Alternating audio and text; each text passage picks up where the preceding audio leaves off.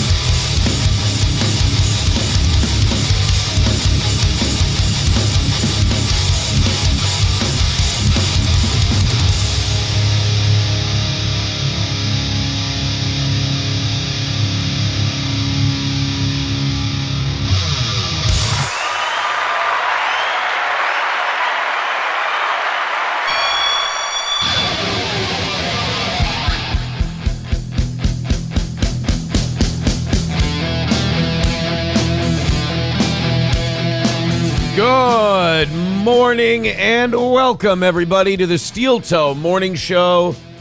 Now on Locals, and that's been a nice little shot in the arm. Thank you to everyone who's become not only a member but a supporter on Locals. It's $5 a month, but the first month is free. Promo code Steel Toe Joe. I checked that again before the show this morning, and about another $40 in there to knock off your guys' goal. So thank you to everybody. Thank you to everybody who joined after last night's show, because last night's show we gave you the promo code, and people are still doing the Locals thing without using the promo code. So, I mean, I encourage you to use it. It's a free month. Do it. For you. Thank you very much. We do have the next 2 days. I'm going to try to put exclusive content on there every day, but I am going to promise at least 4 days a week. We're going to put exclusive Steel Toe content on Locals, and everything that goes on Locals will go on Patreon. So if you're a Patreon person already, patreon.com/Steel Toe Show, you're not going to have to rejoin something else. We're going to put them both up. It's today we're going to put the... And I'm going to ask you about this wipe right now because A, it's fucking with me, and B, I know why you're doing it, I think. We're going to put up my second amateur fight on Locals and Patreon today. And then tomorrow we're going to put the Armageddon bit from yesterday on Locals and Patreon. Legendary, right? It was one of my favorite bits we've done in years. It was pretty good. It was so funny, and it's one of those things where I'm like, you know what? If there's other shows out there that are doing better than we are, then that's not an us problem. That's an audience problem. We talk about where the country's at right now, and it's like, you know what? Maybe being as popular as we should be isn't a good thing. Maybe. When you consider the people that are out there. I think yesterday somebody said that if you didn't like that bit, you didn't know Steel Toe. Right. If you didn't like that Armageddon bit from yesterday, you got to move on. This show isn't for you. It's not for you. Because that's good. I could sit there and I could talk about the news, and we could make fun of people on a news story, and we could shit on, Elisa Jordana or whatever. That is child's play. That is bullshit. That is dog shit. That is horrible entertainment. Next to the Name me, please, any other show we've ever talked to, any other show we've been involved with, any other show anywhere that could do that. That could be that funny, that effortlessly. It doesn't exist. I don't think so. It doesn't exist. So the Armageddon bit's going to go up on Locals, but today, make sure you join steeltoemorningshow.locals.com or patreon.com/Steel Toe Show.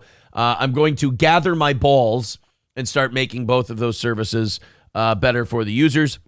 The fight goes up today. The Armageddon bit goes up tomorrow. Members-only shows will be put up on Locals. So we're going to make that. And also, I'm going to check in every once in a while. Maybe if we've got some pictures from the weekend or some bullshit and I think they're funny or whatever, I'll throw them up there on Locals. All right. Why not? So, and it's going to be an interactive thing. People can, now you guys can post your own stuff in Locals and people can comment on it and like it. So it can be like a fun little discussion thread. That way, if you hate us and you want to tell us we're dog shit, you got to pay to do it. I like that. It kind of sounds like a paid Facebook. It's like a pay. Well, no. Because on Facebook, if you write half the things our audience writes, Okay, so everything's they're allowed. going to delete you. Oh, yeah. No holds barred on locals. As Richard Nixon said to David Frost, no holds barred. No holds barred. That is one of my favorite movies of all time. And you know what a crime is? I don't watch it enough. Wow. I don't watch Frost. Really? I don't You don't watch think Frost. so? Nope. I don't watch Frost Nixon enough. Okay. We are going to make those motherfuckers choke. Frank Langella. Two best Frank Langella performances ever. Richard Nixon and Frost Nixon. And the murdered janitor in Law & Order SVU Season 3. Look, I don't even think that's a bad movie, but I can think of 30 more to watch first. Still a wonderful film. Still a I don't watch wonderful it enough, picture. guys. Let's catch up with you guys. I want to talk to you guys. Then I want to talk about allegations I'm seeing already this You didn't morning. have to. That Matt left juice I actually don't know what it was. on the table. Well, we're going to discuss it. We need to do forensics. Today's goal is at $300 for today. Thank you, locals, for making that lower to start the day. We appreciate that. And also, April is back today. She had the day off yesterday, and now this morning, she's back again. Finally. We're halfway through the week. We got through Thin Tuesday. We knocked out all our goals. Now we're halfway through to back to a successful week. So, catch up with you guys. I'm interested in the thread Buddy Travis is weaving for us right now. Okay. Buddy Travis, one of our mods and members, says, fucking lost work hours to some COVID BS. Who's here? I'm so angry. That's how you know a man's just ready to vent. Yes. That's the internet equivalent of just going to a bar, sitting on the stool, and you just start going, and you don't care who's listening. Right. You just need You to got get the this out. bartender, you got this stranger next to you, Exactly. piss on the floor. But first, before he keeps venting, he says, April, wear that emerald green top tonight. You look the best in it. I don't even know what he's talking about. So he's angry. He's upset about some work COVID shit, but he had time to tell you, wear your emerald. I'm wearing a green top today. Do I look pretty? Tell me I'm pretty. But I don't have an emerald green top. Maybe it's someone else he's watching. Okay. Oh, boy. Buddy Travis says, no, please, no. It was a bit that should have died. It went on too long. If you don't understand why it went on too long, you don't know how to love me. You Ooh. don't know how to love this program. That bit went on longer because the horse was still twitching a little Yes. bit. You know. The OG radio audience that's here, they know. They know the truth. All right, his buddy Travis, he says, I'm enamored with Aaron's hand gestures. Okie dokie. I think he's drunk. I think he is. I think he's been. Buddy, F in the chat if you've been drinking. Buddy. He's that upset about his loss in work hours. I would be too. Yes, Hulkamash baby says, so Pulp Fiction bit today, right? Mm-hmm. Well, Hulkamash, you knocked out our goal yesterday with your $100, so you get to basically request whatever you want. Amy Staley says, finally found out my dealer's not in jail, so I get to re-up today. Look at the great news everybody's getting, except for Buddy Wow. Travis. I bet that is great news. Everybody's getting great news except for poor Buddy Travis. What the fuck? Amy Staley asking, what's vapid today, Aaron? I don't have any Elisa Jordana stuff for you. Not because there's nobody sending me mountains and mountains of Elisa Jordana content. I'm getting that and Tom Brennan's a piece of shit content just thrown into my DMs. Well, he could be vapid, maybe. He could be, but we don't have any Tom stuff. I like to let that stuff breathe. Like last time, like months ago, we used to beat shit like that to death every single fucking day. And the show wasn't as good. Then we stopped doing that. We combined the power of Rumble and the power of YouTube. We stopped doing all the gay senior citizen drama shit, and the size of our audience shot up, and the show got better. So I don't want to look. I like shitting on Elisa Jordana. Anytime I called someone, anytime I saw someone coming, and people doubted me, there is a vengeful part of me where I'm like, no, I'm going to hammer you over the head with this now. But now I've learned in my old age, I'm going to hammer you over the head with it responsibly every once in a while. That's what I'm going to do. Within reason. Within reason. Exactly. Stevie J says, Aaron secretly does Illuminati hand gestures and Buddy noticed. They are not Illuminati hand gestures. I would never do any Illuminati hand gestures. That actually, one of those probably got me shot. I don't know. Who knows? Matt Melt didn't like the bit yesterday. He says, "Then I guess I don't love this program." Sad day. Yeah, if you didn't find that Armageddon bit funny, sometimes it's me, sometimes it's you. If you didn't have fun during that bit yesterday, I'm sorry, but that one's got to be on you. I can't take responsibility for it. There's 100% always moments as a listener to those. It's like, oh, okay, this has been on for a little bit. But then you say something that's completely redeeming and it's hilarious and it pulls you right back in. Right back in. Packer Backer says, titties, check. Thank you. Sir K says, April advertising her locals. Please close your shirt. Get it? Locals, meaning like an OnlyFans. He meant your titties. Oh. Scarface says, Frank Langella was great on The Americans. But I'm not gay, so I didn't watch that. Are you sure? I know him from SVU and Frost Nixon. That's it. Stories with Joe over on Rumble says, help me help you. Show me the money. He's just now quoting Jerry Maguire. Thank you guys very much. We appreciate all of your support, Rumble and YouTube. Remember, everybody hit thumbs up. Everybody hit like. We'll send this show into the stratosphere today, and we'll have ourselves a great show. Again, starting at $300 today. If you feel like chipping in, the Streamlabs, PayPal, and Venmo links are in the chat. You can also go Super Chats, memberships, locals, Rumble rants, and more. Coltrane says the Armageddon bit was gold, but I'm OG early 101 listener. The radio listeners are the best listeners. They always will be. They get the show more than anyone else. Yes. The internet people, they're getting there, but what we've learned about being on the internet the last 3 years, internet people are slow, and you kind of need to dog walk them into shit. You know, the real world people, they're sharp. The internet people don't understand yet how to, in a fun way, beat a dead horse. Yeah. They don't get it. On the internet, if you're not being a total bag of shit and, trying to dox people and being, way too mean, they're like, oh, I don't get it. It's like, I know. That's because you're damaged, and you need to go outside, and you need to figure out how the world works. But if you stick with us, we'll help you get there. All right, boys and girls, let's get into some shit.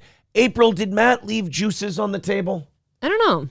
It could have been you, for all I know, leaving your snacks around or something. You were wiping down the table here while the show was starting. There was something up here that existed that was sticky.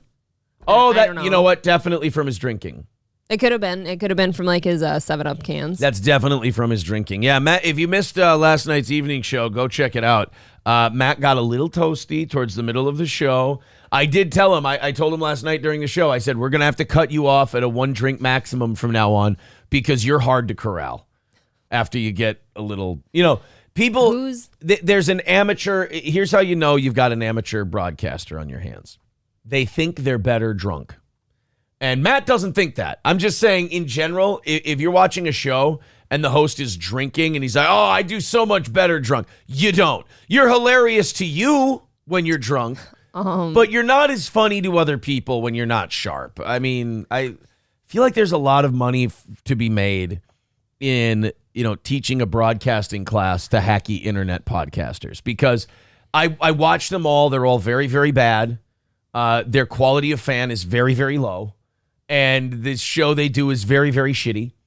But you can, ladle out that slop to people who don't know any better.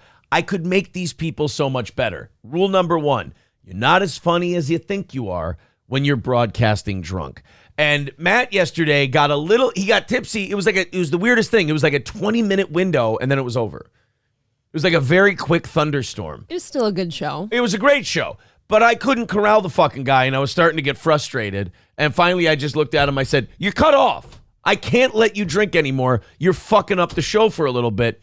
And then he got snapped right back into it. We finished strong. Did you hear how testy he got when I brought him a water? I didn't even bring it because I thought he was drunk. I'm like, oh, let's drink something other than. It might be time for a water. I didn't mean anything by it. And by the way, an aside, Gino's feeling very triggered by what you've all just said. He don't know, and I'll say this, Gino doesn't do better drunk either. Gino's a much better show host when he's sober. Everybody is. This is a universal rule. Ian MT is right about one thing. He says drunk can be lol cow funny. Yes, if you want to be laughed at and not with, then drunk is better for your show. But I would rather you just did a good show. Gino takes breaks from drinking. Also, like he did like a 30-day break. God bless. Most recently, right? God bless. Good old JR says you get kicked off the radio when you're drunk. Precisely. Is that take it from a guy who fucked his career right in the ass and now begs you for money on the internet so he can do a show. Don't get drunk and broadcast. It's not better. You would almost think that you wouldn't touch moonshine ever again. Well, not on the air, right? It's a problem. Yeah, people in the Rumble chat now are saying shots fired at Gino. It did kind of feel like you were talking about him. No, I didn't. I wasn't even thinking about him when I was bringing that up. Wow. But at the same time, now that you mention it, no, Gino's not as good drunk as he is sober as a host. It's like herding cats. When Gino was here on that Friday Rumble show, he was fucking incredible. We weren't drunk. No. We weren't drunk. You know, as the other person in the house, you 100% weren't even drinking. Well, we were drinking. That's true. Water? But it got sloppier as the show went on. Scarface says Mersh drinks on Nightwave. Yes, and Mersh is better sober. When Mersh starts getting a little in the bag on Nightwave, you start to go, this is starting to go off the rails a little bit. And he'll say the same thing. I don't know. Do you remember that brilliant drunken rant of his towards Fair and Balanced? Look. It was one of the best things I'd ever heard, and he was drunk. I can sit here and I can name you exceptions all day long. Yeah. Absolutely. But I have to try and stay as absolute as possible on this. Fine. And for the most part. You're trying to stay pure. For the most part, if you're not drinking and you're on the air, you're sharper. You're sharper. Okay. That was supposed to mean sharp. I wasn't trying to do poetry applause. That's not what that was. Sorry. Kirk Allen says only one Dean Martin at a time. For every Dean Martin, there's 5,000 Kramers at the Laugh Factory. Can you think of like any actual like real life broadcast or commentator, what have you, that like was really, really good drunk? Radio guy? No. Jimmy Fallon. No, he sucks. And even he's drunk. Yeah. I mean, he's successful. Was he actually drunk all the time?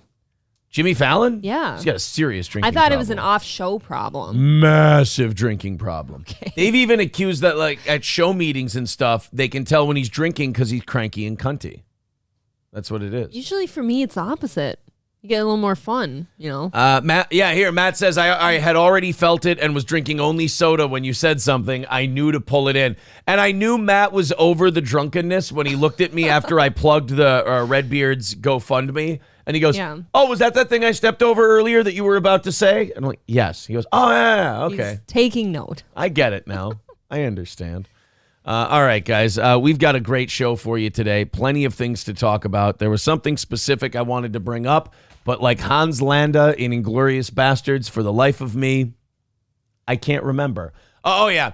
I was going to tell you guys about my my inbox. I've been telling you guys since the Elisa stuff started and since the what's his name? Tom Brennan stuff started. My inbox has just been getting flooded with, you have to talk about this. You have to talk about this. You have to talk about this.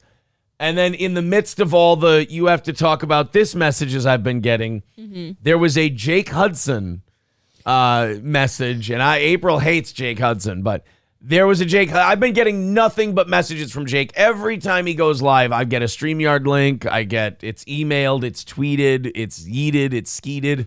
Wow. Everything at me. I mean, every delivery engine possible. Okay. I'm getting notifications from Jake Hudson. And snail mail.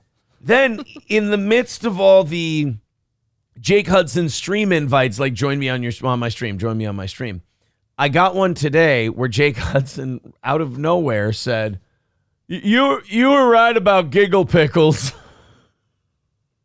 See, that's why I don't like people like him. Like, it's just, it reminds me that I don't have a career. Right. When I hear names like Giggle Pickles and I hear that you were right about Tom Brennan, you were right about Elisa Jordana. It still reminds me that I don't have a career and that I don't have an upward trajectory at the moment.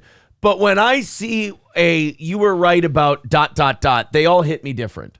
Giggle Pickles? Giggle Pickles definitely made me feel like I'm in a world full of losers. You're a little bit of a nobody. I'm an absolute nobody. if I'm getting messages that say, Aaron, good news. Oh, I'm excited to read. Here's 3 years ago, you know what good news was? Good news, Aaron. We're #1 in the ratings, and there's interest in expanding this show elsewhere. Hey, that is great. And we signed up a brand new beer sponsor, and you get 20% of it. Wow, Ooh. That's amazing. That's great news. I'm having a great career day. Now, when someone tells me, hey, Aaron, good news, this is where my career's at. You were right about giggle pickles. And this sentence is coming from a mental patient who will then side with giggle pickles 3 weeks later. Exactly. I want to tell the camera right now, I'm not going to hurt myself. I'm not feeling depressed in any sort of way. I just know I'm not delusional. I know where I was.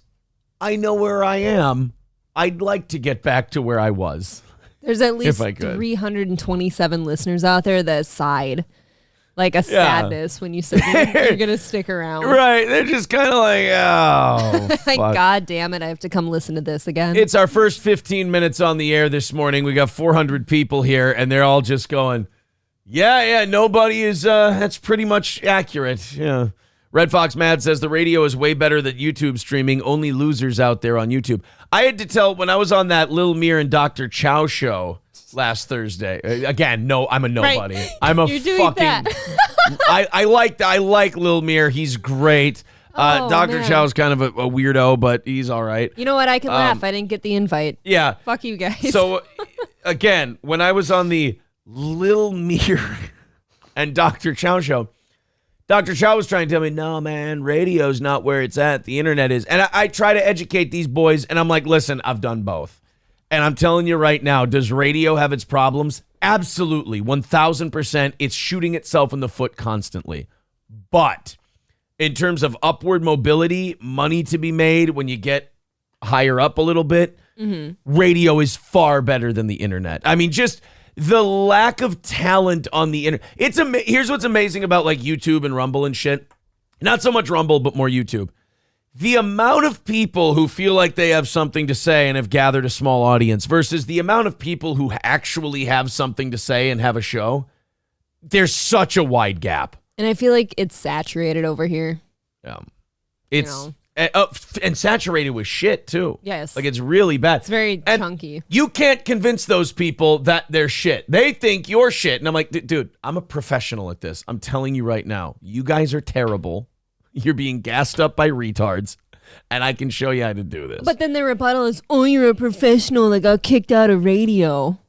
You has-been hack. Right. Because, you know why? And I haven't been kicked out of YouTube. You know why? There's fucking standards on radio. You got to be a certain level of good. And if you're not that good, they go, get the fuck out of here. We'll get someone else. Would you go back to radio to work with like a meat sauce at iHeart versus this? I will always say this. What's the money like? Okay. What's the money like? I do think that is the most important thing going forward. Yes. But that's like, riding the line of like show integrity. Yeah. The only thing, look, I'm an older man now than when I got in trouble. The only thing real in I'll quote Captain Lou Albano about pro wrestling, same with radio. Only thing real in this business is the money and the miles. That's it. Like everyone on YouTube likes to jack themselves off. Even we joke about it. We're like, hey, 700-800 people watching at a time. That's it's dog shit. Oh, we got 1,000 people watching us at a time. That dog shit. You're a nobody. So it's the money and the miles. That's it. So, and these people clearly see the money part because we ask for it very transparently. And the miles part for you would be, you've been doing this since you were 19, right? So don't make me sound like Opie, but yes, absolutely. Will you just say it for us? I've been doing radio since I was 19. Thank you. Hobo chili recipe with $2 says giggle pickles is when Gino tickles your kidneys with his Italian braccioli right up your keister. I can't read that word because I'm not a guinea, so I can't get that one figured out. But thank you, buddy. I can't wait to see him again. Who? Hobo chili recipe? Yes, him and I actually go out for dinners every Thursday night. He's actually a very nice person. Sounds so nice. What does he call the black waiters? I can't say that here. It's not Rumble. Okay, fair enough. Not Rumble Friday. By the way, Rumble Friday coming up 2 days. Ooh. Pretty cool. I lost track of my days since I had a impromptu day off. Yeah, April had a nice little day off yesterday. No morning show, no evening show. We soldier on. We're halfway through. We've hit half of our goals so far this week. That's pretty incredible. Thank you guys very much. We start this week 300 away. Let's do it. Derek Ramirez says, this show has nothing to say. It's not even good gossip. What do you have too much estrogen kicking around in your system? This is what I mean about the internet people, Derek. And now I like you, Derek. You got me fired up. This is what I mean about you internet people. Your testosterone is all gone and you don't even see it. You sit here and you go, this show doesn't have good gossip. What are you, sucking dick in a corner somewhere? Right, what are you, 12? You need good gossip. Oh, he didn't say this about this streamer. Oh, did this streamer say this about... We talk about the news. We talk about pop culture. We make fun of all kinds of shit going on. We're a comedy show. If you want gossip, go watch The View, you fucking post-menopausal heat stroke having cunt. Are you insane? This show doesn't have good gossip. Here's my gossip for today. I hear that Derek has a vagina. Well, he does. And can I make Derek even more fun for you? Yes. Earlier in the show, he was going on about how upset he is that you said his idol is dying. Oh, he's mad that I said Red Bar's dying. Yeah. You know, the Red Bar people sure like to dish it out, but I've realized this. They can't take it. Once I started really going hard at Red Bar, they all backed off. Mike David backed off. Same thing with Melton. We let him just get his attention-seeking behavior out for months. And then finally I saw that picture and I'm like, let's make fun of him for 20 minutes. And then I said, oh yeah, also I agreed to that fight he challenged me to. And he said no. And then they all scattered like roaches. And I'm like, really, you guys?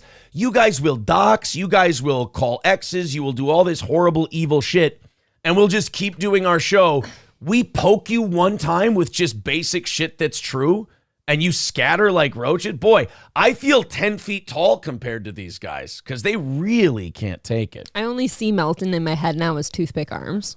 Toothpick arms I actually with forgot his giant name. gumdrop body. Yeah, he looks like he's the Grimace. He's Grimace. He really is. Well, if you keep that weight up, you might be that color soon. Yes, Melton is the Grimace at this point.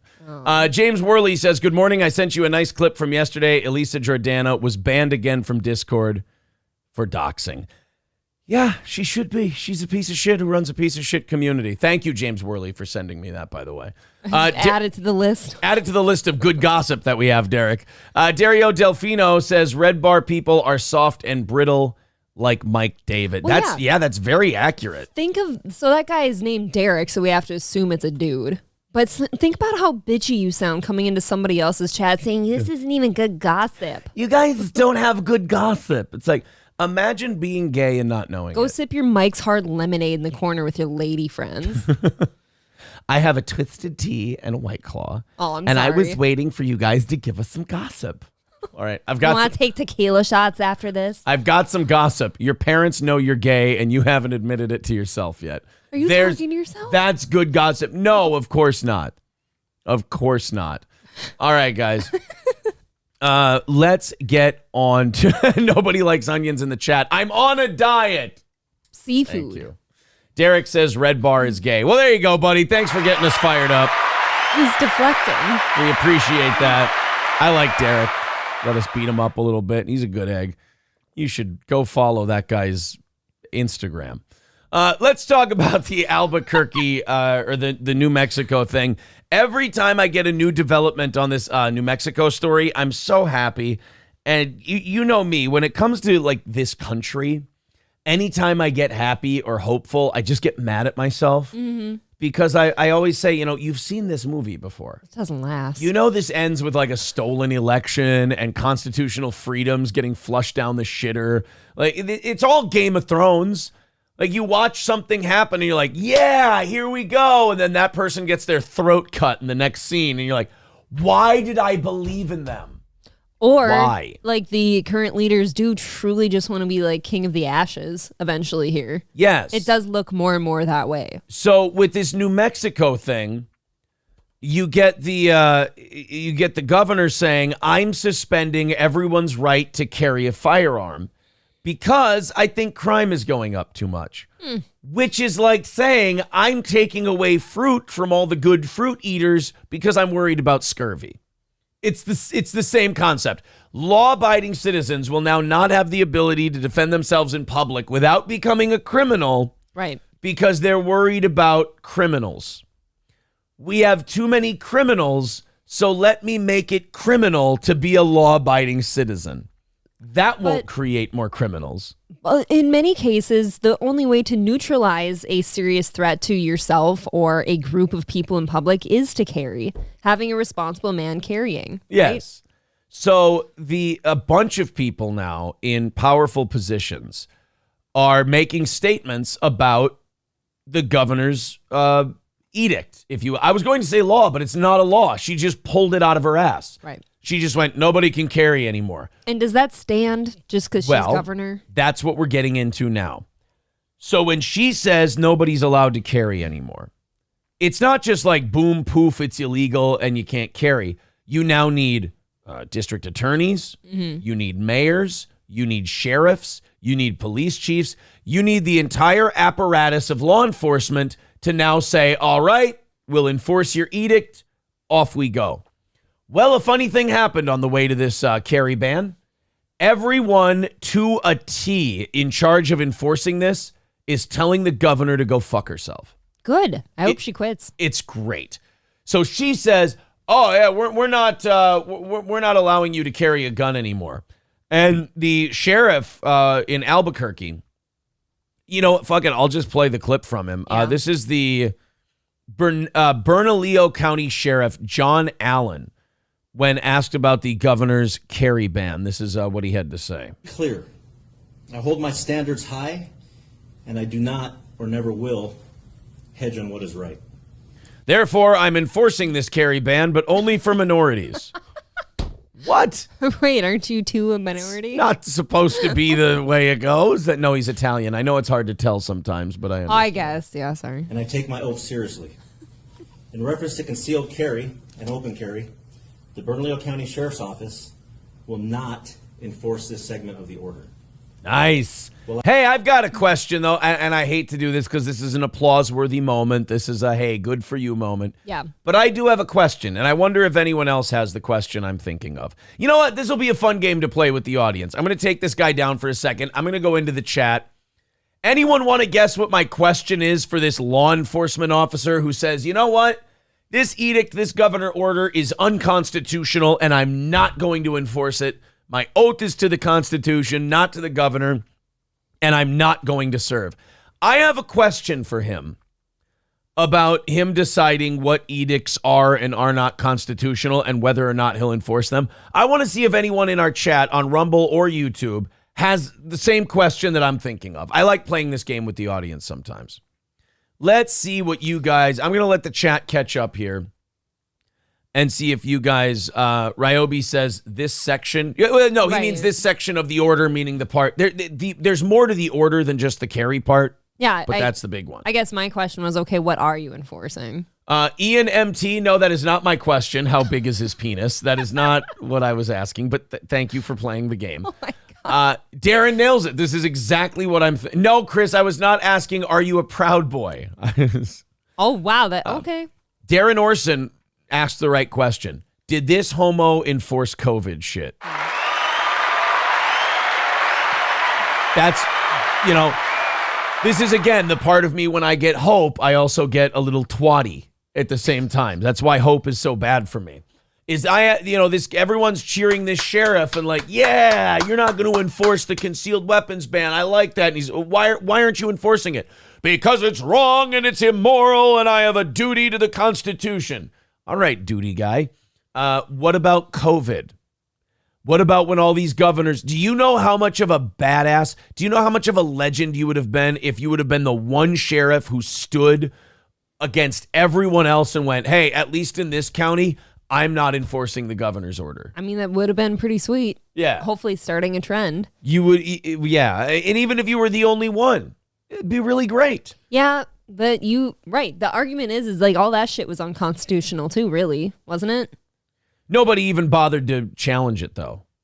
I mean, I guess their argument is we declared an emergency, so I guess we can just Well, suspend the Constitution when there's an emergency. This governor's trying to make an argument that there's an emergency for crime and that everyone feels unsafe. That's her argument as well on the gun thing. You're absolutely right. No different. So let's hear him out. So yeah, that would be my question: is hey fuckface, great to have you on this issue. Where were you on lockdowns?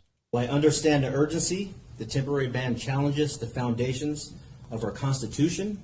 How about, okay, let me give you another scenario, Sheriff, and this is going to be a crazy scenario. You're going to think I'm crazy, but I've got another scenario since you're so big on the foundations of our Constitution. Let's say I open a business, and I'll just pick a random one. Let's say it's a bar. Okay. And I've been working hard at this bar, and I lost money for the first 3 to 4 years of running this bar, and I was pumping my own money and investor money into it because I had a dream of running a bar. And finally, in year 5, 6, 7, I start turning profits. I get to pay people back. I'm taking home a paycheck. I'm finally enjoying the fruits of my years of labor. And then some governor comes by and says, hey, we found out that if a bunch of people come here, some of them might start coughing. We're going to shut this and every other bar down. And now, if you're the sheriff, would you say that just a governor coming in and shutting down private businesses would maybe cross a line and challenge the foundations of our Constitution like this does? I'm sorry, but the last 3 years have made me unable to give these people a fucking inch even when they're being good. I understand. I do. I mean, I want to like this guy. I want to think he's great. I really do. But then I have like a victim flashback. And I go, yeah, but weren't you wearing a mask and or a balaclava and a baseball bat and threatening me like 2 years ago? There is always a part of me too that wants to be like, well, better late than never in this behavior. Yeah. But like, look what you've put us through prior to getting here.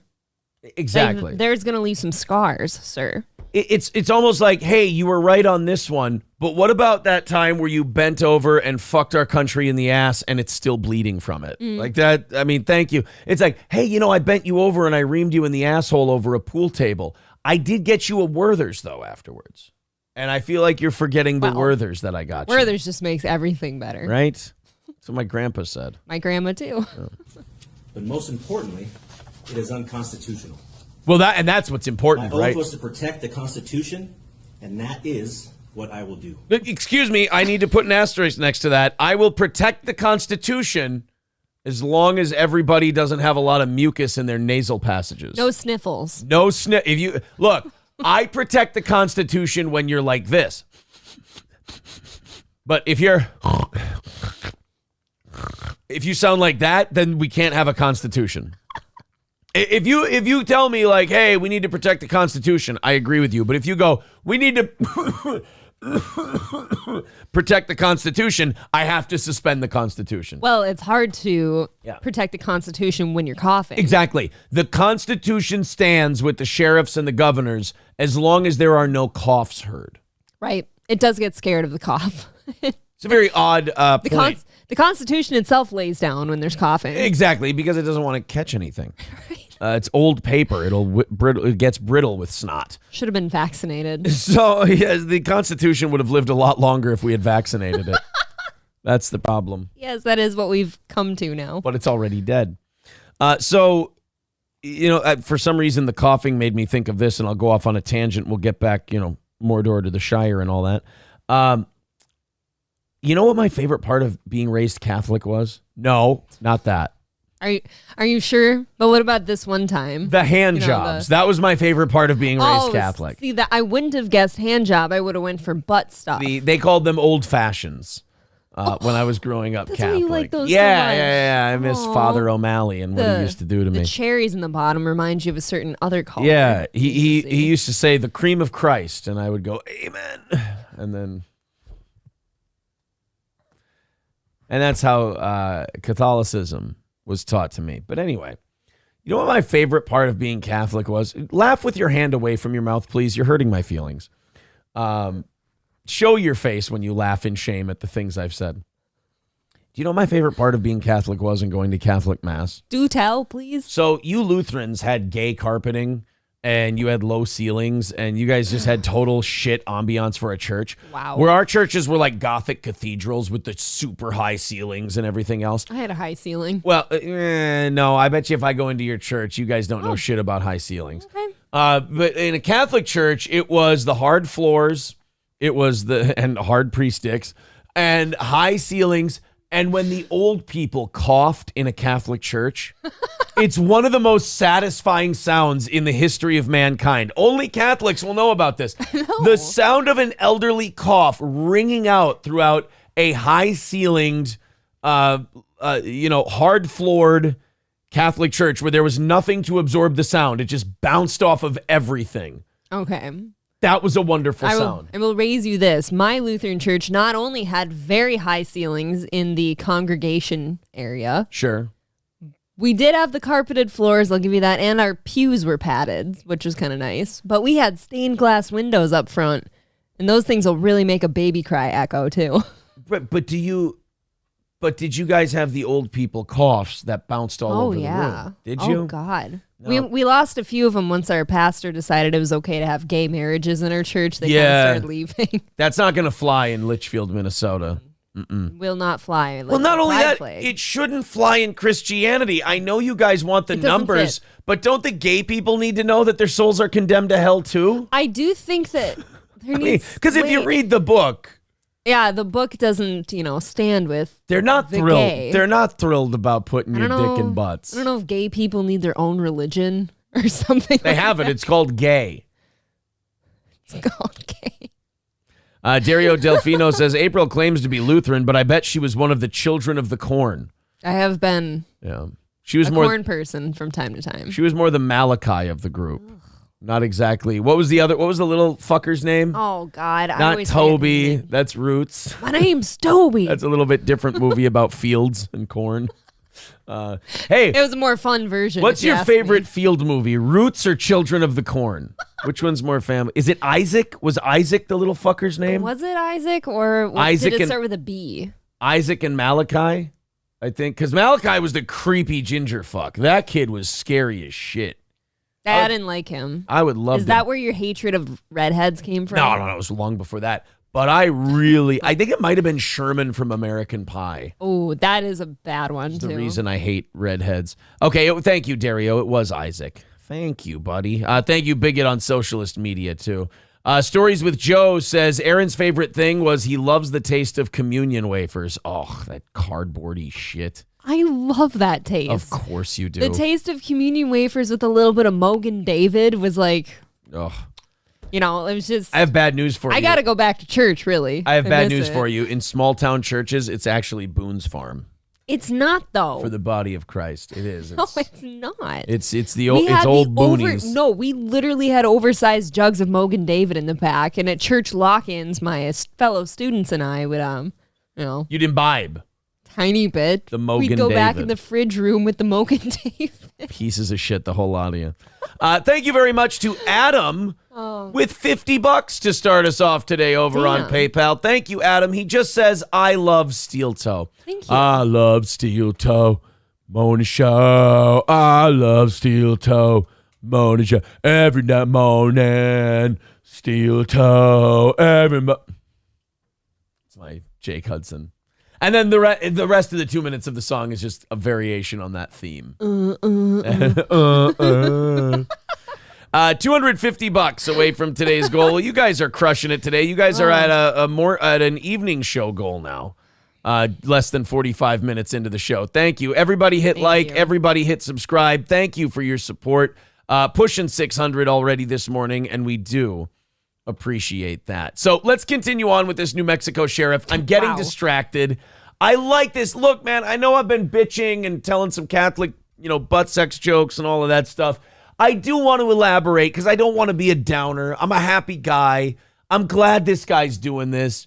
It's like everything else. Everything brings me back to the years that they took away from us, the fucking up of our children that they did, and all this other shit. So, I'm sorry, when I hear these guys talk about the Constitution and expect to be hailed as baby faces, when with me they've still got a lot of heel heat, it bothers me a little bit that because it makes me, because I like what he's doing now.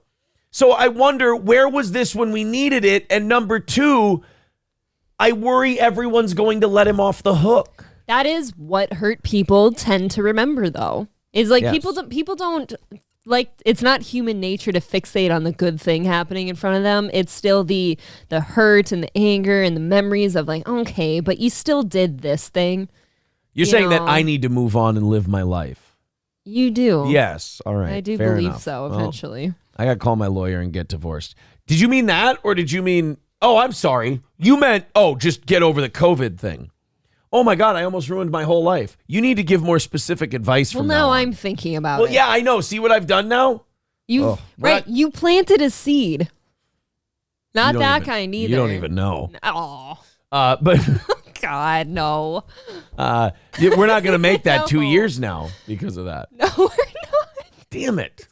Between his rampant homosexuality and his need for a divorce. Son of a bitch. Hey, before we move on, I do need to know, because I joke about it too much, how common is that Catholic butt stuff? Is that Fucking like the kids? Yeah. I've never known anyone who has. Okay. Yeah. Oh, so we should really stop joking about it then, right? Why? If it's so uncommon. No, then it's fun to joke about it because it doesn't affect most of us. If we had all been mouth fucked by a Monsignor, What's it's a not Monsignor? something. That's one of the rankings. Monsignor, priest, deacon, bishop, cardinal, pope. Do you see my immediate issue with Catholicism and like its audacity to be religion? Wait. Before you continue, you mean the original religion? Yes, I actually do mean that. Yes. Yes. The hierarchy itself and the position of a pope, like giving yourself those levels of power and stuff. I understand like other churches, like mine has a pastor and stuff, but it's just that one guy. And it's just somebody that is someone to go to talk to and all that and guide everybody. Whereas you guys have like hierarchies and positions of power. I won't defend the Pope in like modern 2023 terms, but the existence of the Pope makes sense if you go back to the time shortly after Christ was killed, and you go back to, there was a need for a Pope because nobody could read. And the monks, the people in the monasteries and the priests were the only ones who knew how to read. They were the only educated people. And they could read Latin, and all the masses and shit were in Latin. So you did need a pope to talk to God for the people, because the people were stupid. They couldn't read. They couldn't tell you what was in the Bible. So the church did kind of need one guy on earth in charge of everybody so that he could tell them what the fuck was going on. Now, that's the idea of the pope. Were those popes then all like emperors and politicians and like doing shit for their own? Yes, of course. The idolizing of a man, which you're not supposed to do. But the idea of a pope was needed back then because everyone was a retard who couldn't read. And they all thought that you could put leeches on your ball sack and pull tumors out. So. Well, have you ever tried it? Can you prove they're wrong? Look, I need the tumor in my balls first. But that's a good saying. I need that like I need a tumor in my balls. What in the world? All right, guys, let's continue on with this, Sheriff. I'm taking a long time here. The governor made it clear in her press conference. She knew we as law enforcement did not agree with the order, and as a result, this was solely her decision. And to make her pay for it, I'm going to hold her down and kneel on her neck for 8 minutes and 49 seconds. We figured that this time was appropriate. See, now I feel like New Mexico might cheer for that one. And I just had COVID, man. I want to go back to that. Exactly. That's what this sheriff is saying about enforcing this order. He's saying, and I just had COVID, man. I want to go back to that. Other than this ban being unconstitutional, here are other reasons why I will not enforce the order. Number one, the governor's a cunt. So female in general, I don't do that. This one's just for Amy Staley. Number two, the governor is vapid. There you go. Amy Staley likes the word vapid, so I have to use it. Vapid is fun. It's a good word. One, what many forget is I have enough violence here in Bernalillo County. I do not want to have political violence towards my deputies or here in Bernalillo County. Good for him. Good. My job is to keep the peace and to make sure that the citizens of Bernalillo County are safe, and I do not believe that this order will help me do so. I'm a law enforcement professional. This order will not do anything to curb gun violence other than punish law-abiding citizens from their constitutional right to self-defense. Yep. In crazy times in stupid times, an average man is a genius. And when you say stuff that is so blatantly stark raving obvious to the rest of us, but nobody else is saying it, just to hear someone say something that's so basic and almost trite, you're like, okay, at least we're there. Like that means we have so little confidence in the intelligence of the people running this country that to hear someone say something that's baseline level common sense, like the chart they held up in Forrest Gump to get into school. When our leaders say something that's right here and it's right on the line, we're like, oh, thank God. We don't have to send them all to special schools. They do know some things.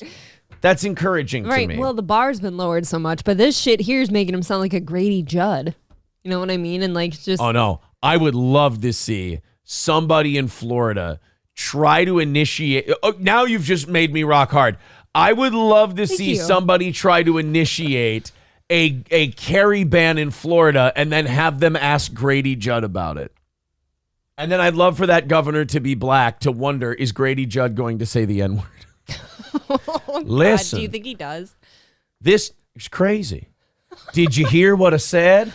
I said, this is crazy. Or if it's a woman, he's straight up calling her a bitch or something like that. I mean, this bitch thinks we're going to ban the Constitution. I ain't bending my knee to no stupid cunt. But did you hear what I said? But then when you bring up your arguments, you take the sexiness away from like a Grady Judd. Like, did they enforce the COVID stuff? No, because he's Florida, remember? Oh, wow. See? So Nowhere Grady Judd didn't have to? Nope. They didn't do it anywhere. Grady Judd and Ron DeSantis said, "Ma, fuck all that." Why were they the only state to have a brainstem? Texas was there too.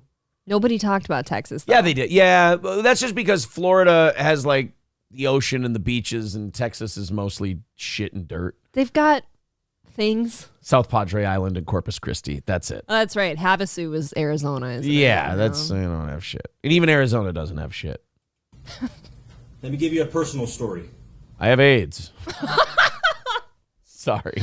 All right, try it again. All right, here we go. Let me give you a personal story. I fucked your mom. Whoa, that doesn't have anything to do with Carrie.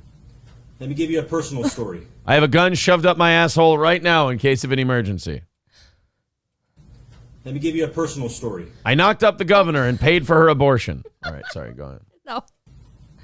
Let me give you a personal story. My mom got stuck with a gun in her flaps at a baseball game and blew her guts out. Oh, my God. But I still wouldn't ban guns. That's terrible. It's a horrible thing. Self-defense. Let me give you a personal story. I just lost 2 toes to diabetes. I'm not really sure what this has to do with anything. I just wanted to let you know. Our constitutional right to self-defense. Let me give you a personal story.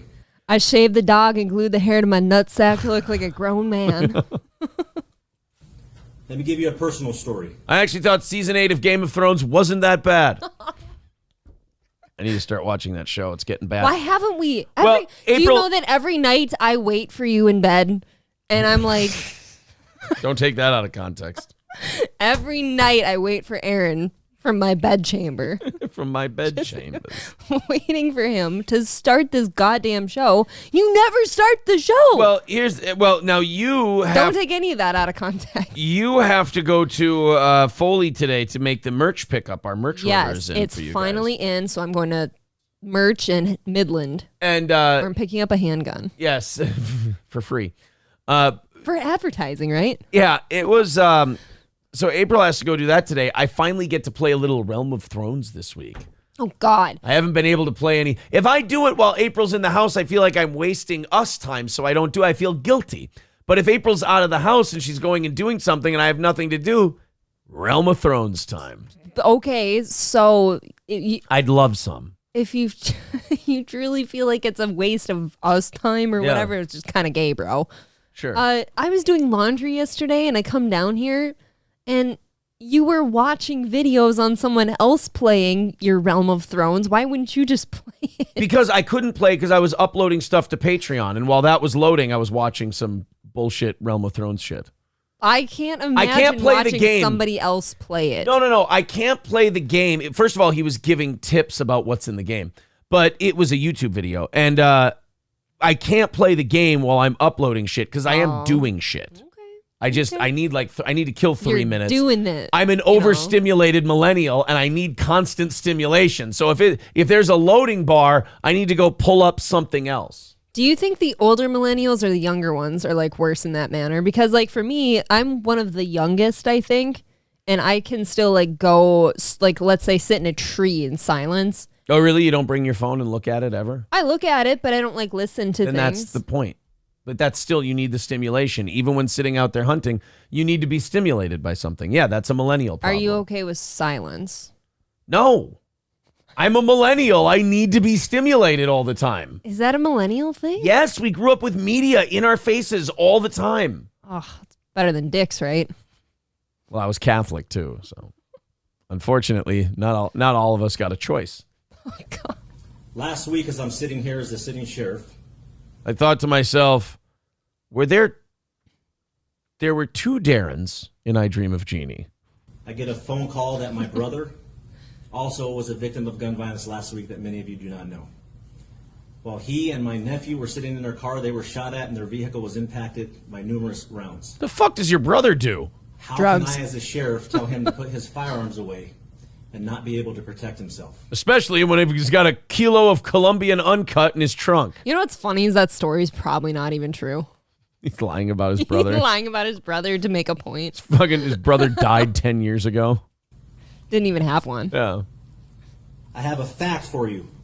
Okay. The male spider is devoured immediately after mating with the female spider. Okay. I have a fact for you. Women's brains are smaller than men's brains. I have a fact for you. 13% of the population is responsible for 50% of... Jesus Christ. All right, your turn. I have a fact for you. Chicago's actually doing fine. I have a fact for you. Kirk Cousins is the only quarterback in the last 20 years to throw for 4,500 yards and at least 25 touchdowns 5 years in a row. It's actually a true statistic. I have a fact for you. Male seahorses actually carry the babies. That's just true, too. Anyway. Ew, have you ever seen those videos? They just, like, burst with, like, jelly bean babies everywhere. Yeah. Jelly bean. That's what I call my jizz. Jelly bean babies. Criminals do not follow the law or a public health order. Now, the COVID stuff? Hold on. In fairness, Mr. Sheriff, that's why they're criminals. By definition. Right. I mean, you can't follow the law. You're a shitty criminal if you follow the law. If they're a criminal, they have to not follow the law. We've all got a role to play here, sir. Never seen it. We will never see criminals follow the law. Once again, this be only nice if they punishes would. law-abiding citizens. Clear. That's the end of the show. Well, look, my point is, it's nice to see, the people who actually have some authority not complying with this shit. Yeah. I do like that. It's just, again, I look back 3 years ago and I just go, where were you when we needed you? Oh, it's like a hurt child whose parents abandoned them. Hey, great. You came by and you said, hey, you got to let people carry guns. Cool. Hey, should we maybe let people open their bars? Oh, no. Are you crazy? You'll get sick. Oh, it's like Frank Gallagher did one good thing for his child one time. Exactly. But they're all looking at him like, but Dad, you've been gone for years. Renke says, April, I'm sorry that Aaron isn't making you happy in your bedchamber. See, is that what you said? I don't think we were talking about that. That's not what I heard. I can't believe it. I think I was waiting for Game of Thrones. The claw marks in my back say different. Then if that's the case. That's actually from the Wolverine in it. Oh, okay. Sorry. That's from your adamantium fingernails. My bad. He doesn't get off unless I scratch him. Yeah, unless she draws blood, I really just can't get there. Sorry. You need to see blood from like your younger days. She digs in like a grappling hook. And then we get it figured out from there. All right, boys and girls, thank you very much. Awesome start to the show today. 250 away from today's goal. I have an idea. In the next hour, get it under 200, and we're golden. Streamlabs, PayPal, Venmo. If you want to support our show, we appreciate it. We are a listener-supported program. And Rumble Chat, look, I don't want to hear any shit from the Rumble Chat. I don't. Sometimes the Rumble chat goes, hey, what are you, ignoring us? And blah, blah. When you guys are just building towers and shit in the Rumble chat, I'm sorry. I'm not going to go.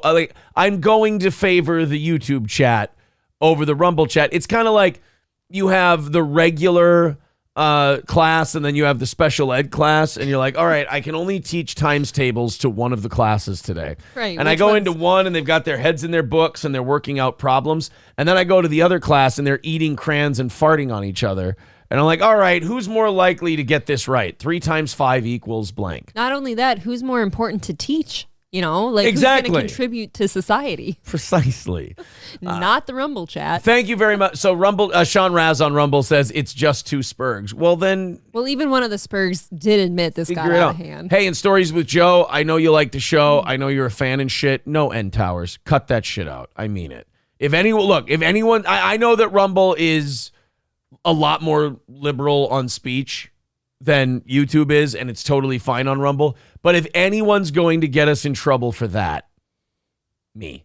It's in everybody's contract. There's only one person allowed to get us in trouble for that word, and it's me. If anyone's I want to be responsible for the death of my program. Yeah. Not Stories with Joe. Johnny and I actually had to sign off on that in our contracts. Like, we're not allowed to say the N-word.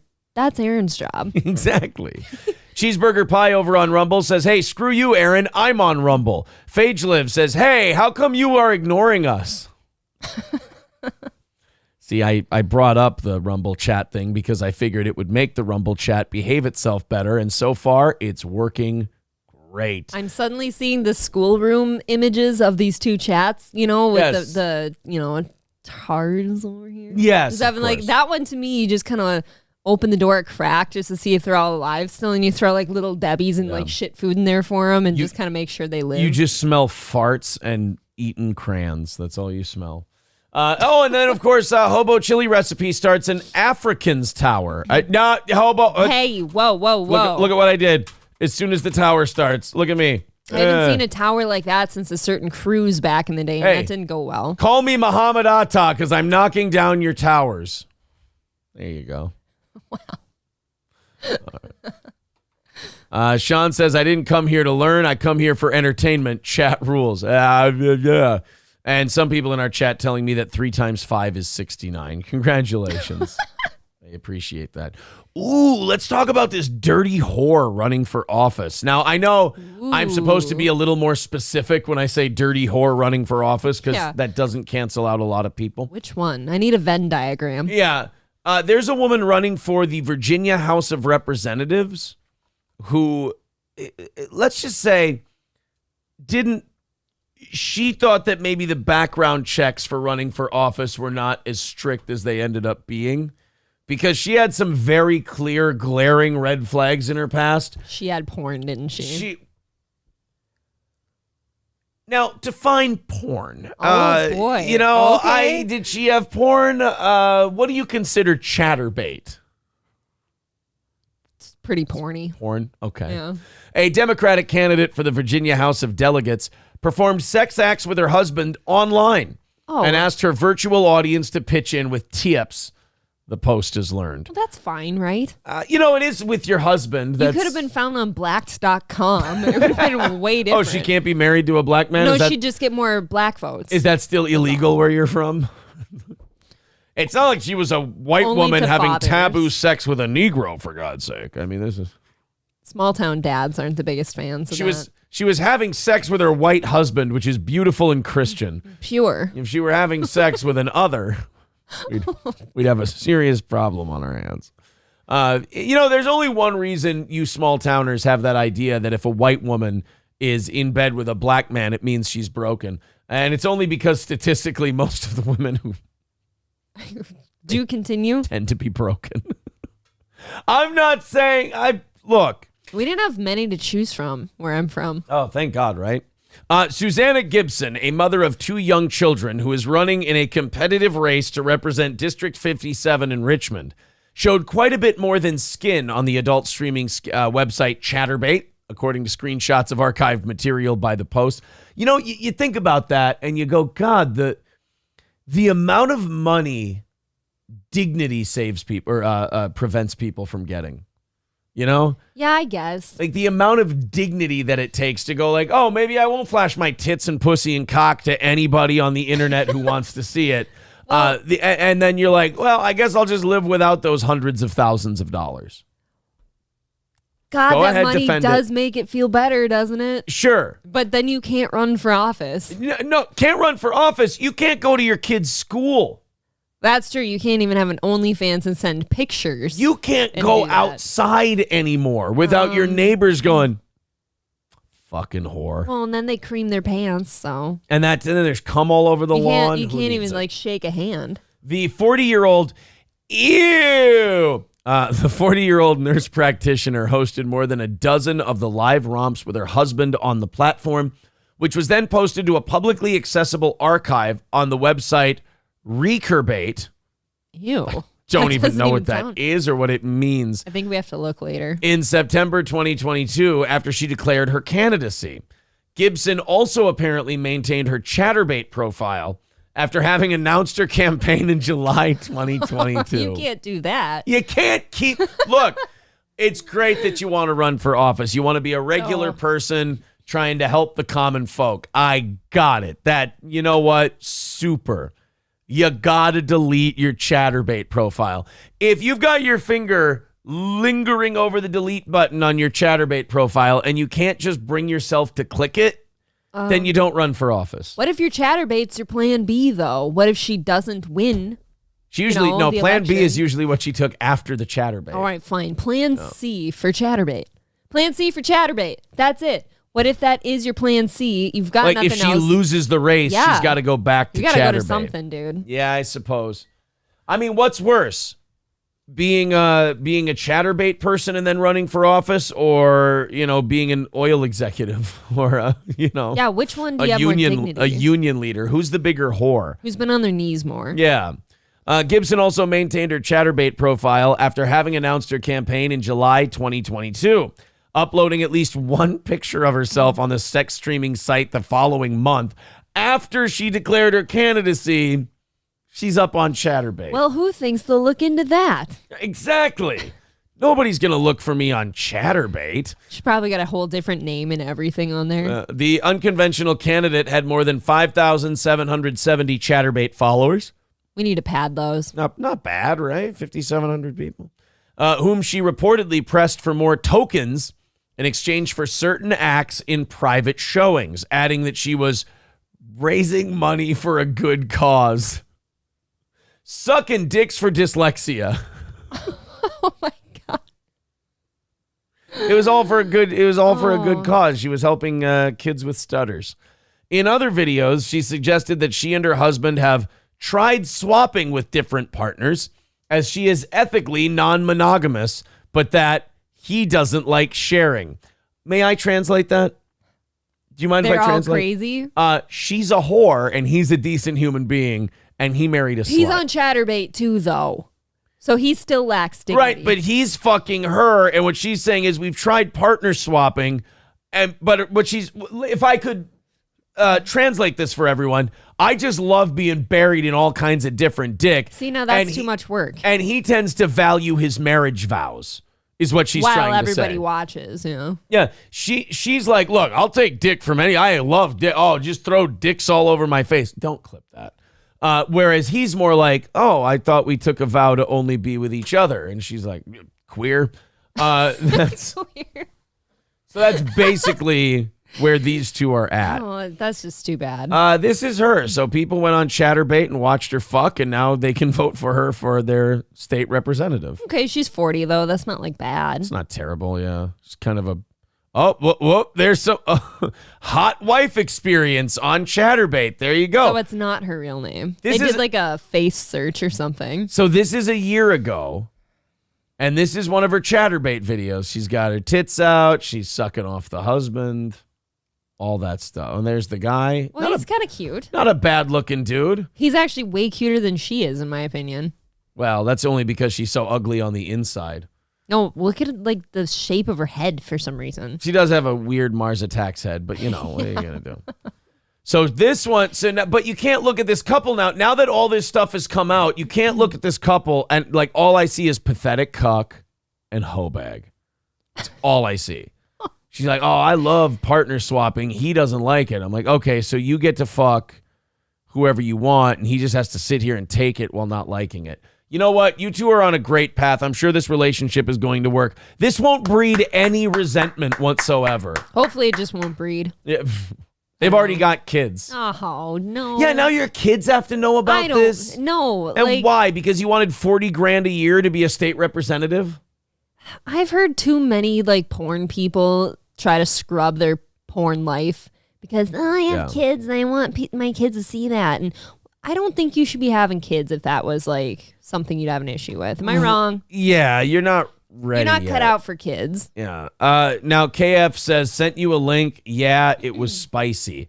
Schmitty becoming a member for 15 months. Los Federales with $2 says, I still want to bang Sarah Palin. Oh. Yeah. I never found Sarah Palin that attractive.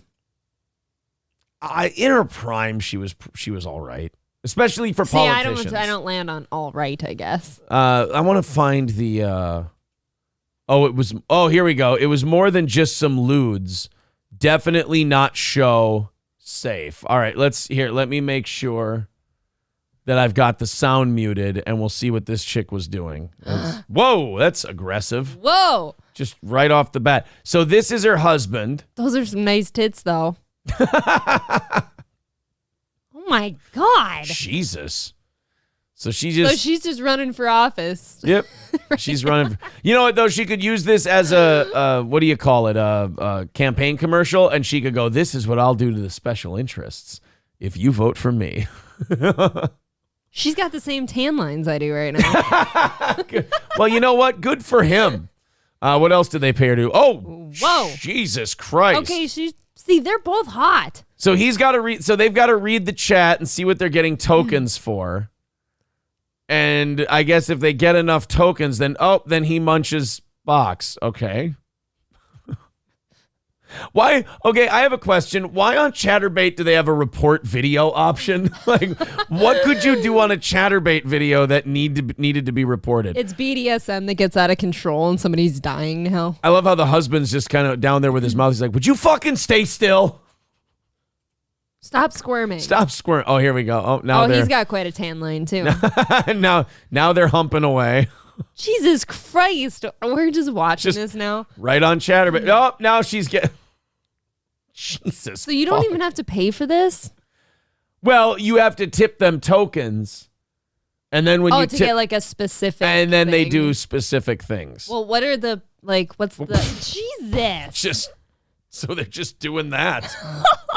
That was a really aggressive view. I tell you what, guys, talk to Sage if you want this particular video of this woman running. I keep looking to make sure this isn't over here. This woman running for office. There's a finger in her asshole. I don't like it. April's out. I will say they're both very hot, though. Ew! Stop! I can sense what that feels like, and it's off-putting. You don't like it? Those days are all behind us, right? What do you think they did with the with the rest of it? I hope he licks isn't that his weird? finger. Lick it. Look at it. Isn't this weird? They're fucking, but they have to read a chat. So did they ever get to come? Right? Maybe they didn't get enough. Maybe they didn't tip enough. Maybe he didn't tip enough. You guys aren't getting it if we don't get the tips. What is her tattoo? What is that? Looks like a pistol on her ribcage. It's for sluts. It's a slut tattoo. She got a weird abdomen, though. I'm being very picky now. At any rate, this woman is now running for office, and I think she should thrust for office. She's got that to deal. Again, she did that, and then ran for office thinking that nobody will figure this out, or she thought that people would find it and they wouldn't think it was a big deal.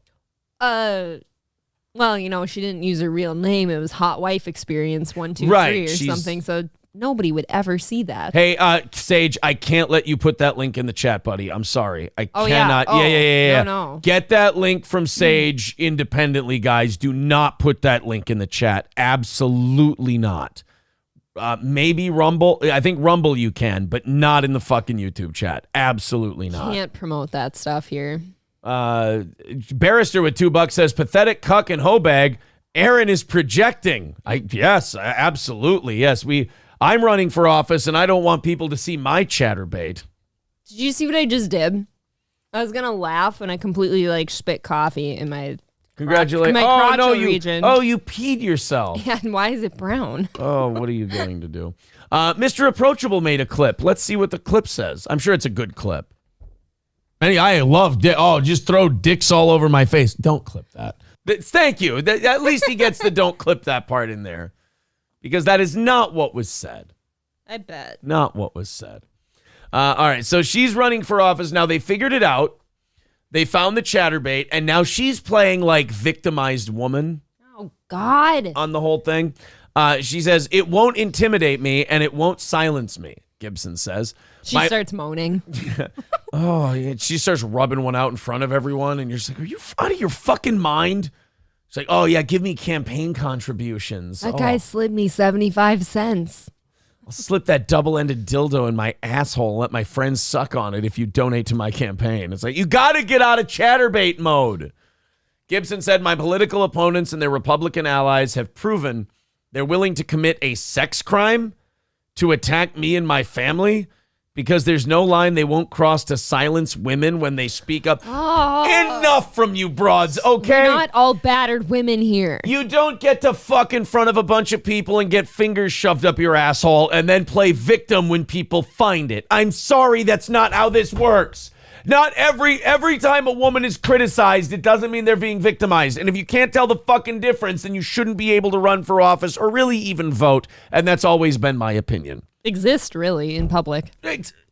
I fucked on camera. Like, these dumb whores, they're all the same. Yeah. It's always me, I, do whatever I want to do. And if you criticize me for it at all, well, then it must be bullying or it must be sexism. I'm a bad bitch. I own my sexuality. I'm liberated. I'm all of these, you can't hurt me things. But the minute you go, hey, you and your husband being absolute sexual deviants in front of people is kind of fucked up for someone who wants to actually lead people. Well, you're making me a victim. Well, I thought you were a bad bitch. Like, you're taking cock in front of all these people for money. You being a porn star, basically. And if we point it out, you're going to cry. Well, then clearly you're not cut out for this job. Or the porn one either. You shouldn't be crying once people acknowledge that. There's no crying in porno, at least not on camera. Always off camera. How do you get to that point? Your father doesn't love you and or your uncle molests you. That's a very easy answer. But the guy's got to be in on it too. Like, the guy very much was enjoying that. Oh, no, that's a guy. If you mean a porn guy? Like, these two doing chatterbait together. You had a choice. You could either do porn or fix mufflers for a living, and they chose to do porn. That was it.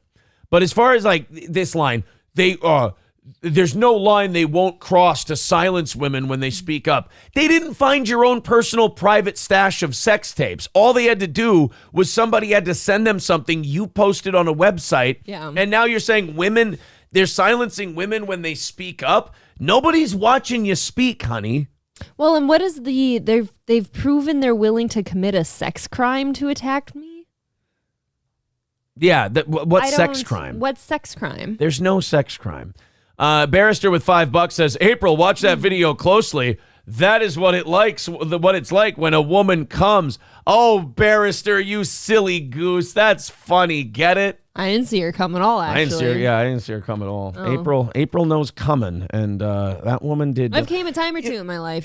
In fairness to that woman, though, I have a feeling that guy or girl, if you're doing that on Chatterbait and you're stopping to check the chat and all that other stuff, you're never. That's not an optimum, scenario for, sexual fulfillment. You can't be just pausing. Like, you're just going to pause the video or pause what you're doing every time something gets going. Like, you could tell he couldn't get off. Like, by the end of the video, he's like, all right, are we going to still do this on camera, or can we, go have real sex? I feel like you just need a shower after that. Well, porn stars say the same thing. They're like, it's not sexy. Like, we're being directed, and they're telling us to go here and tilt this way and go like that. And it's like, when they ask women who are married who do porn, which I find really fucked up and weird, and they go, oh, no, it's different. There's sex with my boyfriend or sex with my husband, and then there's when I'm working on set. It's two different kinds of sex. Now, do I believe them? To a point. But also, yeah, if you've got like a room full of people watching you and they're telling you what to do and they're like interject, nope, you got to do this now. Nope, you got to hold it this way. Nope, you got to grab the leg and do it would be remarkably awkward, I would imagine. I do believe that it does take all the sexiness out of it. I believe that part. Yeah, it kills, as Union Jack says, it would kill the mood. Kills the vibe a little. For sure, yeah. Thank you to Daniel for the $10 over on PayPal. Appreciate that, buddy. Look at us, 235 away from today's goal. Thank you, everybody. You're making nice time today. We appreciate it. Rumble, YouTube, Streamlabs, PayPal, Venmo. Appreciate it a ton. Thank you very, very much. Yeah, I don't get the whole Republicans are willing to commit a sex crime to silence women when they speak up. Like, again, if they went in your house and they found sex tapes of you and they released them to the public, total sex crime. I agree. Yeah, that was your private thing. But all we had to do is click a link. Yeah, somebody probably did like a face search on Google and your face popped up with your titties out and some dick. Or what we're finding out is, people who know her in that area were part of her chatterbait. You're right. I don't think in terms like that because I've never done such a thing. They're watching the neighbor fuck. Yeti Flyer with $5 says it's like reading the comments or reviews of the video before watching the video. Who the fuck actually does that? What do you mean? Like reading the comments or reviews of the video before what? Are you behind in the chat or did I miss something that I said? I don't know. I'm not sure. But thank you for the $5. We appreciate it. Thank you. The candidate's attorney, Daniel P. Watkins, told the outlet that the archived videos violated Virginia's revenge porn law. Okay, but if it's on a public forum, how is that revenge porn to say, hey, if you go on Chatterbait, she's on there? That's like saying, hey, they have a YouTube video. It's probably just like the littlest workaround they could come up with. Like they're calling it an archived video. So like, oh, it's an old one. It's, it's been put away or something like that. And you brought it back out. But it was still there. I don't know. Makes it a class 1 misdemeanor to maliciously circulate sexual images of another person's nudity with intent to coerce, harass, or intimidate. Okay, but you could make the argument that if she's running for office, they didn't release this to coerce, harass, or intimidate her. They released it as like full disclosure for the voters. I think it could go either way. I see both sides of that, actually, because obviously her competition will want to intimidate her with that. But I feel like legally you could work around it by saying, hey, she's a public figure. I think you're right. Yeah, she's running for office. But both are right. You can intimidate and do full transparency. This is what you're voting for. Yeah, I don't think this is going to win her a lot of votes, though. I get what she's trying to do. But how about once you do Chatterbait, you can't run for office? I agree. That's the rule. You can It'd be a lot more fun if you had like porn stars running. Yeah, porn stars have run for office before. Oh. In California especially. But it's... once you decide you're going to fuck on camera, running for office becomes, at the very least, an uphill battle. I just feel bad for the husband. That's never a good thing to hear when the wife is like, oh, I'm totally into experimenting with new partners. He's not, though. It's like, buddy, what you got to do now is call yourself a lawyer. Try to get out of this thing as quickly and as easily and as cheaply as possible because this thing is over, bro. How do you split up the Chatterbait money, though? That's a good point, yeah. Well, that's why you have to get a lawyer. You got to figure out how to split up the Chatterbait money. He clearly put more effort into this video than you did. I think he deserves at least 2/3 of the money generated. Wait, does the lawyer have to sit back and watch these videos? How do we determine who he's like, well, he thrusted a lot and who was on top most of the time and she was doing more of the talking to the chat, but he was doing more of the actual performing. And when they stopped to check the chat and who donated what amount for which person to do what thing. Yeah. I think if he was getting a lot of requests to do certain things and he had to put that work forward, I think he gets those. I'm just saying, when your partner says we should mix it up with other people and you're someone who's not a total bag of shit, you should probably call it at that point. I would say it's probably over. I always kind of assumed that probably happened early on, though, and he just kind of pretended it didn't happen. Right. That's the other thing. You got to be like, if you're okay with it, you'll be like, all right, that's what we do. Yeah. But if you're not, you got to be like, fuck no, and get out of here. That's another thing. Yeah. If you approach that subject and you get a no, I think you got to call it. I think you got to go your separate ways, because you don't bring something like that up without wanting to do it. It's kind of like, hey, do you want to go to McDonald's? And they go, no. And you're like, oh, okay, me neither. I was just wondering. I totally don't. Yeah, I totally don't want to go to McDonald's. McDonald's is fucking gay. People who do that are weird, you know. So the minute they go like, hey, do you want to go experiment with the neighbors down the road? And he's like, no. That's when you, as the person who was just asked that question, need to go, and you need to pack your shit and get the fuck out of here, because there's no fucking way. There's actually a classic chatterbait that I filmed but wasn't part of Aaron. Oh. Aaron experimenting with the skateboarder guy. Exactly. Yes, if y'all remember that one. And I told her, I go, you got to get the fuck out of here, because you can't abide by that kind of thing. You were trying to sit on one of the wheels. I'm like, now you're a cuck forever, and it's never any good. Me? Yeah. Her campaign did not immediately respond to a request for comment. Gibson is going up against Republican David Owen, who I hear only jacks off on his chatterbait. So he's a little more moral than this woman is. The arbitrary lines we draw as people. He just whacks it on chatterbait. So he's good. Virginia's got a problem finding leaders. He's a former home builder, whereas she's a former home wrecker. So that's nice. For the November 7th election, as Democrats are seeking to regain their majority in the 100-member House. Oh, my God. It's a tough race. And Look at them. Yeah, they got a little family there. Oh, that's cute. Now They're all attractive.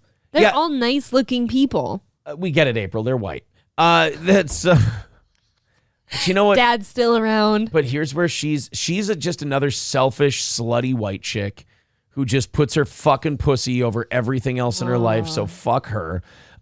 These kids are now going to grow up, and this is going to exist, and they're going to know about it, and it's... Girl's gonna be out the there. daughter's gonna like take after mommy's footsteps, you know, and this is that she's an idiot. Stop chatterbaiting and running for office. Stop chatterbaiting and running for office. Stop chatterbaiting and getting married, you fucking dildo. Hobo Chili Recipe says, when I got divorced, I dated a girl that was into the pineapple scene. It was fun at first, but it made me realize what type of character she has. Exactly. If your partner says they want to be like intimate with other people, they're a skank, they're a slut, and they want to excuse it. They want whatever security that you bring, but they want just a litany of dicks. And if they want a litany of dicks. Yeah, if they want a litany of dicks, let them have it, but not in a relationship. Sorry, fuck you. Hobo's right. Like, when you're with those kind of people, you discover what kind of character. Like, you can't separate them. You know, it's not like golf. It's not like a hobby. That's part of who they are. And if you are with that person and you're like, hey, you know, when we were dating, it was fun for a little bit, but it turns out the old saying, people show you who they are. Mm-hmm. She's showing you who they are. And she's going, oh yeah, I just fuck all the time. And like, it's not always the woman, by the way. There's a shitload of men that do that. No. Men just cheat. Women like try There's actual swingers, like vacation destinations, and there's a lot of dudes there. Right. I'm saying people with Hobo's experience, where he's like, yeah, she was into that, but you know what? You figure out over time, that's the measure of their character. Sure. And that's the measure of guy or girl. It just, in her case, it happens to be a woman. If you're a guy and you want to do that, that's your character. Like, women and men who go with people who want to do that are fucking stupid. I'm with Yul Gibbons. Geez, an entire litany? That does seem like a lot. It's a lot of dicks. A litany of dicks. It seemed a bit rich. T. Jefferson says litany of dicks used to open for Black Flag. TVA Dan says maybe she needs to get around because she can't get off at home. Well, if that's the case, then fucking bail. Get out. Yeah, that's not really an excuse. You know, I know that some of you have this idea in your head because you're obsessed with my dick, but April's remarkably pleased. I'm remarkably pleased. Therefore, there's no fucking other people. Right. If you need to fuck other people, you're probably with the wrong person. So just don't make... Aaron has talked about this before, you guys. You know, he's shown both sides of that. I've lived it, boys and girls. I know what I'm talking about. I'm telling you from experience, dude. Let's continue on with today's show. I don't think... I'm going to go out on a limb here and say that woman will probably not get elected. Okay. To the Virginia House. That's a very negative mindset. I know. You know. But at the same time... I just don't think you can have your chatterbait come out with the fingers up your asshole and then oh God. And then going, hey, I want to be a leader in this community. I'm not sure it works that way, is all. I want to be head of the train. JP Morgan, here's a fun one. Jeffrey Epstein, the ghost that will never die, is back in the news. By the way, over 600 of you checking out the show at the moment. Pushing 700 today. Thank you very much. Nice. Everybody hit like. Everybody hit subscribe. And let's continue to grow the program. What are we at? 230 away from today? 230 away from today's goal. Let's get under 200 by the end of the hour. We appreciate it, guys. We're almost there for the week. Thank you very, very much. Egg Picker Win says, you both seem too knowledgeable on this. LOL. Well, look, I in my past have perhaps ventured outside of things. And it's usually, you know what it's usually a sign of? You're not happy. I don't know a lot of happy people who cheat. I don't know a lot of, and back to the swinger thing, I don't know a lot of happy people who propose that to the other person. If you do, you should probably just call it a day. You should probably just be done because it's over. Oh, God. Cream Pie Mafia says, I can't wait until Jake Hudson starts his chatterbait shows. With the rats?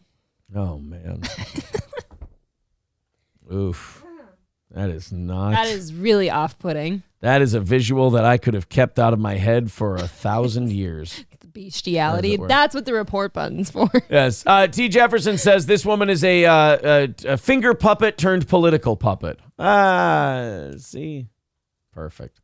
Laughing Lions becoming a member for his 5th month says it's better to run with scissors than to scissor with the runs. Ew. Thank you very much. That'll get us out of that segment perfectly. Right, that was the e-break. We're out now. Speaking of fucking, Jeffrey Epstein is back in the news long after his death, which was totally done by him and nobody else, and just 100% his own doing. Apparently, you guys aren't going to believe this. Apparently, there were a lot of red flags about Jeffrey Epstein that our government was told about that they completely ignored. For whatever reason. Yeah.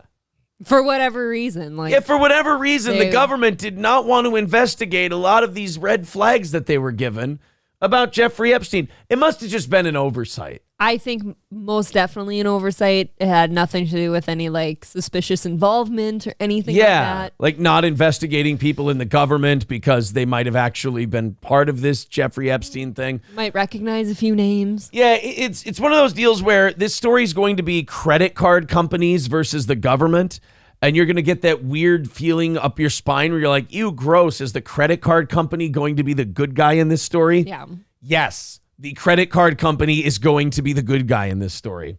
JP Morgan Chase reportedly told the U.S. government about over $1 billion in transactions related to human trafficking by Jeffrey Epstein, dating back to 2003, according to a lawyer for the Virgin Islands. Okay, if they knew about that, though, at the time, they're also the bad people for not reporting that. They did.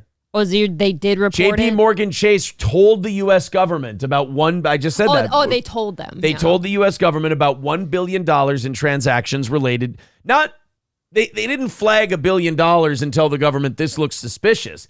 They flagged $1 billion and told the government this is human trafficking money. These are some kids. He's trafficking some children. This Jeffrey Epstein fella. Now, Jeffrey Epstein did go to jail in 2009. Where he totally was not suicidal. No. This was different. This was his first time in jail. But this was first a thing back in 2003, and they did nothing. The financial juggernaut apparently reported the suspicious activity to the Treasury Department in 2019 after Epstein allegedly died by suicide. Oh, the transactions associated with Epstein took place for over 16 years, according to a transcript of a recent hearing. So they didn't report that. They weren't reporting since 2003. No, just when he died. After he died, JP Morgan Chase reported 16 years worth of transactions. So fuck them too. So I was right. They're a bad guy. No, the credit card companies are pieces of shit too. I have a question. Can anyone tell me how Jeffrey Epstein made his money? Can anyone tell me how he made his money? I know they said he's a billionaire financier. Yeah, where did he come from? Isn't that the question? Where did he go? Well, we know the answer to that one. Mostly how. How did he make his money? I don't know, dude. Interesting. I actually never knew that either. Yeah, obviously. So a guy just shows up. We don't really know what he does for a living. We've never actually seen any of the things he's done professionally or anything else.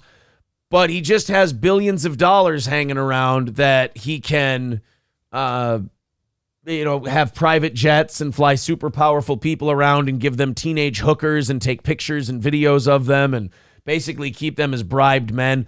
Some people would argue that he was Mossad. Some people argue that he was a CIA or Israeli intelligence asset. And he was basically tasked with getting dirt on powerful people so that they could then be blackmailed by Israel and the CIA into doing what they want. Well, and money that would keep coming in, I would assume would be to shut the fuck up about the things that some of the people did out there that enjoyed it. Yeah. I understand some of it was blackmail. Like for him, he has blackmail on people now, but I'm sure there's people that enjoyed going out there but needed it to stay hush-hush. Right. I don't believe that everybody who went to his island and his sex parties wanted to have sex with 14-year-old girls. I think they never asked ages, and there would be pictures and videos, and they would tell them, I've always said this, they would tell them after, by the way, that girl's 14. You better go to war with Iraq this term. I think that there's some of that, and then I've seen too much SVU, and I believe some people that do like that. There are some people who, at the very least, didn't give a shit. Right. Don't ask, don't tell. Right. Stephen Weisfeld says he was supposedly a stock trader, a.k.a. Mossad agent funded by Israel. Yeah, that's kind of what I've always thought about Epstein as well. So JP Morgan Chase waited until after this piece of shit was dead to go, oh, look, we found this $1 billion and it looks really suspicious, like it was part of his human trafficking thing. Do you think anyone at JP Morgan Chase might have maybe not wanted Epstein to blackmail them? Yeah, that maybe they didn't want that smoke because maybe Jamie Dimon, made a visit. That little black book might have had some people's names in it. I don't know. Mimi Liu, a lawyer for the Virgin Islands, said that Epstein's entire business with JP Morgan and JP Morgan's entire business with Jeffrey Epstein was human trafficking. The only reason that, this is interesting, the only reason that JP Morgan finally, after 16 years, reported the $1 billion in suspicious transactions for Jeffrey Epstein is because he was arrested and then he was dead. Well, that 100% then says that, like, if they would have said it while he's alive, they're going to be in big trouble. There was going to be blackmail. Yeah. Yeah. So so the credit card companies are not the good guys in all this. The credit card companies are trying to score points for free on the corpse of Jeffrey Epstein. I told you now. Like, what's it matter? Well, I don't know. It's like your kid going, you're like, who spilled juice on the couch? They never told anyone they spilled juice on the couch, and now the couch is stained. Right. And the stain set in before anyone found it. It's so you had to go get a new couch. And then the kid comes up to you after you get a new couch and goes, by the way, I'm really sorry. I'm the one who spilled juice on the couch. And you're like, why didn't you tell me when it happened? Well, I'm telling you now. I could have done something about it then. Yeah. Damn it. The allegation reportedly drew attention during oral arguments. Or are we back to that Virginia lady again? I bet she's good at oral arguments. She's very good at oral arguments. She wins them all.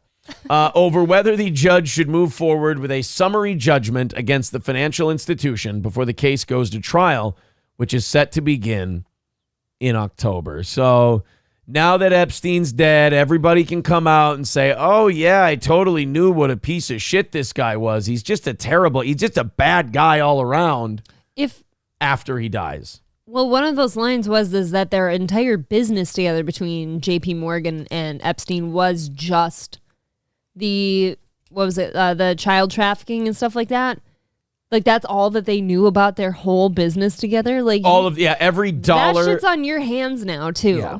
You could have stopped it days ago. $1 billion in business together, though. Where do you find that kind of money? That's really something. God. I wouldn't even know how to spend $1 billion right now. Start with a house, and then it's a little easier after that. Yeah, if you start with a house, And then you Gotta consider be a nice house, though. Yeah, but consider all the property taxes and shit throughout the life of the house you'll have to pay. You'll get that $1 billion down there. Where am I shopping? Orange County? Yeah, you're gonna have to buy like $100 million house, and then you got $900 That's what I million mean. left. Well, here, Even if I buy the nicest car and the nicest house. $500 million to taxes. So now I got you down to $400 million. Oh yeah. You know what? That's still a lot of money. You know what you do? Once you're down to the $400 million, take $350 million, invest it, play with the 50. There you go. Let's say you get 4% on, what did I say? $350 million? Sure. Let's take $350 million. What do you make for a living? If your living at that point is the interest on your $350 million. That's what you do for a living. Let's see how much you make at 4%. You would make $14 million that year. So you're going to make $14 million a year just being rich. Look, I could spend $14 million, I suppose. Yeah, $14 million a year you could take care of. $1 billion? Right. Good God. $1 billion is a lot. You'd have to be the biggest fuck up on earth. You know where people get them, like the lottery winners that go broke when they win hundreds of millions? You know what actually fucks them? It's those two things. It's the income taxes and the property taxes.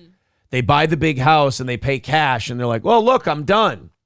No, you gotta. You get some of the beach font. And the beach fonts. Yeah, the beach fonts hurt you. Beachfront properties, resorts and stuff. Some of those houses, you're talking about potentially hundreds of thousands of dollars in property taxes every year. Nobody talks about that either. No. And that's how a lot of athletes. Selling price. Yeah, that's how a lot of athletes and shit go broke too. Is they spend like they're going to make $20 million a year for the next 50 years, when in reality you're going to make $20 million a year for the next 4. Yeah, what did I tell you about that one guy, Wilder's wife, looking at like a $28 million house for them? Yeah, and their family, and I'm like, and then the other day he's talking. He goes, "I got maybe 3 fights left in me." I'm like, they better be big. They better be big. I'm dude. sure you've made that money, but yeah, you're gonna have to keep paying for something as time goes on. Buy a lot of property and don't pay taxes for 10 years and the IRS will spend it for you, says Fauci's pangolin. Exactly.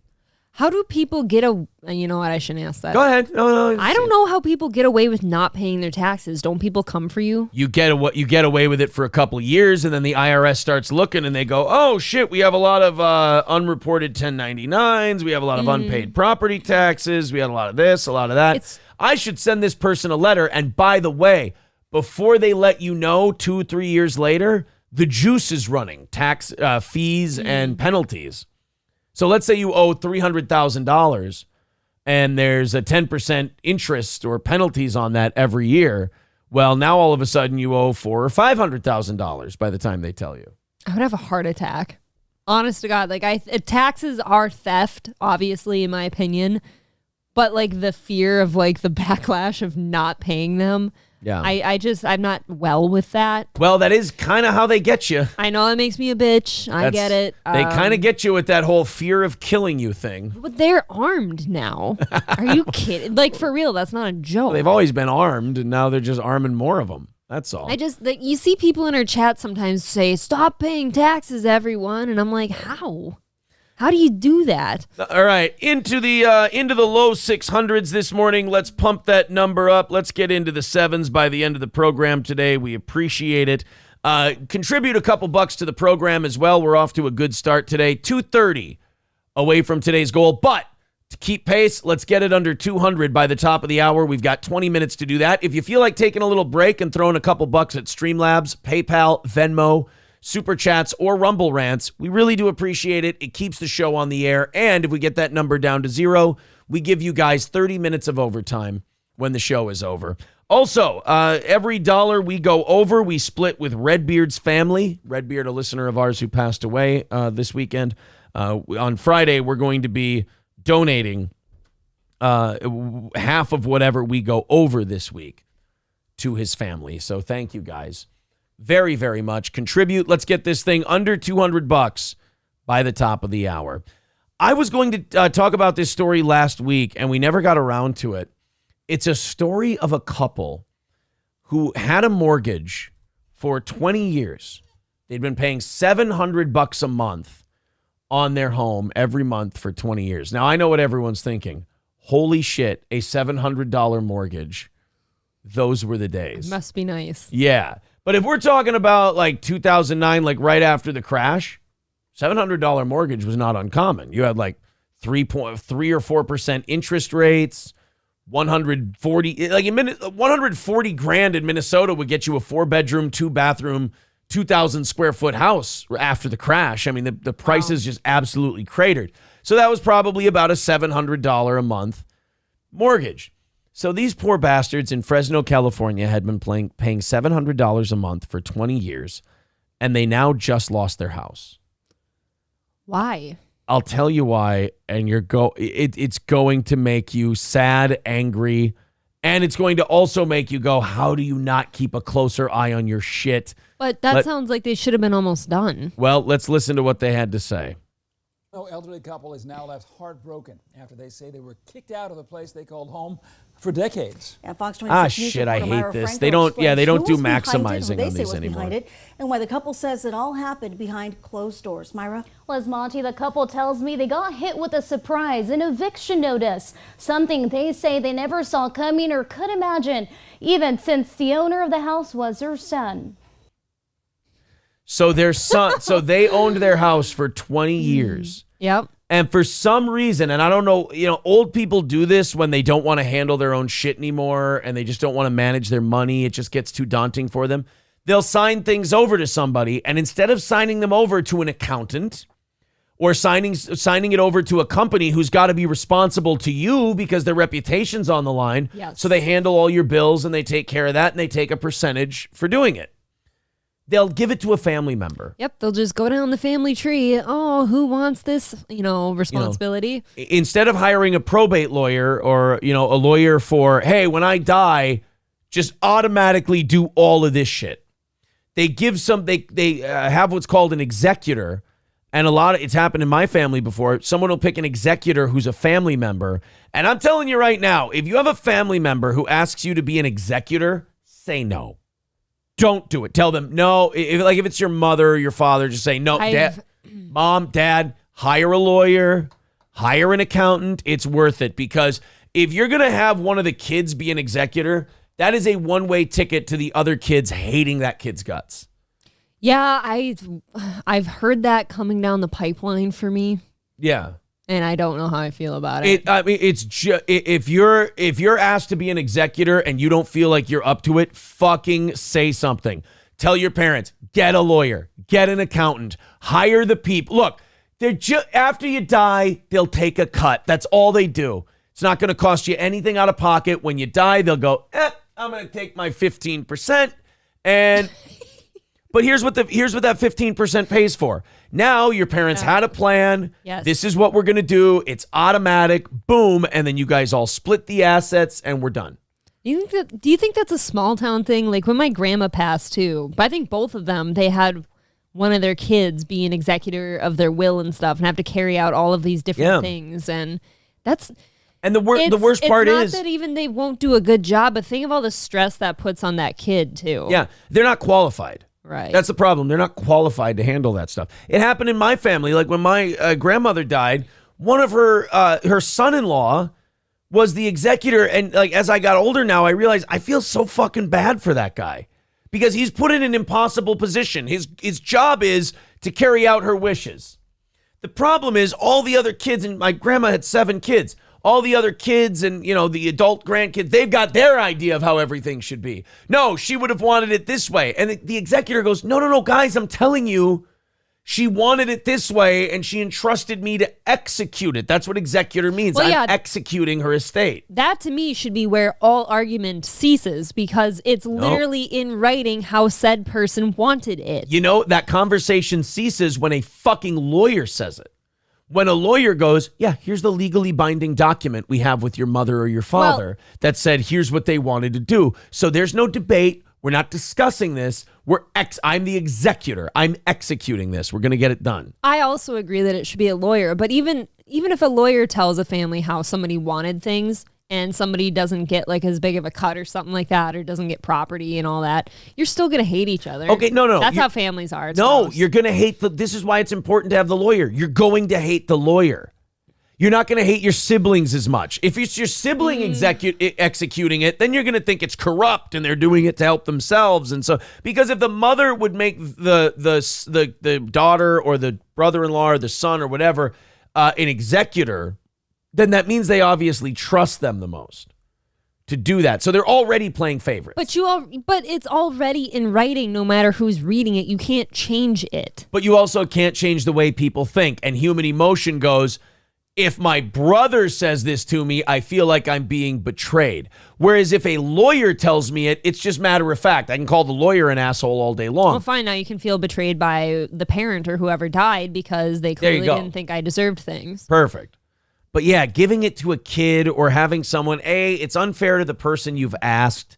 And if you get asked, unless you're an accountant or a lawyer, you know some shit, just say no, because it's going to be a thankless job. Videos circulating online sharing Ismael and Angelita Ramirez's story. Can this person quit with the voice? Give me a fucking second to digest what you just told me. Jesus Christ. She also has like that female puke voice that you talk about. Hi, everybody. We've got another 7 in a row coming. But first, here's a poor Mexican couple who's going to get kicked out of their house. Welcome. From Fresno have blown up. They are now displaced and are having to start fresh after they say they were served with an eviction notice in April. Can I point something out? This news story, and I'm sorry I can't maximize it, but this is not a still shot. They're sitting there when they're supposed to be playing B-roll footage and just having these two sitting there uncomfortably. Not only that, these two would be great at freeze tag. They sit still remarkably well. I thought it was a still shot. No, they're moving. You can see them. They blink every once in a while. The home they have been making payments on for more see, than the papers 20 my years. God. Yeah. Cada mes estábamos pagando 700. Every month we were paying $700 a month. Esa carta de sorpresa, de repente que llegó, ¿qué pensaron en ese momento? Pues pensamos que We thought, why did our boy do that to us if he knew the house was ours? Because you put your son in charge and he's stupid.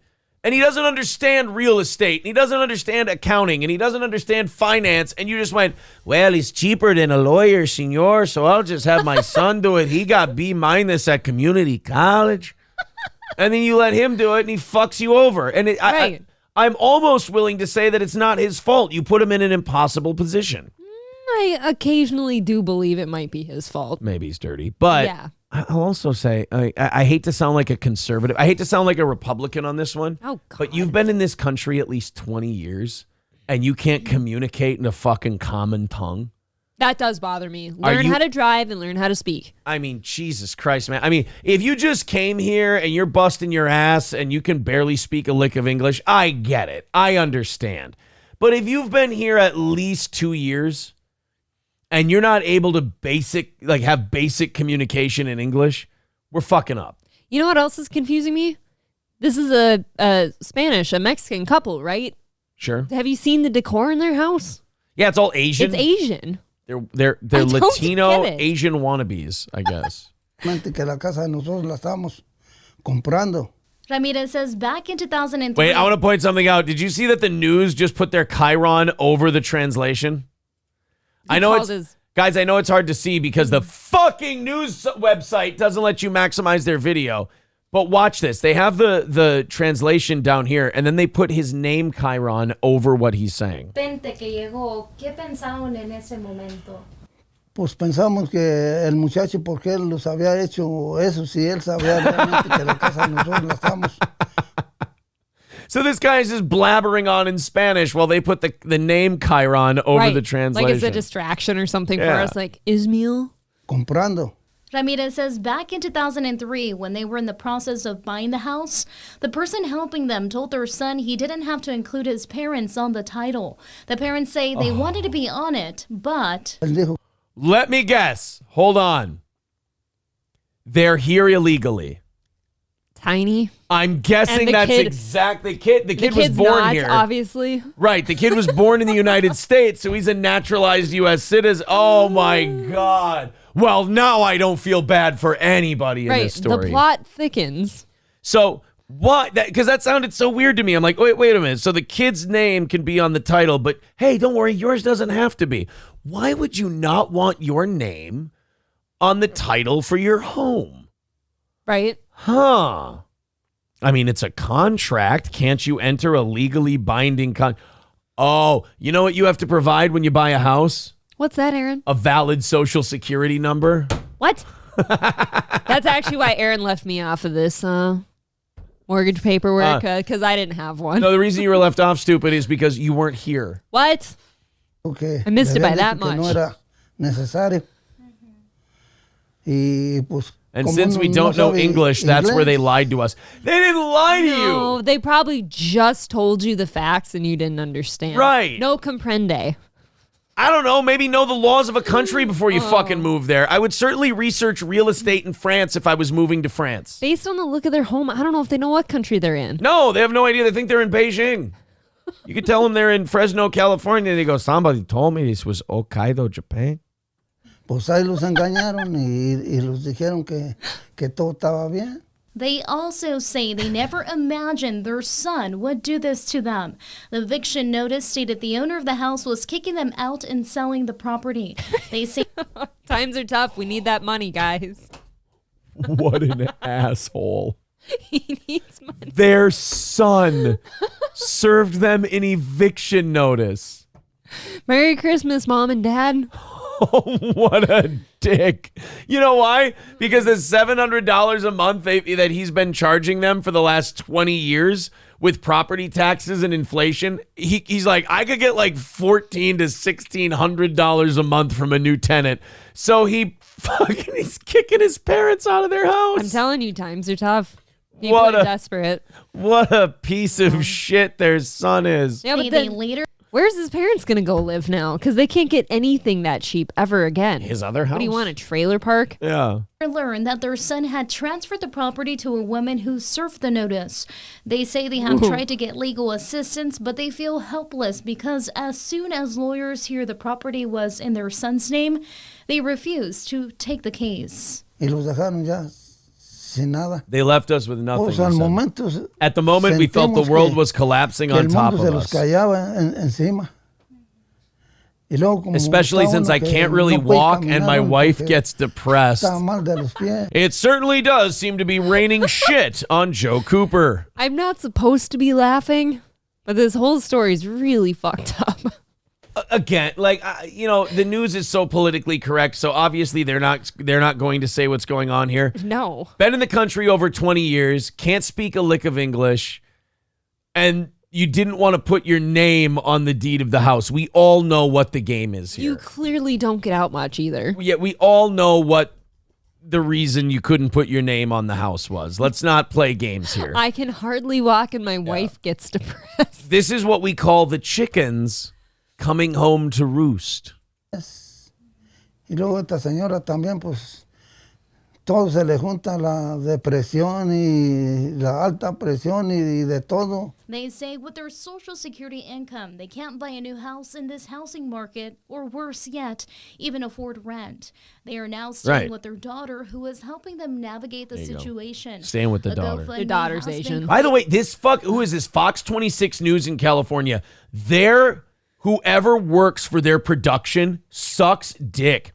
I've got my audio turned up as high as it goes. Not only that, she's annoying to listen to. You can't maximize the video. Their audio is shit. To help the couple get back on their feet, they also share a special message to those who have helped during the hardest of times for them. We're very grateful to all the people who have been cooperating. I hate that this motherfucker can't speak English. And to those who are still helping us out, no matter how small. All right, I'm done with these two. Fucking annoy me. I love how the news put that story. The news put that story out there as like, oh, look at this poor couple. Isn't this just really tragic and sad? This is terrible. I'm like, no, not really. Hold on. If they're getting Social Security income, they would have to have a Social Security number, wouldn't they? I suppose, but why can't your name go on your house? I don't know. I'm sorry. That's the only answer I could give for that that doesn't equate to them being illegal is like their son's a piece of shit and didn't want his parents on it. Okay, but why? Because it was easy to take advantage of them because they're illegals who can't speak any English. I agree with you. Congratulations, guys. It's all very confusing because we shouldn't be giving Social Security income to illegals. Skeezy says, can't confirm fighting over inheritance destroyed my mother-in-law's family. Yeah, I mean, it fucks people up. I've seen it happen multiple times. I've heard time and time again when my mother's dad died, which I was like a tiny baby, like it tore their family apart too because everyone's trying to take things. And you know what's gross? It's not even your fucking money. Right. Like it's your mom or your dad's money and you're going to sit there and fight over it? Right. Like, I don't know. Well, and I will remind you that when my grandpa on my mom's side passed away, my grandma was still alive and people were still trying to steal things and take things. Isn't that crazy? That is kind of gross. It's greedy. Yeah, just sit there. That's just it. Like if you do the right thing and you wait to see what the will says and everything else, they'll have the place picked over the fucking vultures. My grandma was still alive for many, many years, but my family would rather tear it apart. And that's gross. Like people come over to your house and you're watching them take your shit. It's like, oh, you're treating me like I'm dead already. That's a wonderful way to live out my last few years. Right. And of course, like I said, I was shitting in my diaper still, so I don't remember any of it, but I don't know. Like, I don't know. When my parents die, it's going to be easy. I'm going to be like, all right, half of everything they had, because I have one sibling. All right, half here, half there. Let's call it. Let's be done. And then people are like, well, what about the house and this and that? All right, either the other person pays you for the house or you sell the fucking house. And then split that, right? And then split that. Yeah. Yeah, don't. It should be a lot more business-like than it is. Yeah. It's just that people's sentimental greediness gets in there and just got to steal everything. How does that go? It's gross. Dario Delfino says we literally just saw the human embodiment of Slowpoke Rodriguez. They said I didn't need to put my name on the house deed. They said it would. They said it would just be fine. But then my son kicked me out of my house on my old crippled ass, and my wife is safe. How long did it take you to come up with that one? Like that in person? Slowpoke Rodriguez? Yeah. That's a character from a cartoon. He's well, I know that. Speedy Gonzalez. I can't talk like that. Speedy Gonzalez's cousin, Slowpoke Rodriguez. Hobo Chili Recipe says, I'm second generation. My family came here from Italy and learned English immediately. Only smoke Italian in the household. Only spoke Italian in the household. See, I always think when Hobo Chili Recipe misspelled something, I always think it's like nefarious and racist, but it could just be a misspelling. Somebody says April gets the shed. Los Federales with $2 says they went from Mexican to Mexicant real quick. Hey. They sure did. There you go. Let's go. He's the son is a true American. I think so. Yeah, Dario Delfino says their son's a true American for He's sure. A real American. SH says, so the whole story is that their son is an asshole. Why is that news? See, that's what I'm trying to tell Aaron. I think since they're getting Social Security income, their kid was just kind of evil. That happens. Do you love your parents right now? I'm not the biggest fan. Exactly. Sure. There's so many people out there worse than you that hate their parents. Yeah. And they would do anything to spite them. I just think a 20-year process is that's a long-form spite. He played the long game of knifing his parents in the kidneys. Maybe he thought they'd be gone by now. Maybe, yeah. He's like, oh, why won't you die? COVID was supposed to get you, damn it. Bleep's gonna bleep says, don't invest in real estate right now. You will thank me, I swear. Are there people out there who think that real estate is a good investment right now? It's not a hot market at the moment, guys. Do those people exist? I don't get there's even in our surrounding neighborhoods, there's been a few houses that have sold. I know, it's remarkable. Recently, and I'm like, no, you guys know you're going to be paying way too much. It's really something. Yeah, they're still paying that interest rate and those prices. That's the thing. We have a double whammy. The prices are really high still, and the interest rates are high. Why would you buy? What would force you to buy right now? Because you're BlackRock or the Chinese government, and you can own a bunch of houses in the United States and then jack the shit out of rent and make this country poorer. You think it's... I don't know. Hope not. It's nefarious. Hobo Chili Recipe with $2 says, I wish this Mexican dumbass could wear a bullet-like sombrero. Learn English, sweaty. I also kick rocks. Get out of my country. All right, that's how Hobo feels. Thank you for the $2, buddy. I appreciate that. Again, 2:30 away from today's goal. We are past 8 o'clock. We wanted to be under 200 by then. You guys got us off to a great start today. Yeah. We do appreciate it. Let's do another rally here. Let's get it rolling, and let's knock that 230 down a little bit lower even. Right now, we're looking at 2:30 away from overtime. We're halfway through the show. Let's knock that out again. Streamlabs, PayPal, Super Chats, memberships, Rumble rants, etc. Contribute to the program and get us down away from that 200 mark. Thank you, boys and girls. Let's go. Oh, this story out of Rhode Island is it's fucking wild. You know, you would think in the police body cam era, we wouldn't be seeing a whole lot of blatant beating the shit out of people videos. You just you would, but then again, we see those police officer videos where, the officer has to be reminded that he's wearing a body cam because he's like, oh yeah, remember when we were driving through there and I fucking hit those people with my car and they were like flying and it was hilarious. And the guy's like, dude, shut the fuck up. This is on. He's like, oh yeah, I didn't hit him with my car. I was just, nudging them. Yeah.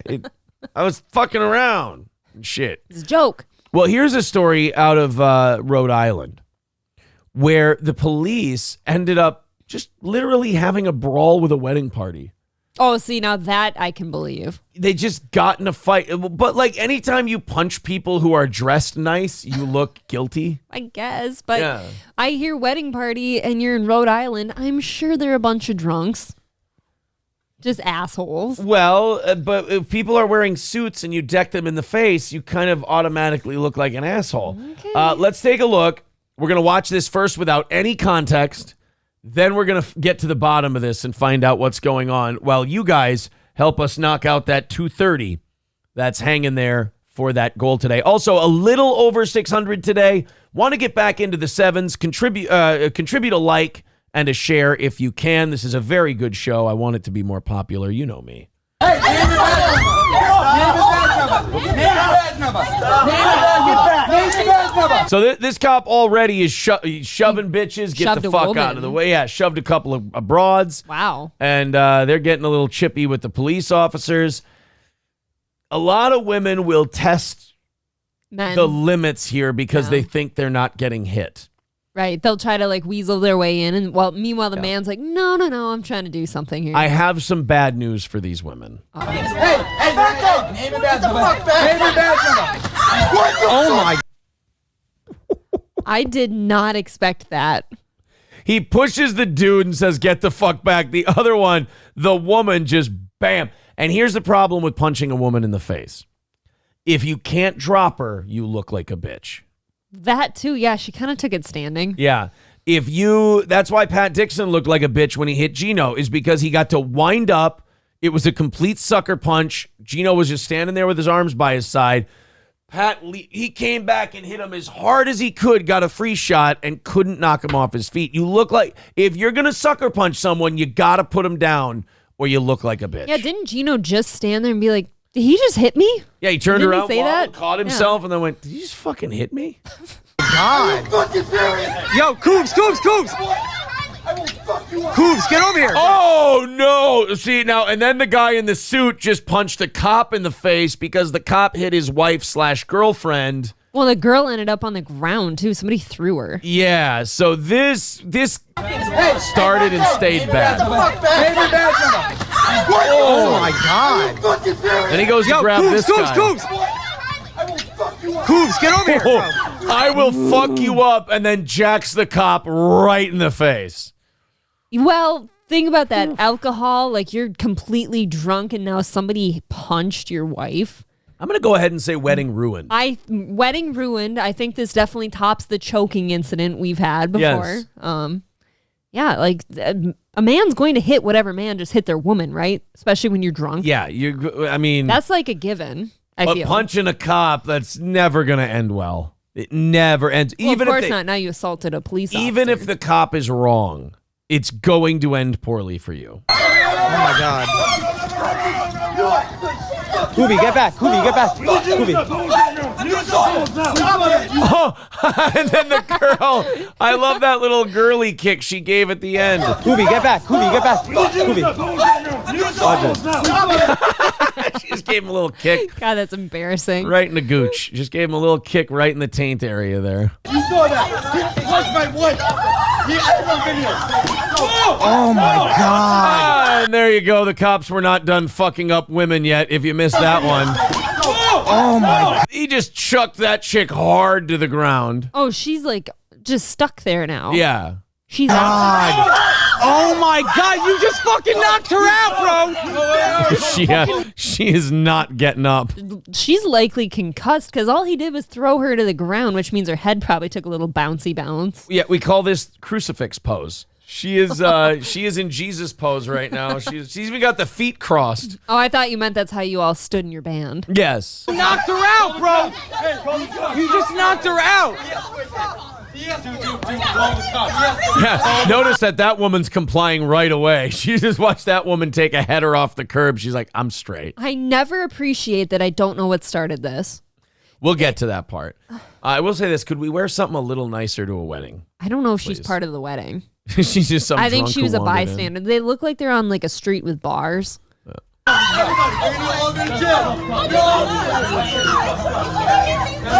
Dude, her head just hit the pavement.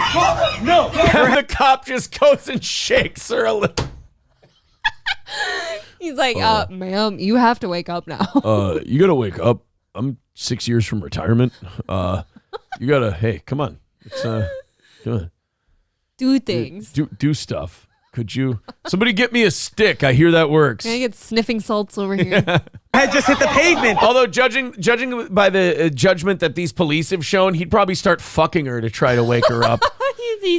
You told me to poke her. He's like, all right, I'm going to do something, guys, and it's going to look weird, but I've seen it work before. And he just starts going at it. Actually goes in the butthole. Yeah. That doesn't quicker. I saw this on a politician's chatterbait. Oh, check it out.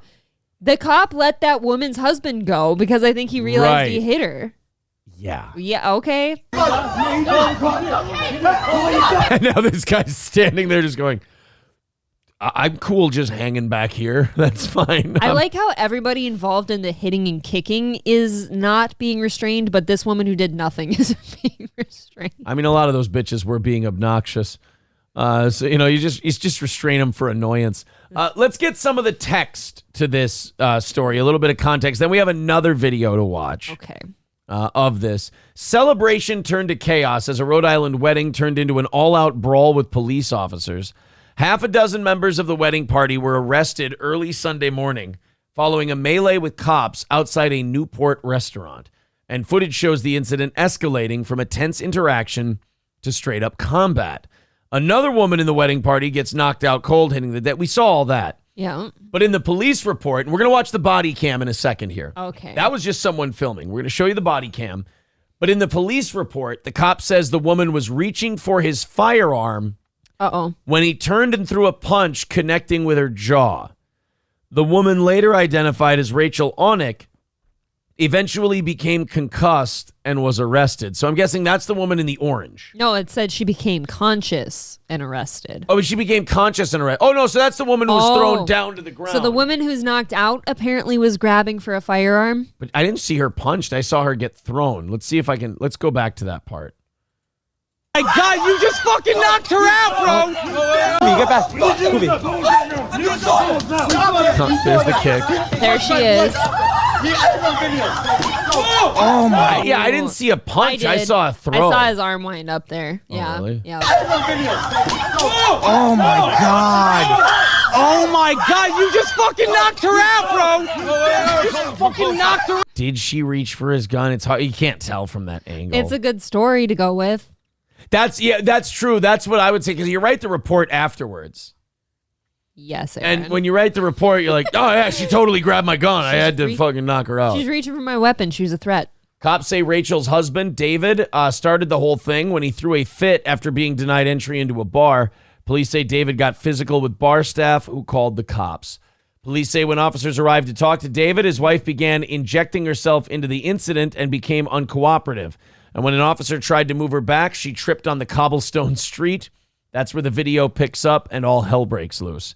Footage also shows a man in a suit and tie who was later identified as Robert Nash punching a cop in the face, taking him to the ground, and then pummeling him. When the dust settled, 3 men and 3 women were arrested and hit with criminal charges. If you're the bride and the groom. Well, and it sounds like the bride and groom weren't involved. No, they weren't. It's just. Like this was after the reception. They all decided to keep drinking. You wake up in the morning, though, as the bride and the groom, and you hear about this. You're like, Jesus Christ, guys, I can't take you anywhere. Yeah, I mean, you're glad that you left. Yeah, I wouldn't want to be part of that. If you're at a wedding and you're one of the last 5 people up, hey, by the way, just some guy we know. You don't like me. It's fine, buddy. Just relax, okay? Easy with the autism, pal. You're not really being a good representative of the people who don't like me. You're kind of coming off as just a crazy spurg. But if you're one of the last 5 people left in a wedding, go to bed. It's over. Okay, so that kind of happened to me at my brother's wedding this last Saturday. The whole thing was getting a bit late. Everyone's kind of either way the fuck too drunk and going to bed, or they're getting weird. Yeah. So I was like, okay, let me help clean up a few things, and then I'm going to go too. It's time to... it's time to get out of here before things get too weird. I just, going to the bars after the wedding reception, I don't think is ever a good idea. Nope. Like, it's just, you know what? Let's take off our nice clothes. Let's go to bed. Yeah, can't you go, if you still want to drink, can't you just, like we did the weekend before last weekend, can't you go back to the hotel with a couple friends? Have a couple beers. Have a couple beers in your room. There you go. That's all. That's about it. Roots Calhoun says, I have a way better story about a marriage, and it involves extensive use of the N-word. I told you that we weren't going to talk about my biography until you were finished with it. I have to yell the N-word every time I come, actually. It's weird. I feel like she's yelling at me. 4 times a day. Yeah, it's strange. I don't like it. Because I think she's accusing me of something. Anyway, guys, 2:30 away from today's goal. Let's knock it out. Let's get moving on that. Let's make that go to 0. And then we can do a half hour of overtime. And then we're looking to break the streak. We've had 2 straight weeks of missing one day. We're going to stop that this week. So continue to contribute. We appreciate it just a little bit here and there. The links are in the chat. The links are pinned to the top of the YouTube chat and whatnot. Your favorite e-beggars looking to get down. You guys got off to a great start, and we've stumbled since then.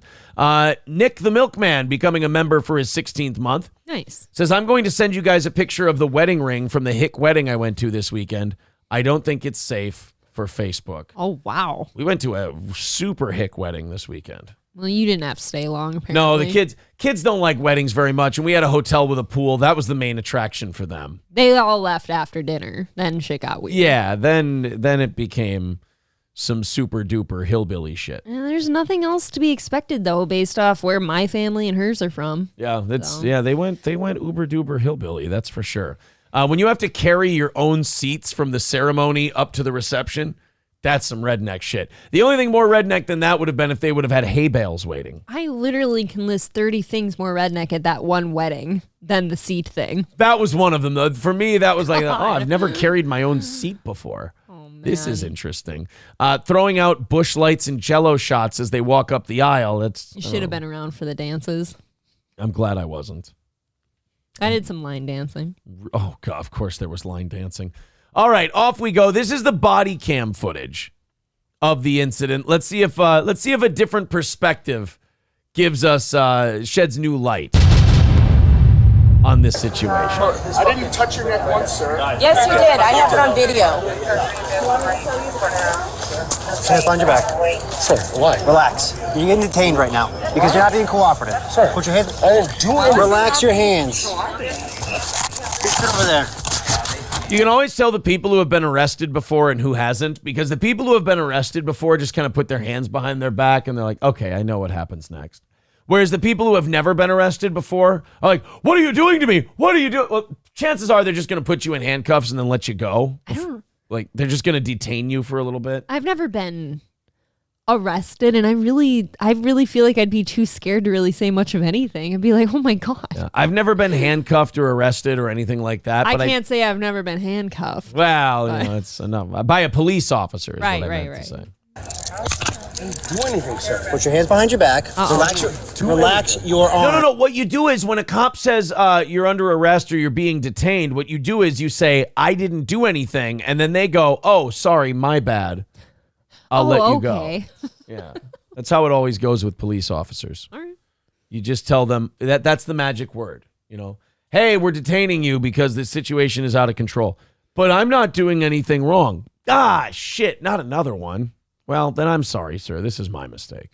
Relax your arm. Leave your hand right there and stop pulling it in front of you. Wait over there. Stop it. No, your dad said don't I'm say telling you, anything. wait over there. That's how we know we're dealing with blue blood, rich Northeasterners. Your dad said don't say anything. The woman who gets knocked out is right over here in front of that officer right now. Okay, so there's still, okay. Whoa! Yeah, please. So this is where the shit starts. Okay, this guy, he's just like, come on, guys. This is where the shit starts going down. So they're detaining people. They're trying to get this whole thing under control because apparently at this bar, one of the guys in the wedding party started fucking with a bouncer. So it started calm. And then the girls caused problems? Yeah, and then the girls started getting fucking lippy, and they should have taken them to bed hours ago, and now here we are. Normal what I did to my wife. Is that normal what I did to my wife? Is that normal what I did to my wife? What is going on? And then a woman, what is going on? Are you hearing what he's saying? He keeps saying, is that normal to do to my wife? He said it 4 times. Yeah.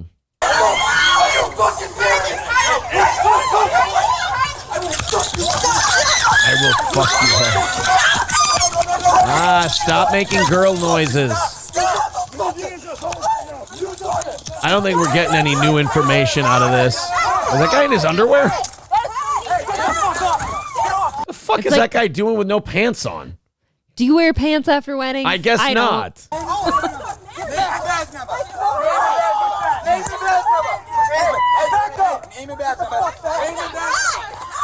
Oh yeah! She kicked him? Okay, now we're seeing why this guy was punching and hitting and everything else. They were going after him. So, the cop's not really that out of line here. This was a really wild, drunk, unruly bunch of people. Oh, the confidence of drunk people.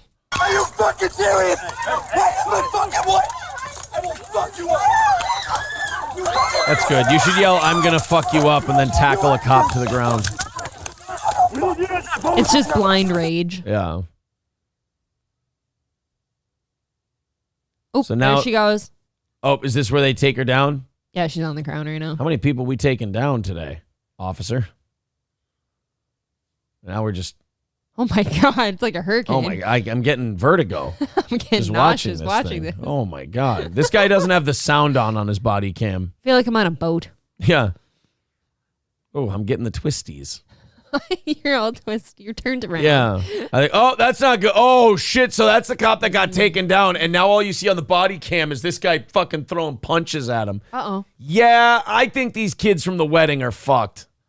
You guys got to go to bed when you've had too many. I don't think the cops are really going to, again, I don't think the cops are going to get in trouble for this one. I think those kids were a big enough problem that the cops are they're gonna skate. Phage Live says, so no more steel toe coffee? Man, that sucks. At least I got to order my no, there's still, what are you talking about?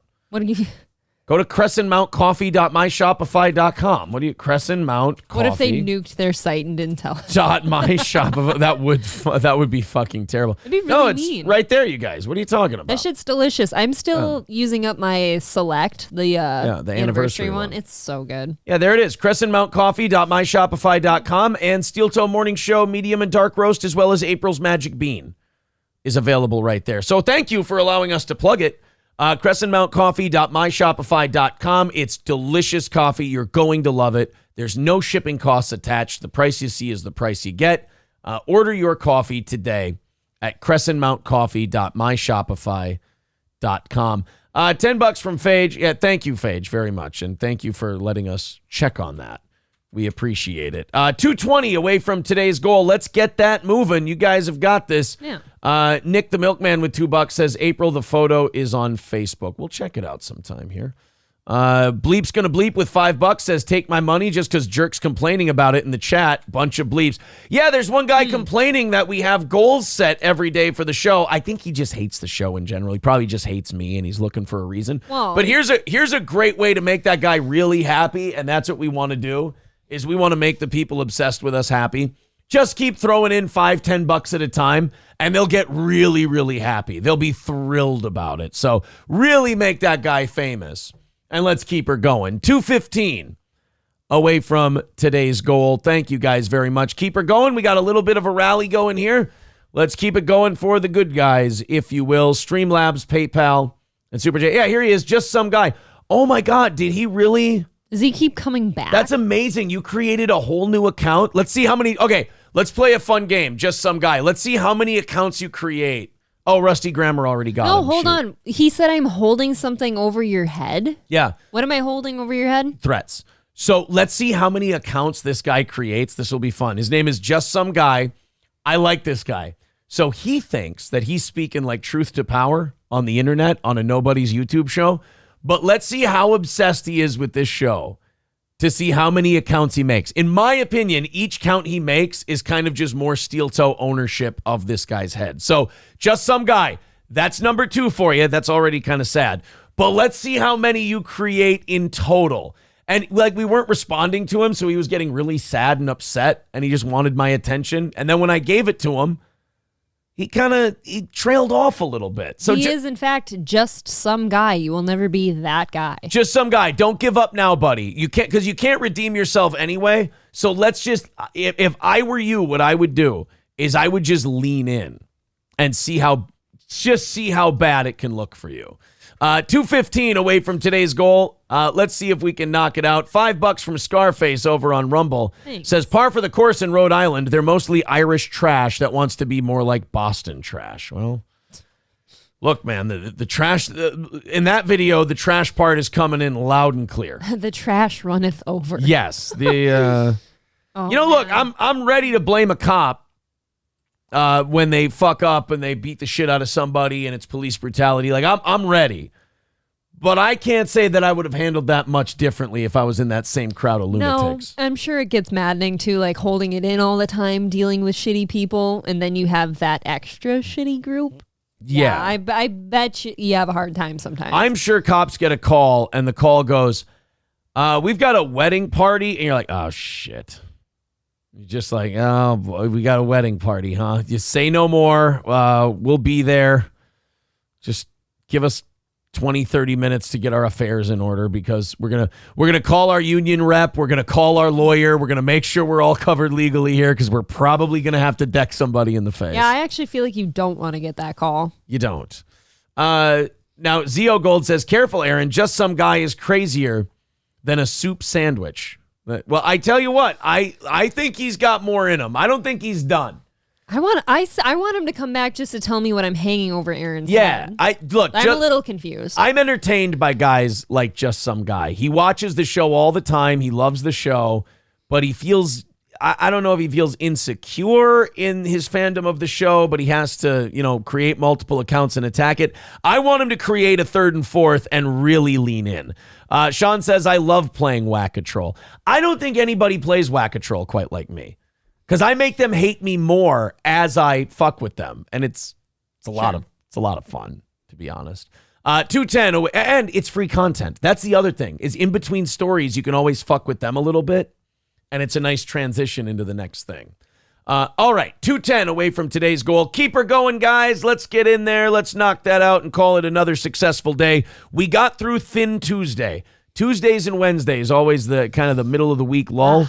But let's knock it out today and call it a win. We've got, oh my goodness, over 600 people in here, about 640. Let's get her up to 700.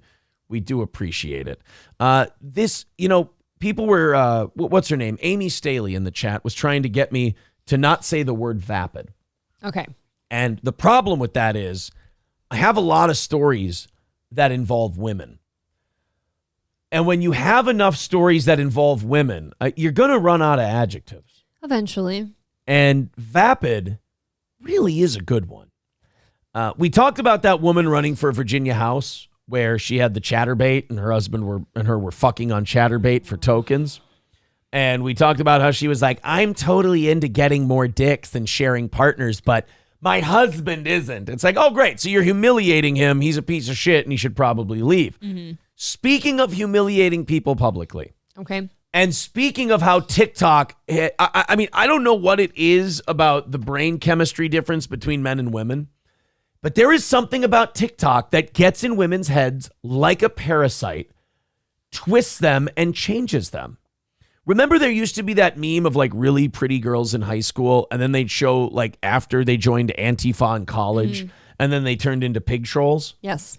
TikTok is doing the same thing with women. Women keep browsing on TikTok and they find dumb shit and dumb shit and dumb shit.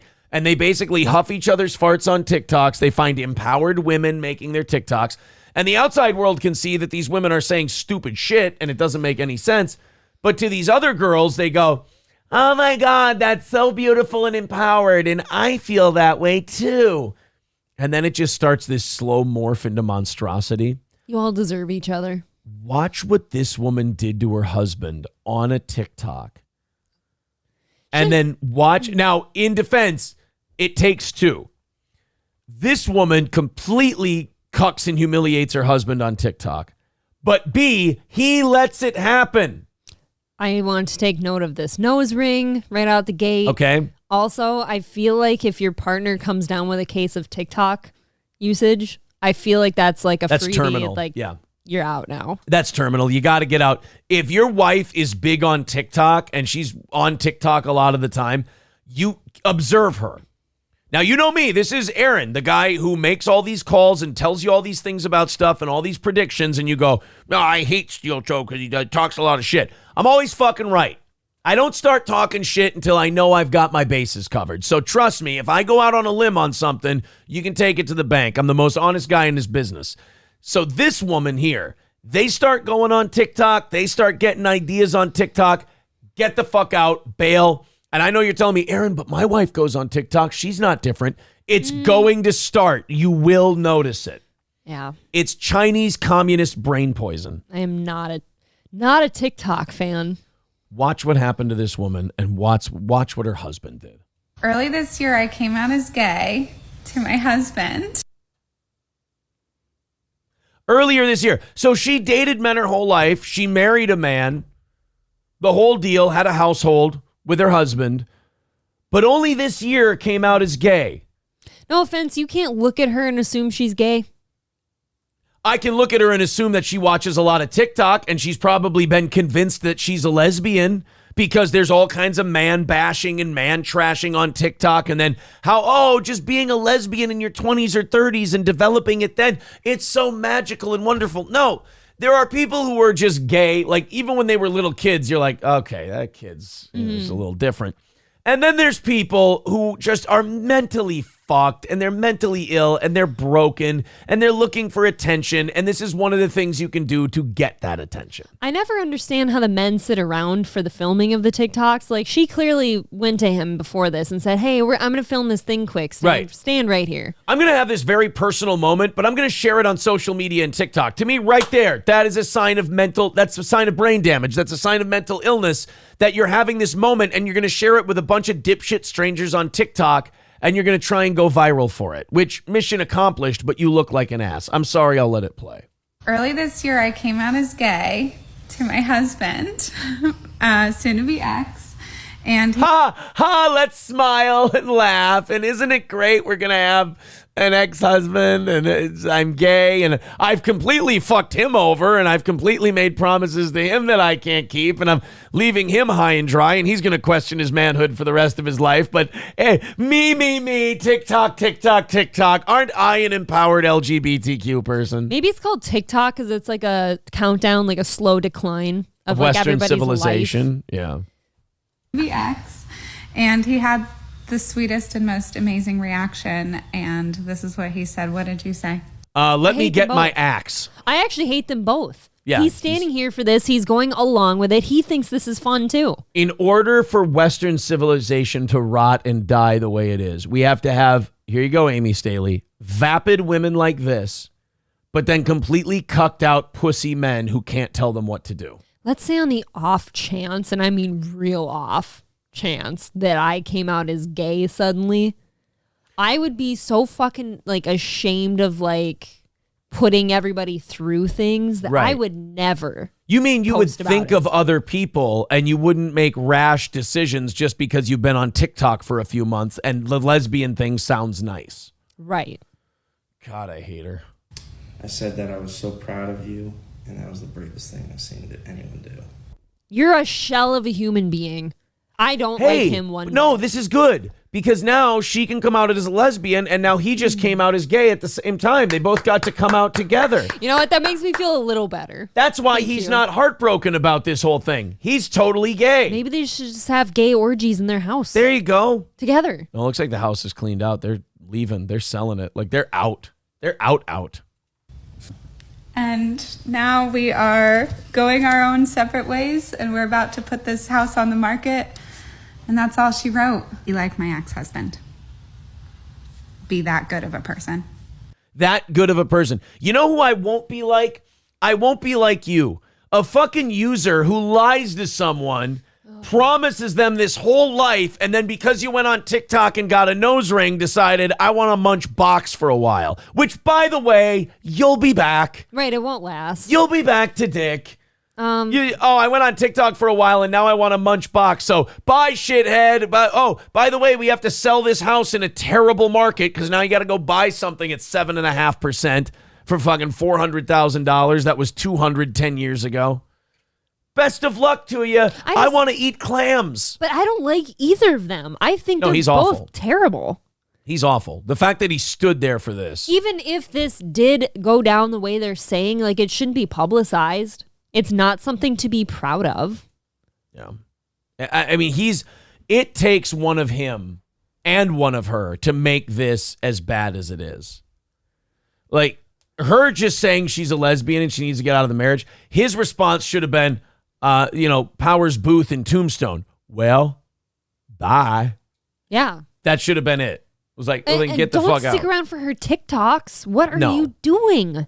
He is a shell of a human being. That is all he is. I'm going to make a TikTok about how I'm a lesbian. Do you want to be in it? Or do I get to play the role of the guy who kills the main character? No. Then no, I'm not interested.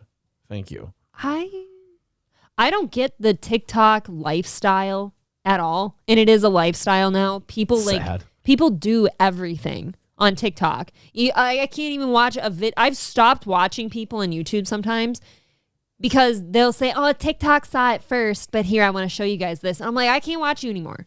No. Like, everything needs to be publicized for you. I don't know. No, there's nothing private. Guys, Just Some Guy did make a third account. He's a big Steel Toe fan. He made a third one. Good, sir. Now, did you answer my question, please? He did not. He only has one thing he can say. Aww. But we're still in his head. We still own space in his brain, as the kids say, rent-free. Thank you very much, Just Some Guy, for proving my point. I've now put you in a wonderful spot where you can't win. You have to now keep doing this, otherwise you look like a coward who's backing down. But I'm telling you to make another one and keep saying the same thing over and over. So I'm kind of pulling your strings at the same time. Just remember, as Ned Beatty said, I win, you lose. Get used to it, son. All right, we are 2-10 away. He doesn't like that we have goals. He hates that. That's because he doesn't have any goals. He hates the 2-10 goal. So, guys, let's make Just Some Guy happy, and let's eliminate our goal for today. 2-10 away. Let's all pitch in and knock it out, and then Just Some Guy won't be having these mental breakdowns that he's having, apparently. It's perfect. There you go. 2-10 away. Streamlabs, PayPal, Super Chats, memberships. Every time you chip in, by the way, guys, just please leave a message that says, for Just Some Guy. We want to make sure that he knows that we love him, we care about him, and we're knocking out this goal for him. Love you, miss you, bro. Love you, miss you, bro. And you will be back, by the way. I'm calling it right now. You will make another account. You can't stay away. Michael Willeen, becoming a member for his 12th month. Thank you. Says TikTok shows how mentally ill women truly are. Give it a year, she'll be back crying about being a victim and how her ex didn't fight for her. Yes, 100%.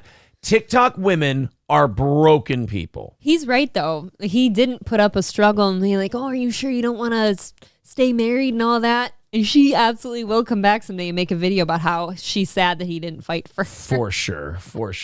That's a good point. Let's open up these 7 o'clock hour stories. We got John Fetterman reacting to McCarthy starting the impeachment process of Joe Biden. Okay. It's a very John Fetterman response to a story. It's very chill. You're also going to see that the Democratic Party treats John Fetterman like he's an ugly bridge ogre, and they have a little handler with him, and they basically drag him by a leash through the basement of the Senate so that people won't ask him questions. He looks like he's walking through the sewers of Washington, D.C. because they don't want anyone to see him or ask him any questions. Okay. Before we do that, let's talk about our friends at Stoney's Bar in downtown Rockville. It's Wednesday. Tomorrow is bike night. Not only is tomorrow bike night at Stoney's, but the Vikings play. So it's going to be hopping at Stoney's Bar in downtown Rockville. Check them out tomorrow night for bike night. Wild Willie's Sandwich Shack will be there. We're getting a nice little warm-up here in Minnesota, so enjoy the patio. Stoney's Garage, the outdoor-indoor bar. Love Stoney's Garage. And every weekend, they've got live music on the Fireball stage at Stoney's Bar in downtown Rockville. Get the Bloody Mary, have a wide assortment of cocktails and beers.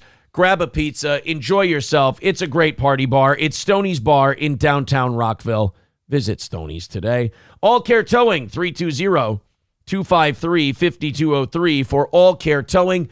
That's 320-253-5203 if you're in central Minnesota and you go in the ditch, you get in an accident, whatever kind of problem you have, nobody better than All Care Towing. And they're fast. Their drivers are courteous.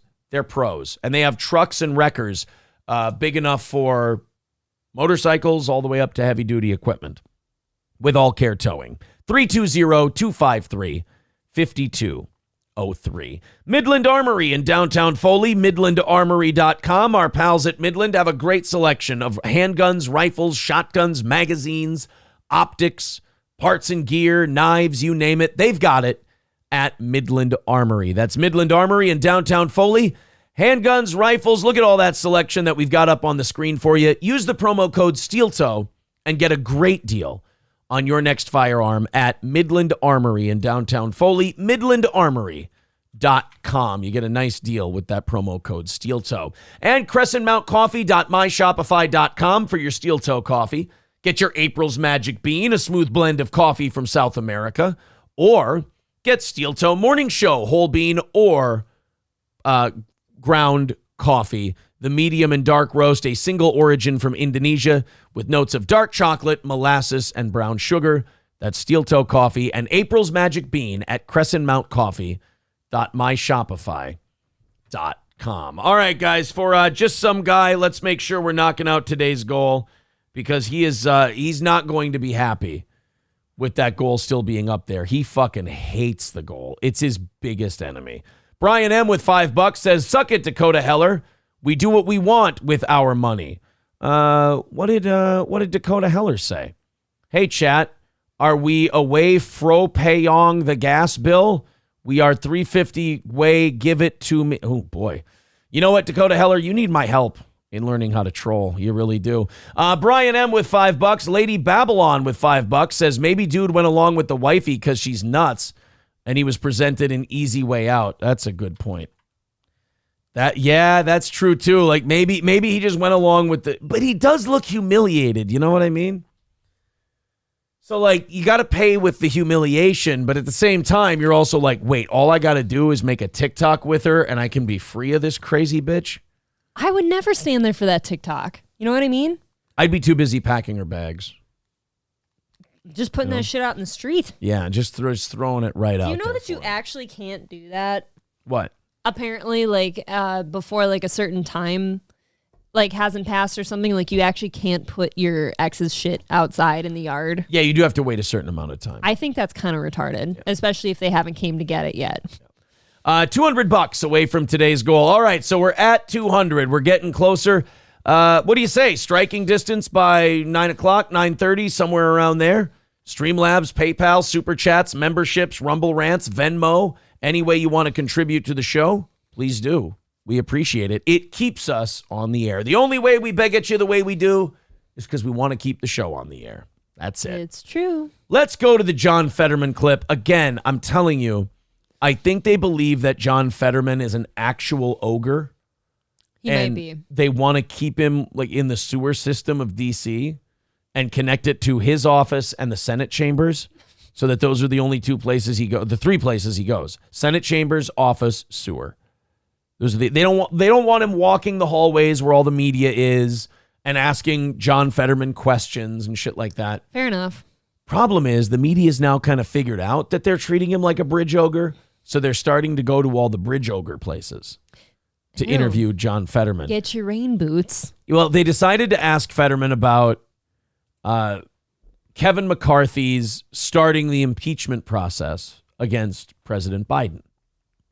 It's kind of turnabout is fair play. You fucked around with Trump forever, impeached him like 2-3 times. We're going to impeach your guy now. And unlike Trump, your guy's actually looks like he's committed crimes, or at the very least, sold out his loyalty to the United States of America to foreign nationals. It's so blatant. Well, they asked John Fetterman about it, and I got to tell you, if you want to get to the bottom of what's going on and you want a good hot take on American politics, you go to John Fetterman. Yes. You know, it's like if you wanted to know something in The Princess Bride, you talk to Fezzik. You know, I'm expecting John Fetterman to ask this guy, anybody want a peanut? That's about where Fetterman's at. Look at him. He doesn't look the part, does he? No, he looks he like... He shouldn't be doing this. He looks like a man shuffling a mental ward at a hospital. So they gave him a handler, as all these guys have. They all have staff. You know, they all have different jobs. This guy's to make sure that Fetterman doesn't talk to anybody. And McConnell's handlers are there to make sure he can talk at all. That's what his are there for. So let's see Fetterman get asked about the impeachment and see what his professional Senate response is. Remember, he's one of 100 senators. It's a very prestigious group. Ask you about this news that Speaker McCarthy has formally launched an impeachment or has said he's going to. Oh my God, really? Oh my gosh, it's devastating. Ooh, don't do it, please. That was professional. United States Senator John Fetterman. Wow. You know what the worst part about that clip is? I don't know, but he's getting better. He is. Like, he at least got that out in one shot, right. You know? Like, he went, ooh. He didn't go, ooh, ooh, ooh, ooh, ooh, ooh, ooh, ooh. And then he didn't say do it instead of don't do it. Right. You know? Like, he didn't. Good night, everybody. You know, they didn't go, what do you think about the impeachment? Good owness. Oh. Du Owent und the grad. He starts speaking in tongues. Yeah. Please don't do it. Oh no.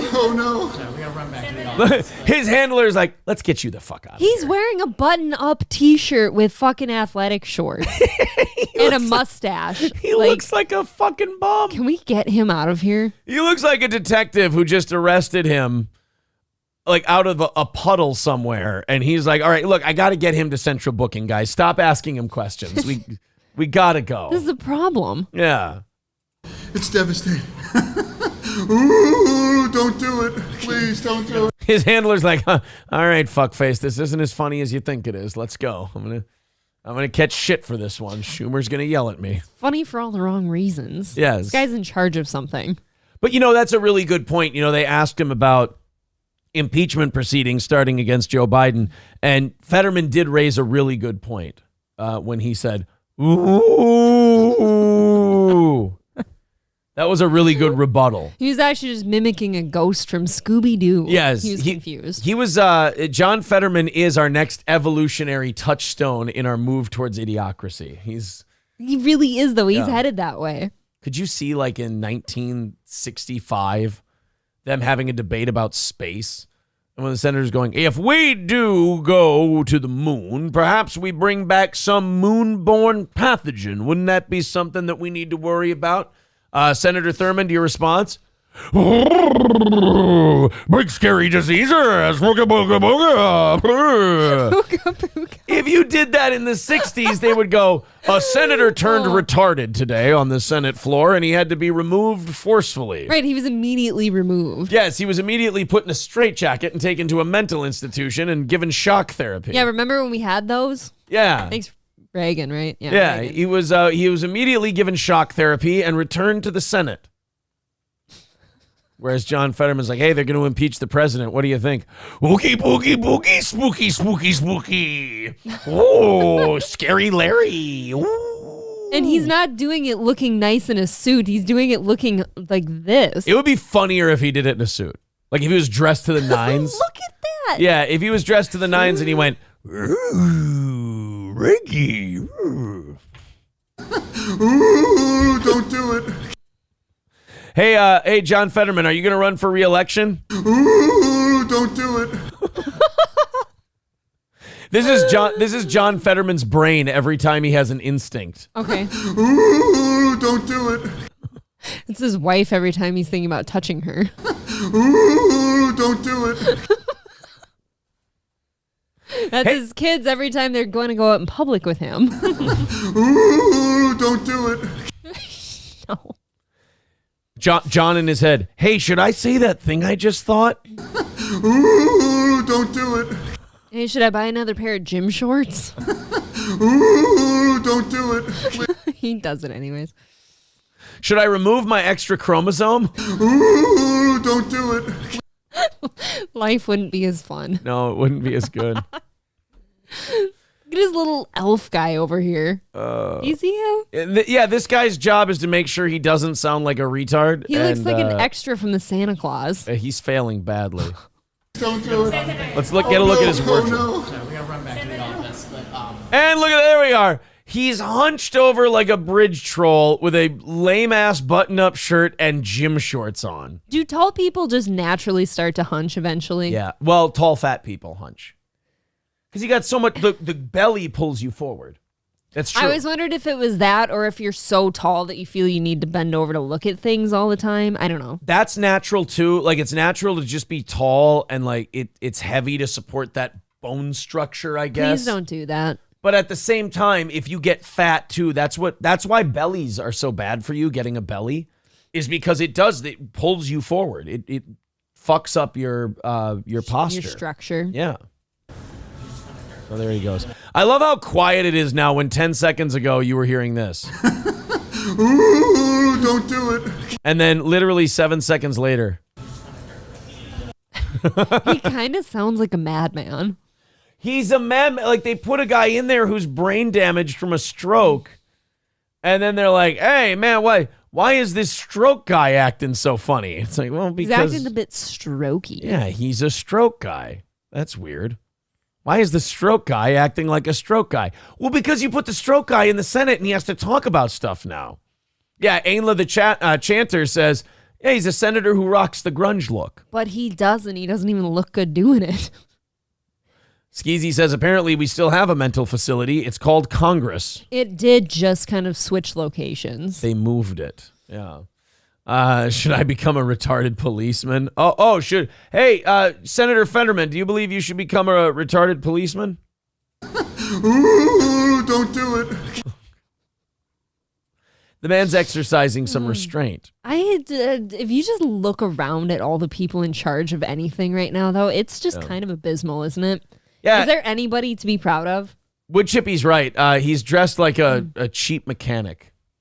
Like he looks like he's a... Mechanics wear jeans. That's why he's a cheap one. Fetterman is a demoralizing agent for normal folks.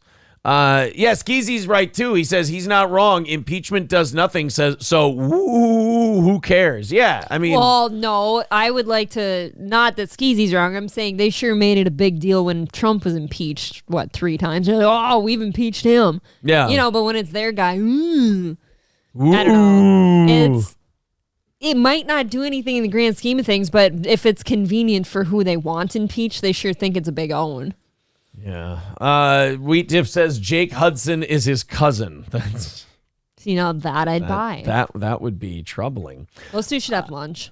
$200 away from today's goal. Let's get a move on, guys. We are 10 minutes away from the top of the hour. We've got about 1 hour until we rattle this offering plate and try to e-beg our way into staying on the air and breaking even. $200 away from today's goal. I think we started at like 300, so we're 100 in. Let's knock out the last 200, and then we'll do a half hour of overtime, and then Steel Toe will be taken care of monetarily. Thank you for all of your support. You know, this was a real kick in the dick, this next story. We've been told the last couple of years, no questioning the COVID vaccine. Right. No questioning its efficacy, no questioning side effects. It's the science is settled. And you trust the science, right? We trust the science. The science is good to go. Don't you guys go worrying about the science, all right? We've got this. Well, in a medical news alert from us here at Steel Toe, apparently questioning drugs is not the dumbest thing you can do. Oh. Now the COVID vaccine is what? Probably 3 years old? 2. Yeah, about 2.5. So we know everything there is to know about the COVID vaccine. Don't be spreading misinformation and questioning shit about that vaccine. You know, it's been around long enough. April, how long have Sudafed, Benadryl, and Robitussin been around? Probably like almost 100 years. How about all the years? All the years. Pretty much all the years of your life. So you definitely can't question the efficacy of those drugs, right? You wouldn't, especially not a Benadryl that people rely on for allergy attack relief. Sure. Like, let's say, like a peanut relief if you don't have an EpiPen. So buys you time. You can't question those because they've been around, multiples amounts of times than the COVID vaccine has been around. Well, an advisory panel of the Food and Drug Administration stated yesterday that virtually all over-the-counter decongestants simply don't work. All of them? You've been taking candy pills this entire time. They don't work. Look, I sent you this, and I thought it was just Sudafed, which in itself was hard to believe. Sudafed, Benadryl, Robitussin. The active ingredient is phenylephrine. It's nearly useless at reducing nasal congestion.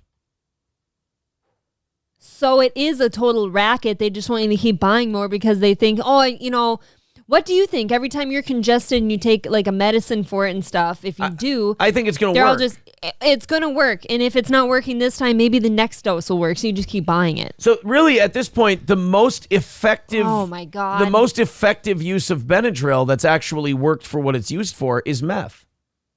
And putting somebody to sleep. That's you ever taken a Benadryl because you can't sleep? Well, no, I'm talking about Sudafed. Oh, yeah. Oh, yeah, that'll just buzz you a little bit. The best thing about Sudafed is that it makes meth. That's the most effective it's ever been, is when it's used in methamphetamine. You take it by itself, it really doesn't do what it's supposed to. Oh, this is retarded. The advisory panel's ruling might soon lead to these oral products being pulled off store shelves nationwide. Nasal sprays containing phenylephrine are unaffected by the ruling. Yeah, but wouldn't they not work as well? Or have they not? No, maybe it's because it's putting it right in the source, Okay. The drug and this oral dose should have been removed from the market a long time ago. Now, hold on a minute.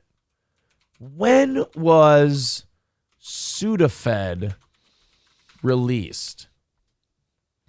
1889. My God.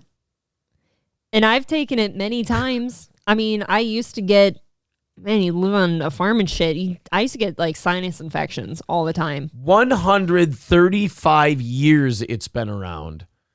But hey, don't question the COVID vaccine. Don't do that. That's not right. That's you being stupid.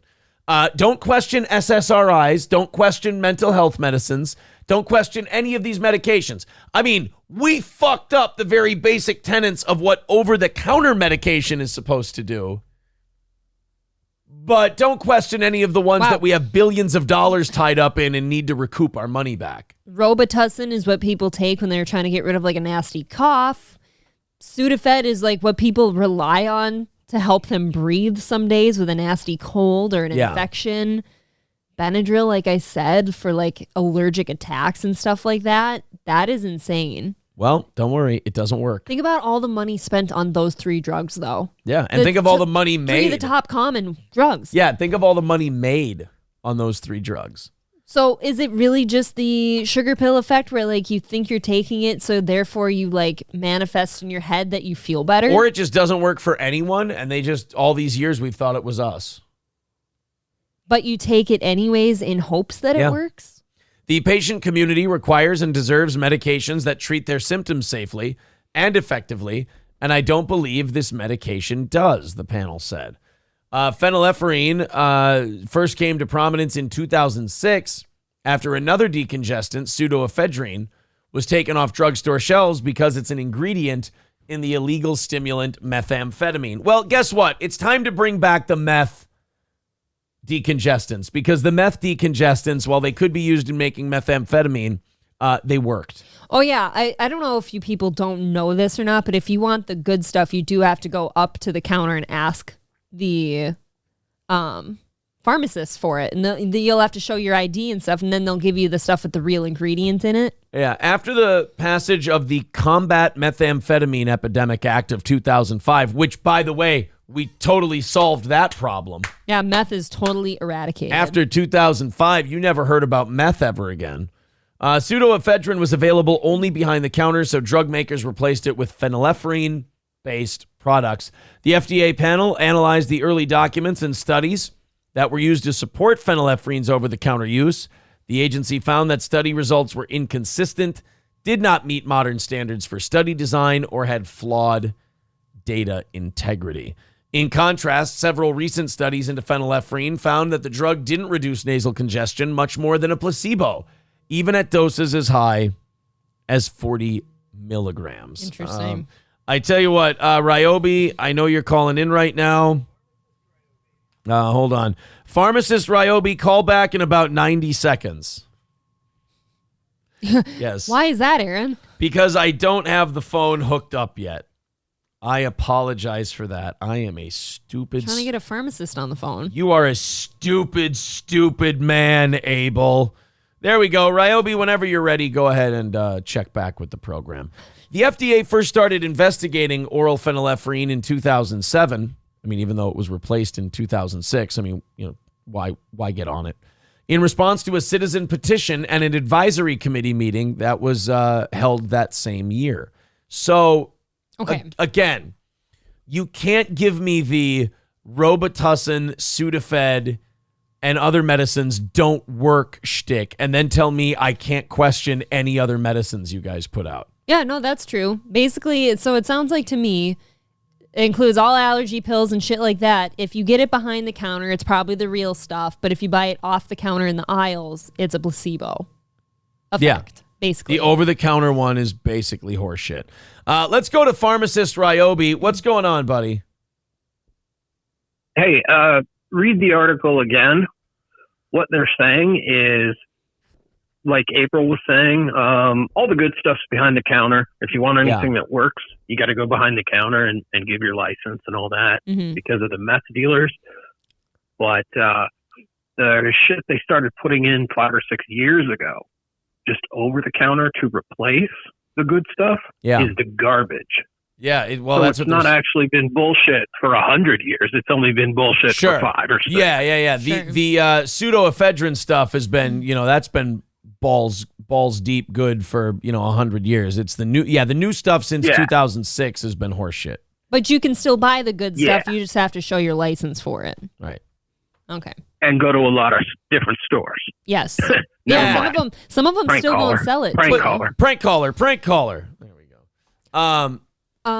But that, just put the meth shit back over the counter, because it's not like we've cut down on methamphetamine production by putting it behind the counter anyway.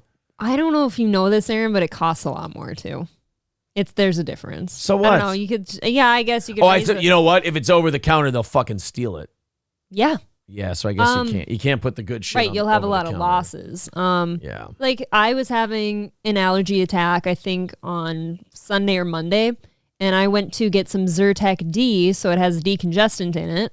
And I asked the lady because I couldn't find it on the shelf. I'm like, where the hell is it? And she's like, oh, you have to give me your ID for that one. I can get it for you back here. Jeez. And I couldn't even buy Zyrtec now. Yeah. Anything that doesn't require a script is OTC in my mind, says JoJo. There is a difference. Yeah. Even in a department store.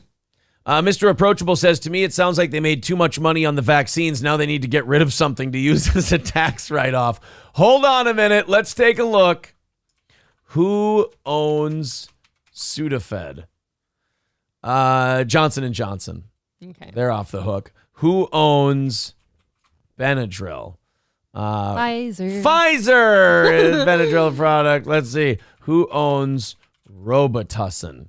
Pfizer owns Robitussin. Hey, there we go. 2 out of 3 ain't bad, Mr. Approachable. 2 out of 3 ain't bad. I guess. He's right. You need that write-off. Otherwise, you got to pay capital gains on whatever you take out of the corporations. You know? Yeah, but it is interesting to me. Like, that article could be so misleading to a lot of people. So not all Sudafed, Benadryl, and Robitussin don't work. No, just the it's phenylephrine. just the stuff in the aisle that doesn't work. The over-the-counter shit doesn't work. Right, they're not the same ingredients. Perfect. Interesting. Boys and girls, we are $200 away from today's goal. Please contribute. Let's go on a rally. We do need your help. We've got less than an hour left until we rattle the offering plate, and 200 is a big one to scale. Yeah. I actually don't think any... we started at about 300. 290, 300, somewhere around there today. So we do need to make a little bit of a move. If you got a little something that you can throw in the offering plate today, we'd really appreciate it. Take some time, take a look at the chat, click that link, or Steel Toe Media Inc. on Venmo. Streamlabs, PayPal, Super Chats, memberships. We're a tiny little nobody show. We get about 600 to 700 people watching us at a time. We're just trying to keep our radio show on the air. That's all that goal does. And we'll give you 30 minutes of overtime if you knock it out. We are dirty, filthy e-beggars who lost our radio show 3 years ago, and I'm just trying to stay on the air. No dignity in that, certainly. Just want to do a good show for you. We can't do it full-time. Or we can't do it part-time, I'm sorry. It's full-time or nothing. $200 away from that goal. Please help us hit it. It really helps the show move a little smoother as well, because I don't have to poke you on the shoulder and beg you for concession stand money. Keeping the dream alive. Keeping the dream alive, as it were. And it gives the haters something to bitch about. That's true. Oh, why do you ask for money? Why do you care? But, well, there you go. That's why. Because I'm a pathetic, shitty, lowly radio guy. Let's watch this. We talked about John Fetterman kind of ushering in part of an Idiocracy era. Yes. Do you remember the scene in Idiocracy where Not Sure was let out of prison simply by saying he was supposed to be let out of prison? I've been sat on my face and everything. Yeah. That guy sat on my face, the whole deal. Derek, that's a funny one. No dignity, no doubt. I like that. I like that too. It's very funny. That's a t-shirt That should right be your there. slogan. Yeah, that should be our new slogan. Okay. Our career is dead, no dignity, no doubt. So that was in a movie. That was a satire in a movie. Yeah. Whenever a satire in a movie comes true, it bums you out when you live in that world. This story is out of Surrey County, North Carolina. Let's find out what they did. Let's just say they made a boo-boo. First here at noon today marks 22 years since the day the world stood Who gives a Center's fuck? North Tower on craft. Are you kidding me? People. Did you really put the wrong And that video ceremony also honored in this? responders to climb stairs at the stadium. Are you shitting Where you me, can- you asshole dickbags? Go. I've already got a $200 goal. I'm making shit money today, and you're gonna fuck me over with a god. Come on. Damn it! Now I'm gonna be in a bad mood. An inmate was captured after he was mistakenly released from a Surrey County Sheriff's Detention Center on September 8th at around 8:20 p.m. A staff member at the detention center released an inmate under the wrong identity. How do you screw that up? I don't know. I figure you've got a computer in front of you. Yes. You look the typically. person up. You take a look at their face. Take a look at the person you're releasing, and you go, that's him. Don't you have to have any kind of release papers with you? Anything? Nothing? Well, they have you sign them, I'm sure, when they send you out of there. But we're not double checking ID. I have to show my ID to buy a case of beer, let alone be let out of prison after I killed people. Yes. What we're trying to say is that the people who run the liquor stores are better at making sure people are who they say they are than the people who run our prisons. That is a weird world to live in. Jason Anthony Martin, 43. used the identity of another inmate, resulting in the release of the wrong person. That means that not only did this guy get out under the wrong identity, but it also means the guy who was supposed to get out is still in prison. And probably pissed about it, right? Not happy. Because you don't forget the day you're supposed to get out. And he's got a sore butthole. Oh, okay. Let the guy go home for a little bit. Want to ice that. Martin was gone from the facility for approximately an hour and a half. That's a nice little chunk of freedom right there. Hey, if you're out for an hour and a half, what are you doing? McDonald's, probably. I think that's a good start. And a hooker. Yeah, I was going to say you probably eat something tasty, you have some sex that's not butt stuff. Unless you want to. And probably have a nice beer or something. Right. Because you know you're going back. Yeah, go to a bar, grab a beer, go to McDonald's. So the beer, call it a half hour. McDonald's, call it 15 minutes. The hooker, call it, 30, 40 seconds. For 30, 40 seconds? Yeah, 30, 40 seconds. Damn, easy money for her. Yeah, he's been in prison a while. It's gonna go quick. Martin was gone from the facility for approximately an hour and a half. Martin was charged with 1 count of escape, 1 count of identity theft, and 1 count of larceny. Now, hear me out. Okay. I don't know if this guy should be charged with anything. You guys fucked up. Yeah, I feel like that's a wash. Like, if he comes back and stuff. Yeah. I think it's, fault, it equals out. It was your guys' fault. You were supposed to check. All he did, every guy who's in prison should be able to walk up to the guard and go, hey, I'm supposed to be getting out today. And they go, shut the fuck up and go back to your cell. If you go up to the guards and you go, hey, I'm that guy who's supposed to be getting out today. And you go, okie doke, sounds good to me. And you just let the guy go. Why should he be charged with anything? Somebody shows up to your cell with a duffel bag, you're ready to go, and someone says, hey, are you Johnson? I'm totally Ramirez, but yes, I'm Johnson today. Yeah, what I'm ready to go. What's he gonna do? Tell you the truth and be like, oh no, I'm sorry, you got the wrong guy. I'll stay in prison. It's perfect. Just oh, gee, golly gosh, I guess I'll stay. I'm telling you, I don't think that guy, put me on record as saying I don't think this guy should be charged with anything. No, I don't think so either. I think he's a good enough dude who's just being misunderstood. That's it. He saw his opening and he tried to take it and he got an hour and a half of freedom. Well, you really do have to live up that hour and a half though. Yeah, and if you take out of it travel times to get to places, right, man, you're really tight. Ubers, what's in your bank account. Can you get an Uber if you don't have cash or a phone? How do you get any of this? Well, I mean, you are a criminal. There's always stealing it. That's true. I mean, you just escaped from jail, so you're going to be in trouble anyway. Might as well jack a few things. You held up a McDonald's and that's how you got caught again. Oh, you want all the money? No, fuck the money. Give me a double cheeseburger. Make your order at gunpoint. Yeah, what if you're just hungry? You don't even want the money. Yeah, it doesn't really send a message if you charge this guy with more shit for doing this. It sends a message if you fire the people who were all involved in it. Right, they're the ones who screwed up. You can't be mad at a prisoner for being yes, I'd like to get out now. Yeah, that's where the solution comes in. All right, guys, we got about 40 minutes until we rattle the offering plate, and we're still $200 away from today's goal. It makes me a little nervous. Can't lose 3 times in 3 weeks. We run things on a shoestring budget as it is. I hate to give you the old hard sell, but it's standing between us and being able to do our show. So I'm always going to go with the hard sell until the day we don't get it anymore. $200 away from today's goal. Streamlabs, PayPal, Venmo. Got to knock out those goals if we're going to keep this thing going. Thank you guys very much for sticking with us. And hopefully we can knock that goal down in the future. Thank you. Meta's new social media platform, Threads. Remember the one that Zuckerberg created? This was going to kill Elon Musk's Twitter. Okay. Which we're kind of finding out that if anyone's going to kill Elon Musk's Twitter, it's Elon Musk. I think so. Yeah. The things have not been delivered as promised, The ad revenue is way, way down, partially because of the ADL, but the ad revenue is way down. The accounts are getting suspended again. There's not as much free speech as they thought there would be. And he changed the name to X, which was fucking stupid, and it sucks. The dumbest name ever. I hate it. I don't like calling something X. X doesn't sound sexy at all. Twitter is easier to say. It's Twitter. Whenever I say X, I just Who is it? DMX or Exhibit who said it's best? X to the Z. That's what he should have named it. Yeah. So Meta's new social media platform. So people are looking for free speech platforms nowadays. That's what they want. I don't want to worry about what I'm saying. I don't want to log into my account and find out I've been suspended or banned or anything else.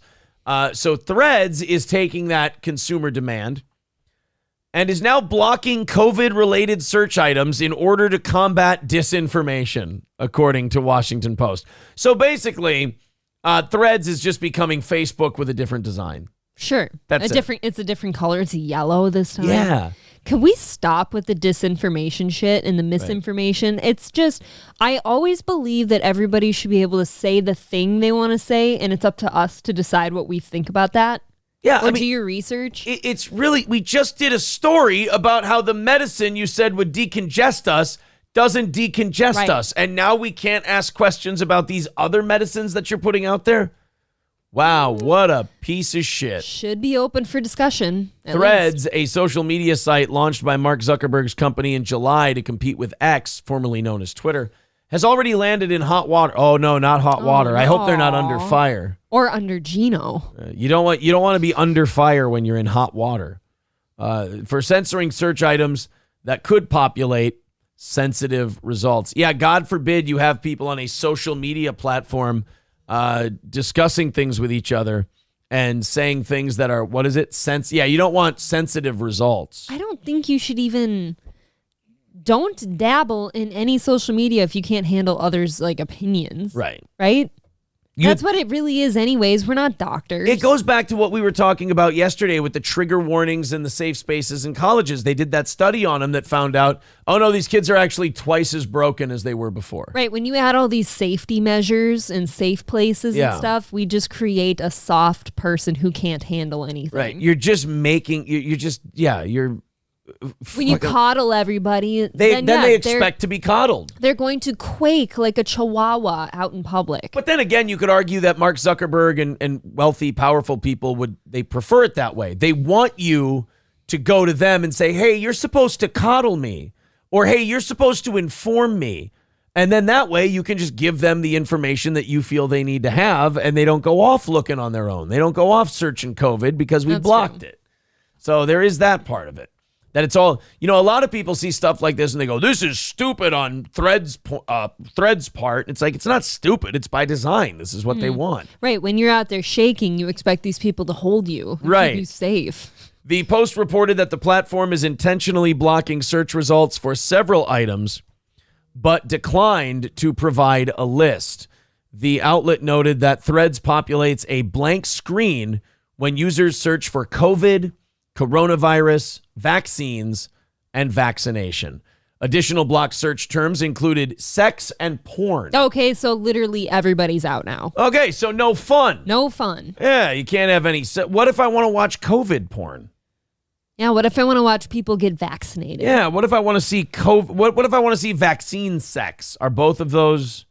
They're both blocked terms. You want to see vaccine docking? Yeah. Is it like, and then that's where they dock, and then their heart races start speeding up, and then they drop dead. Right. Which, by the way, I guess a 42-year-old former basketball player just dropped dead too. Yes, he did. I forget his name, but I did see that. Some 42-year-old guy was just, no reason. Former NBA basketball player, so obviously not a great athlete. Just 42 years old, and he's dead now. Oh, that's good.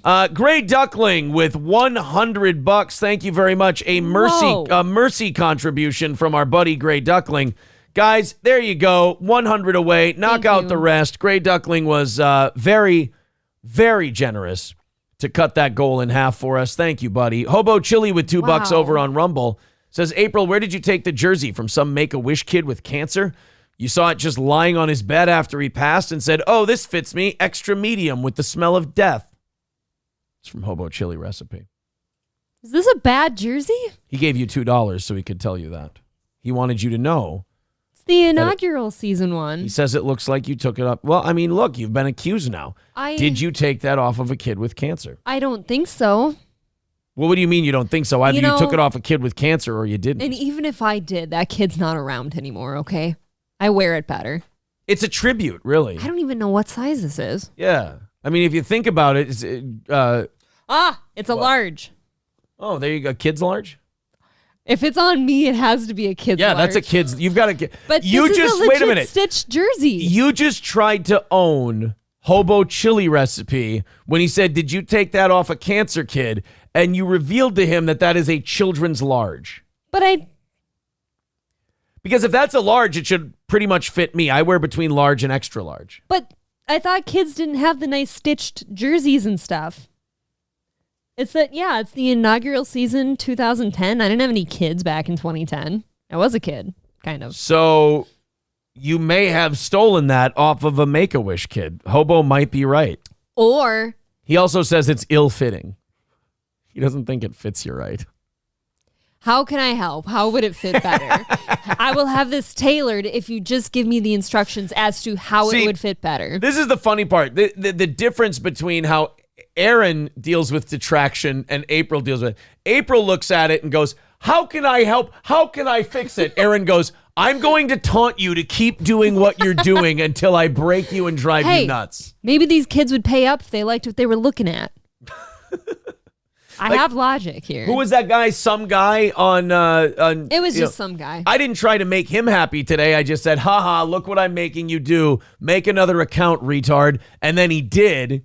And then I said, oh, now you're kind of stuck. You either have to make another account and be a good boy like I told you to, or you have to stop and you don't get to be obsessed with the show anymore. And he stopped after the second one. See, you try to go, tell me what to do. I can do better. And then I just go, fuck you, fuckface. How do you like that? You guys, obviously it's a kid's large because I don't wear a size large. In women's, I wear extra small to small. Yeah, Reed Street Soap said women's large. It's not a women's it's large. Totally not a women's large. I don't see how this is a kid's jersey at all. But what if I've just had it that long and I'm just the same size as I used to be? So did you get that the year it came out? I don't remember.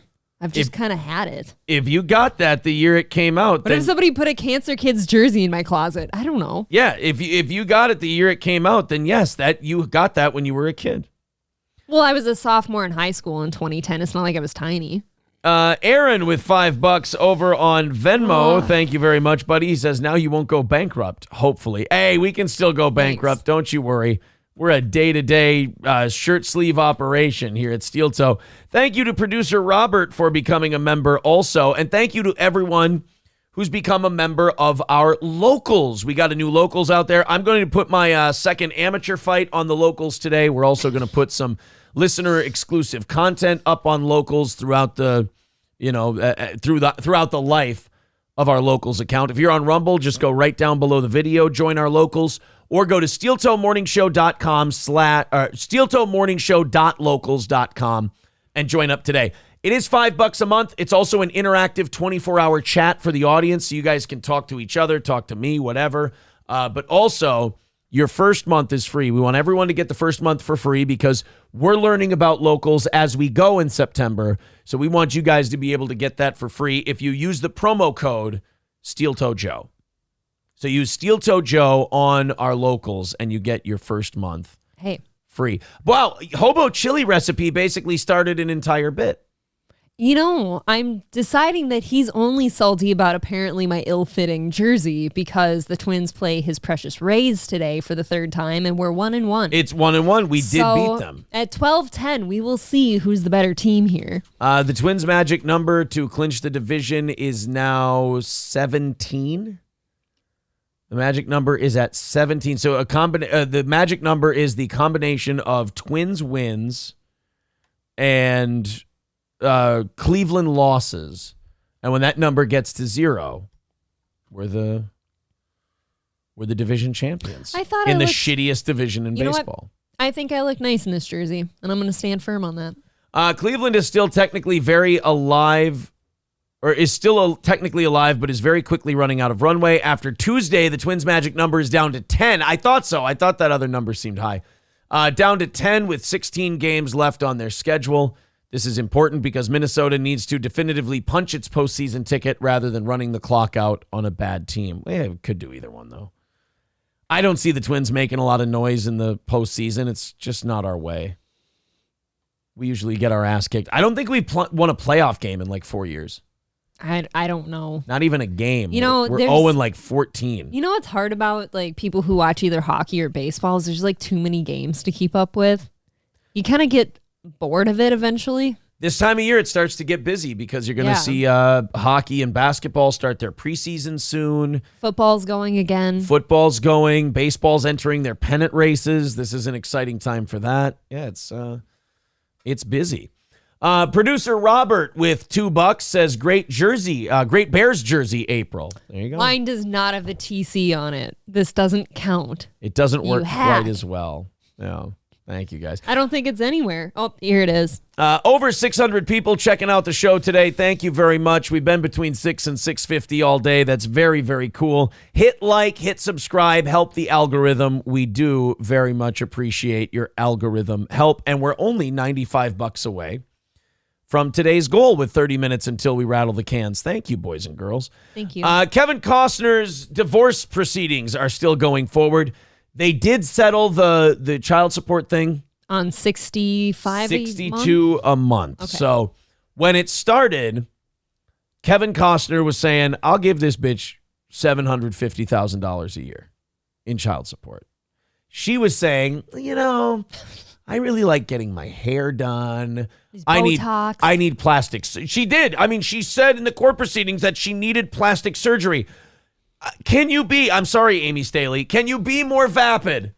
It's a perfect word. I think she can because she's going to need to find a new sugar daddy. The word is child support.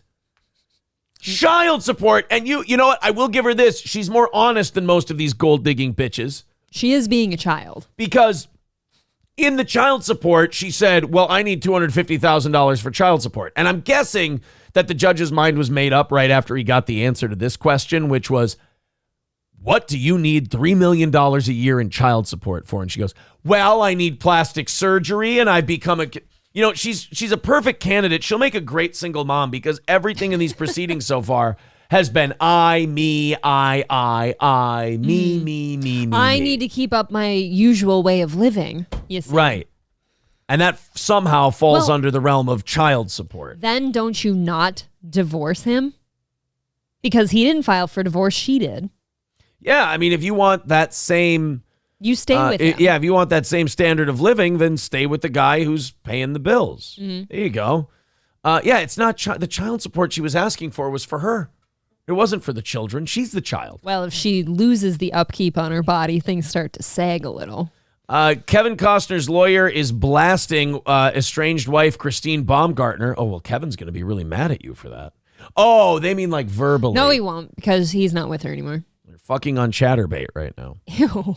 She's going to run for office. It just sounds dirty. Blasting estranged wife Christine Baumgartner for asking a judge to pay him to make him pay $885,000 to argue a single issue in divorce court. Again, $885,000 she spent to get that $250,000 in child support.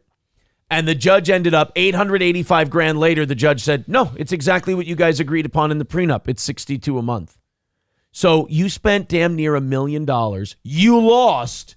And now you want him to pay your legal bills? Is she trying to make this judge die of a heart attack from laughter? I hope so.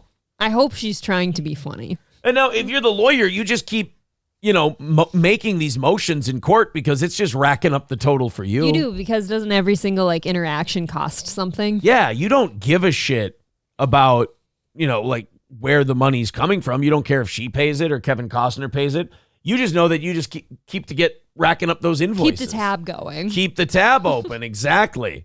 Her judge's name is Laura Wasser. Laura, do you think I should file a motion that asks him to pay my legal bills? Oh, absolutely, and I will get right on that. I'm fighting for you after all. Guys, these lawyers are both getting paid. Yeah, they are doing and guess what? They probably play golf together. Yeah, Laura Wasser might not be a golfer, but you get the idea. Hey, some of us golf. She filed her blistering response to Christine's request, explaining the fees would supposedly be incurred for a mini trial over one issue in the prenup, whether her waiver of spousal support is enforceable. Christine's lawyers say it will take $885,000 to make their case, and they want Kevin to foot the bill. But Wasser fired back that based on hourly rates, Christine's legal. Oh, no, I'm sorry. Wasser is Costner's attorney. Oh, thank you. I was a little confused. Wasser fired back that based on hourly rates, Christine's legal team would have to put in 1,106 hours to justify the fee. I don't know if people working on Watergate did that many hours. I mean, no way. Wasser calls Christine's ask, quote, nothing short of outrageous, also noting the judge has already indicated the prenup is enforceable, so the road Christine's going down is a dead end. So and a broke one, too. Yeah, she's supposed to pay. She wants the $885K.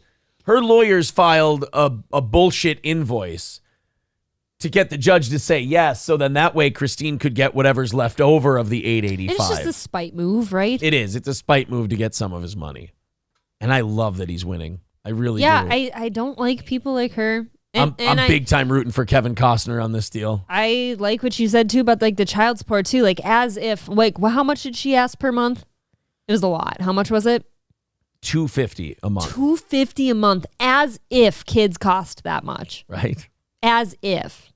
Go fuck yourself. Lady Babylon with $2 says, great show, guys. Now off to work I go. Yay, sigh. Well, have fun at work. Don't leave us. Put a headphone in. Put a headphone in if you can use headphones at work. Listen to the show at work. That's kind of the whole point of Steel Toe. We're a radio morning show that happens to have to be on the internet.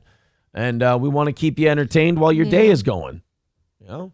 So it's basically a move by her lawyers to get her more than what they need, so that she can take a little bit of walking around money out of Kevin and say it's for legal fees. Well, and they'll get paid more too. And they'll get paid more. It's not self-serving. I'm hearing actually that $250,000 for child support is not a lot. What is a lot? Well, $750,000 is a lot. That's what I've heard. God. It's just documented. Wasser calls Christine's ask nothing short of outrageous. Yeah, if the judge has already said, hey, the child support amount in the prenup is fine, there's no reason to change it, then why are you going to court on spousal support when that's not in the prenup and fighting for more of it when the judge has already indicated that the prenup is good? You're going to...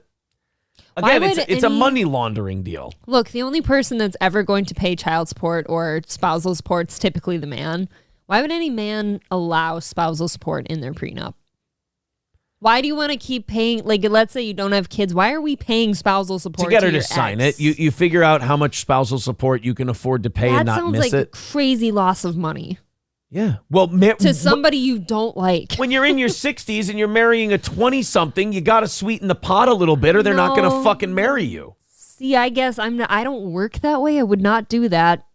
Well, congratulations. Me, maybe that makes me greedy, but like I don't, especially if I don't have kids with somebody, I don't want to pay for your way of living after I divorce you. Go fuck yourself. Well, then I don't care if you work at McDonald's. But then you don't get the really hot younger I don't women. Need the really hot younger woman. Well, then. He does. No, he doesn't. He can get them for free. No, not to marry them. I've heard he has sex. What else do you need? Yeah, he can have sex, but if he wants to get married, you got to sweeten the pot a little bit. Remember, these girls are free agents. Sounds like marriage is a whole racket then, Aaron. Look, it's like this. A pro wrestler that does tours of Japan and other companies, getting paid from like 3 or 4 different organizations, can make big money.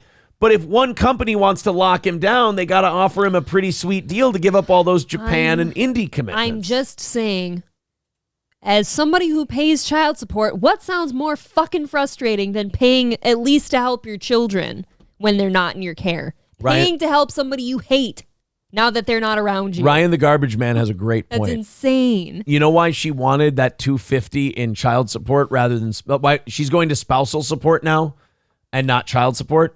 Child support is non-taxable. So she wanted the $250,000 for her lifestyle, but she wanted it in child support because she wouldn't have to report it. It's beautiful. It's beautiful.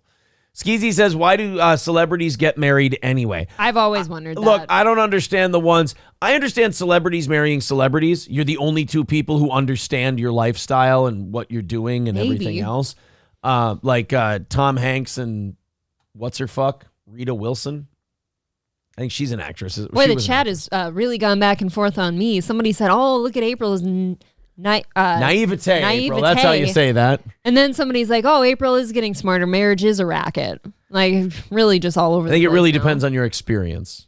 where that is. I really can see both sides of it. You are being naive. Where you are being naive is on the, why do these celebrities agree to these prenups? It's like, well, number one, to protect themselves. I didn't say to agree to the prenup. Don't put words in my mouth. The spousal support. Because if you don't get a prenup with spousal support, there's not going to be a prenup, and then you have to give them half of your shit when you get divorced. The prenup, April, they have the spousal support, but a prenup also says you don't get half my shit. I thought that a prenup would say whatever you've both agreed on and signed on. Why does it have to be this or that? Why would the 20-something agree to a prenup if she didn't get something, when if she doesn't sign the prenup, she just gets half of his estate? People have married Britney Spears and signed off on not getting anything. Well, he had some, but that's the point. If you should marry someone who also has lots of money. Like that Sam Asghari guy apparently did well for himself before he married Britney Spears. So well to the point where when he was tired of this crazy broad, he just fucking dipped. He got wise. Yeah. Silver Wolf with $5 says, all I can give for a bit, boss. Have to resupply my side business, and unfortunately old video game systems are getting more spendy every day. I hear you, buddy. Thank you for the contribution, Silver Wolf. I appreciate that. You're the man. $90. We're only 90 away from knocking it out today. Thank you, Gray Duckling, for saving our asses today.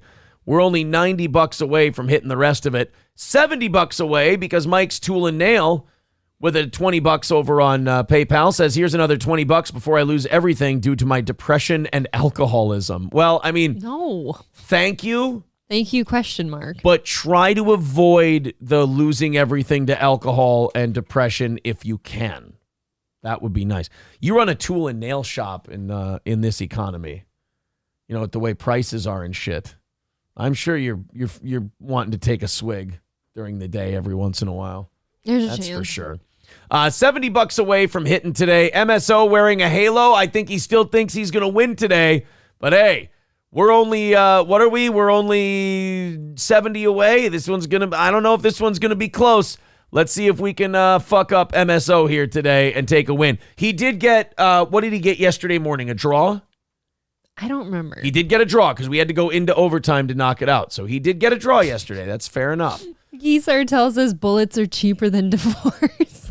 That's very funny and true. It is relatively true. Wow. I'm really a big fan. I'm really enjoying watching Kevin Costner's divorce because it is, or his divorce. His divorce or his divorce. Either one. I'm actually enjoying watching both of those two things.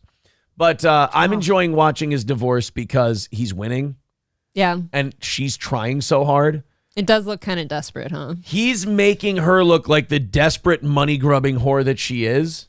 And you kind of get a window into what this marriage was about the whole time. And she's got like this great evil plan. Like, I'm going to get his money even though I signed that prenup. Probably because her lawyers at the time when they were getting married said, oh, don't worry, prenups are breakable. We can get you more money. Just sign the prenup, get married. And she's going, no, I'm going to fight this in court and I'm going to get more. And she is just getting the shit kicked out of her at every turn. I think it's lovely. Under what circumstances are they breakable? Boy, that's a little above my pay grade. It seems unlikely. I'm not really sure. I always figured that like a legal contract like that would have been like binding. Yeah. I don't know. Well, hey, Corbin, don't ask dumb questions. You got over 600 people watching this show. There's two platforms, buddy. There's YouTube and Rumble. It's really sad that people like Corbin, I have to teach them math on a regular basis. Definitely having an internet chat makes me sad for the future because they're not good at adding things together. It's too bad.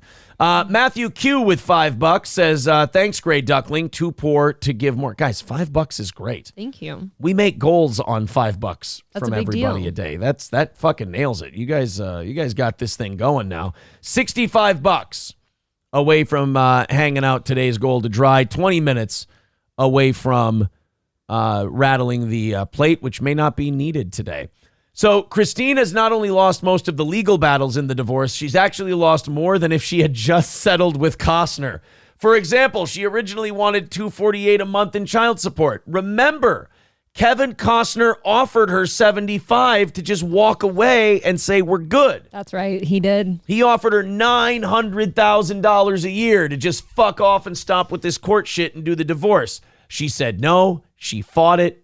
The judge went with the $63,000 number. So she lost about, $144,000 a year. Do you remember how she wouldn't get out of his house either? Is she out yet? I forgot about that. She was like squatting in his house. She was squatting in their beach house. Nice beach house. But she was squatting.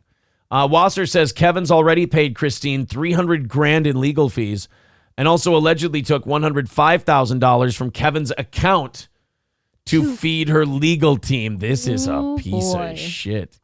Now, and there's this. If Christine challenges the prenup and loses, oh, please let this happen.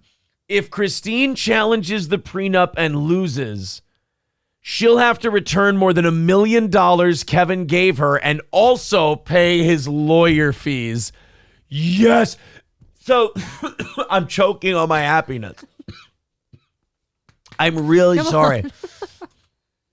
I'm just really happy about this whole thing. So get out. This. If she would have just shut the fuck up and settled, she would have gotten $1 million and the amount of child support she ended up getting anyway.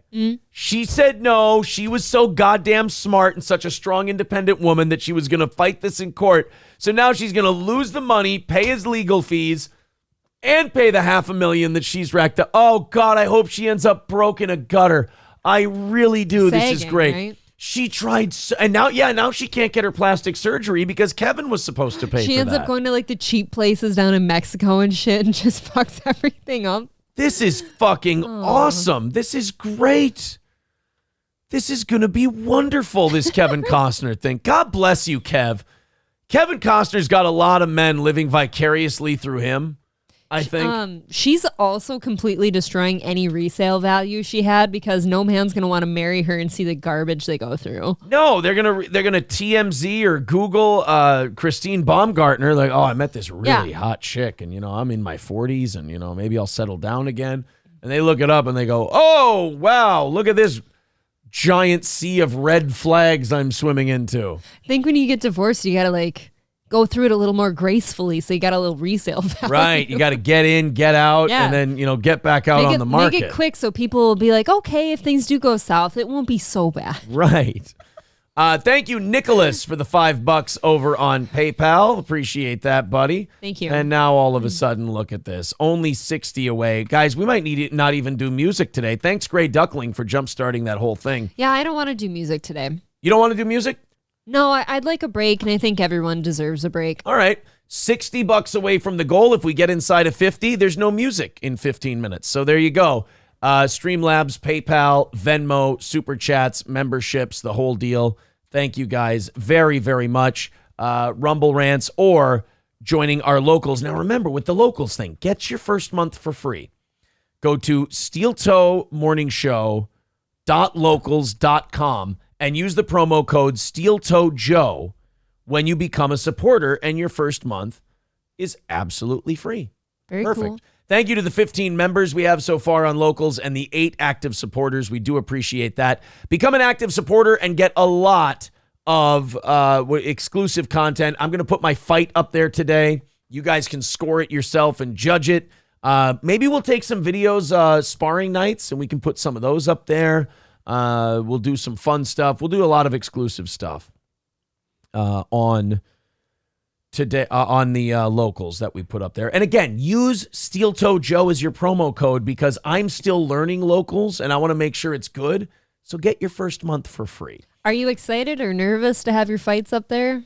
I'm excited. I won that. People love to seethe over those. Yeah, I won that second fight. I'm excited to have the listeners view it. I'm excited to have the haters pay to see it, and they will. And God damn, man, I really do want to fight again because I have me and the other coach at the gym were saying the same thing. We're like, I don't think I've ever felt sharper.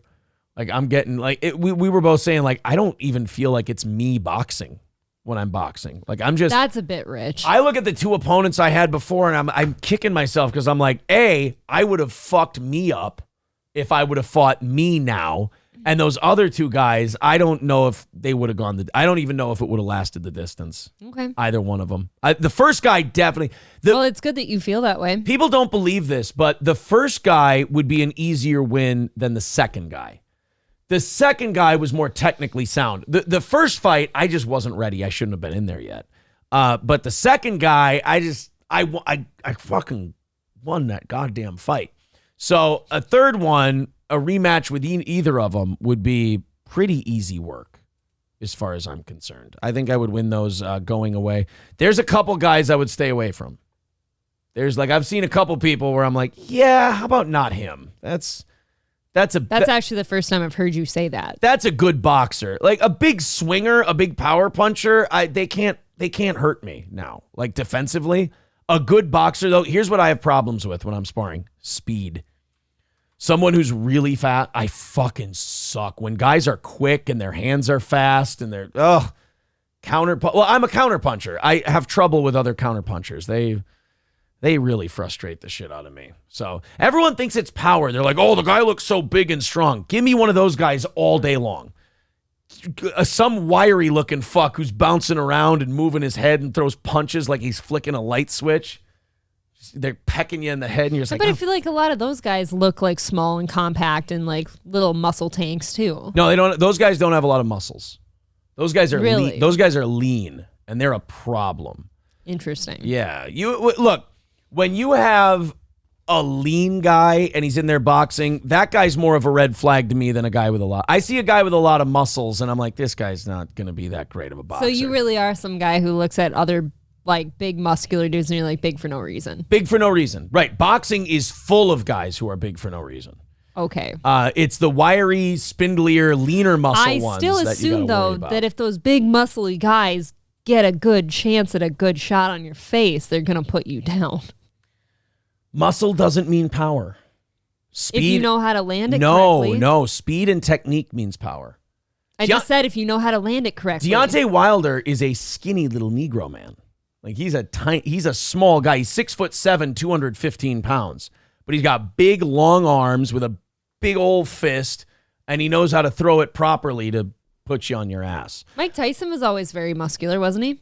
He was muscular, but again, Mike Tyson's power didn't come from his muscles. Mike Tyson's power came from his speed and combinations. I think you need everything. You don't. You don't need everything, but you definitely need speed and technique. Those are the two things you need.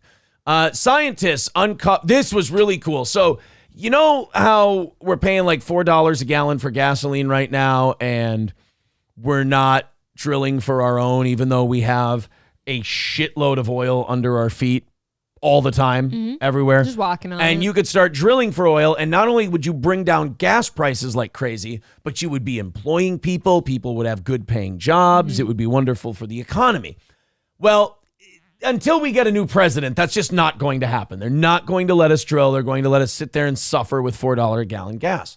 However, there is one resource that is one of those resources of the future, and it's lithium. Yes, for batteries. Lithium is big. Lithium for everything. Batteries. I think semiconductors. Am I wrong about guys? I could be wrong. Semiconductors, but lithium is a big one. Some conspiracy theorists believe that we went to war in Afghanistan so we could get access to the lithium. Mental illness drugs. Mental illness drugs, of course. Nirvana songs. Oh yeah. A lot of things. Well, it turns out that scientists have just uncovered the largest potential lithium deposit in the world, and it's on the Oregon-Nevada border, baby. Jeez. Yes, USA is finally #1 in something. Lots of money over there now. There's a problem. Oh, what? We're not going to be able to mine it? It's in the caldera of a supervolcano. Nope, we can leave it there now, right? It is the most American, like modern 2023 American story, which is, hey guys, great news. What? There's a great thing. Oh, really? That's awesome. Yeah, we just can't do it. Oh, well, then in that case, fuck me running. Well, yeah, you can't even poke and prod in that region, right? Like you're in trouble. You're not, look, I'm not a scientist, but I don't believe you're supposed to be digging away at super calderas. I would caution against it for a second. I don't believe you're supposed to be poking and prodding at super volcanoes and going, hey, chink, chink, chink, chink, chink. Hey, you think we can find some lithium in here? Give me some dynamite. Let's go ahead. We need to blow them. It'll show how greedy Americans are. Like, okay, are we going to go for it and try it, or are we just going to leave it alone? I don't think you should be mining and blowing things up on a super caldera, but again, I could be wrong. Real quick, Taint Butter with $5. Taint Butter says, from your good friend Taint Butter. Thank you, Taint Butter. We're only $55 away from today's goal. Thank you. Let's hammer out the rest of today's goal, and in 10 minutes, we don't have to play any music because Taint Butter has got our back. I don't think you can say it enough. $55 away.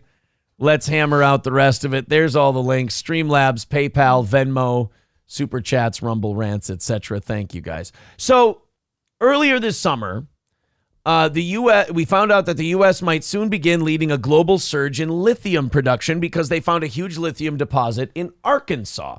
Okay. So all those people can get jobs mining lithium. That's awesome. Yeah, that's safe, right? But a world-beating deposit of lithium along the Nevada-Oregon border could meet surging demand for this metal, according to a new analysis. An estimated 20 to 40 million tons of lithium metal lie within a volcanic crater formed around 16 million years ago. This is notably larger than the lithium deposits found beneath a Bolivian salt flat, previously considered the largest deposit in the world. Wow. So Bolivia loses to the U.S. But now, wins on a technicality, right? Well, I guess they're saying that this should be fine. We can dig around in the caldera of the supervolcano. No. Yes. They're saying okay, good news, bad news. We lose Portland, but we also lose Las Vegas, so. Probably. I don't feel good so about apparently you're allowed to mine the shit out of supervolcanoes? This is the first I'm hearing of this. Because, again, I'm not a scientist, so I don't know, but that sounds really bad. It feels like a bit of a fuck around and find out moment. Yeah. And we're about to find out. One scientist thinks that massive deposit could change the dynamics of lithium globally in terms of price. Right. If you've got a shitload more lithium flooding the market, the price of lithium is going to be really low, which is great for consumers. Okay, but once we have all these cars with lithium batteries, aren't there more fires? We got to figure out the fire thing. Or we got to travel with a shitload of sandbags. Well, that's not good for gas mileage. No, it's certainly not. Price, security of supply, and geopolitics. I don't think I need to tell you that it's always much, much better when a benign global superpower like the U.S. controls that sort of thing compared to, a dictatorship or a basket case banana republic. Look, wow. America is the best bad guy there is. And I only say that because I live here. So we're going to be the least bad guy. You're a tiny bit biased, Yeah, right? I'm a little biased. I don't want our thing to be the worst. So this was found in a super caldera. Scientists say the volcano exploded in a massive magma eruption millions of years ago. A lake subsequently formed, then dried up, then another explosion took place, at which point all of that lithium somehow came together. It sounds like a lot like what scientists usually say when they mean, this is not the B, by the way, we don't know, but let's sound smart. Sure, let's string a story together. Now, one expert says the U.S. could have its own supply of lithium and industries would be less scared about supply shortages. Glaringly, however, American infrastructure doesn't yet support large-scale lithium refining. With a deposit as big as Nevada's, American companies would still have to outsource lithium production to countries with more lenient and dangerous environmental and labor regulations. So this is why our climate change stuff is such bullshit. We sit here and we go, well, we're a good country and we don't do CO2 production, so we're going to be safe and we're not going to do these things. Mm-hmm. However, what we do is we do send all of our demand over to a third world country who will do the shitty environmental stuff. And the regulations are lower. Right. So we're going to get it done anyway, but hey, we're not doing it here. It's the epitome of, hey, look at me, I'm helping. We're not actually doing anything. We're passing the buck to somebody else who will get worse emissions out there. Right. And act as if we're not living in the same world as they are. Or hemisphere, either one. I guess. But we like to go, look, we're not producing any lithium. Aren't we just the best boys in the world? We're such good boys. We're such a good boy. And then we go, oh, by the way, third world shithole, will you do all the dangerous, terrible environmental stuff with our products so that we can refine it? So the CO2 emissions are getting done anyway. We're just not doing them here so we get to pat ourselves on the back. But they're tenfold because they do it worse than we do. Oh, yeah, for sure. Because they don't bother with even the baseline level. Right. Like, I mean, regulation. even the movie The Campaign jokes about that. Oh, we can do all of our production over here and pay little to nothing with no regulations. Exactly. I'm like, okay. Yeah, cool. It sucks ass. It's terrible. America has all these resources right under our feet. We never use them. It's almost like we're being bought off by foreign nationals. Very strange. It never happens. Because I seem to remember 4 years ago, America was one of the largest oil exporters in the world. Hey, why don't we just allow China to come into that Oregon, Nevada border and like create like a territory there, and then they can mine the lithium with their lower regulations, but it's not us doing it. We just allowed them to do it. You know what? As long as we can get the right guy elected in that district, I think we'll be okay. I think we're going to be all right. All right, guys, we're going to play some music today. We're going to hey, it's only $55 away from today's goal. I think we're going to knock that out pretty good.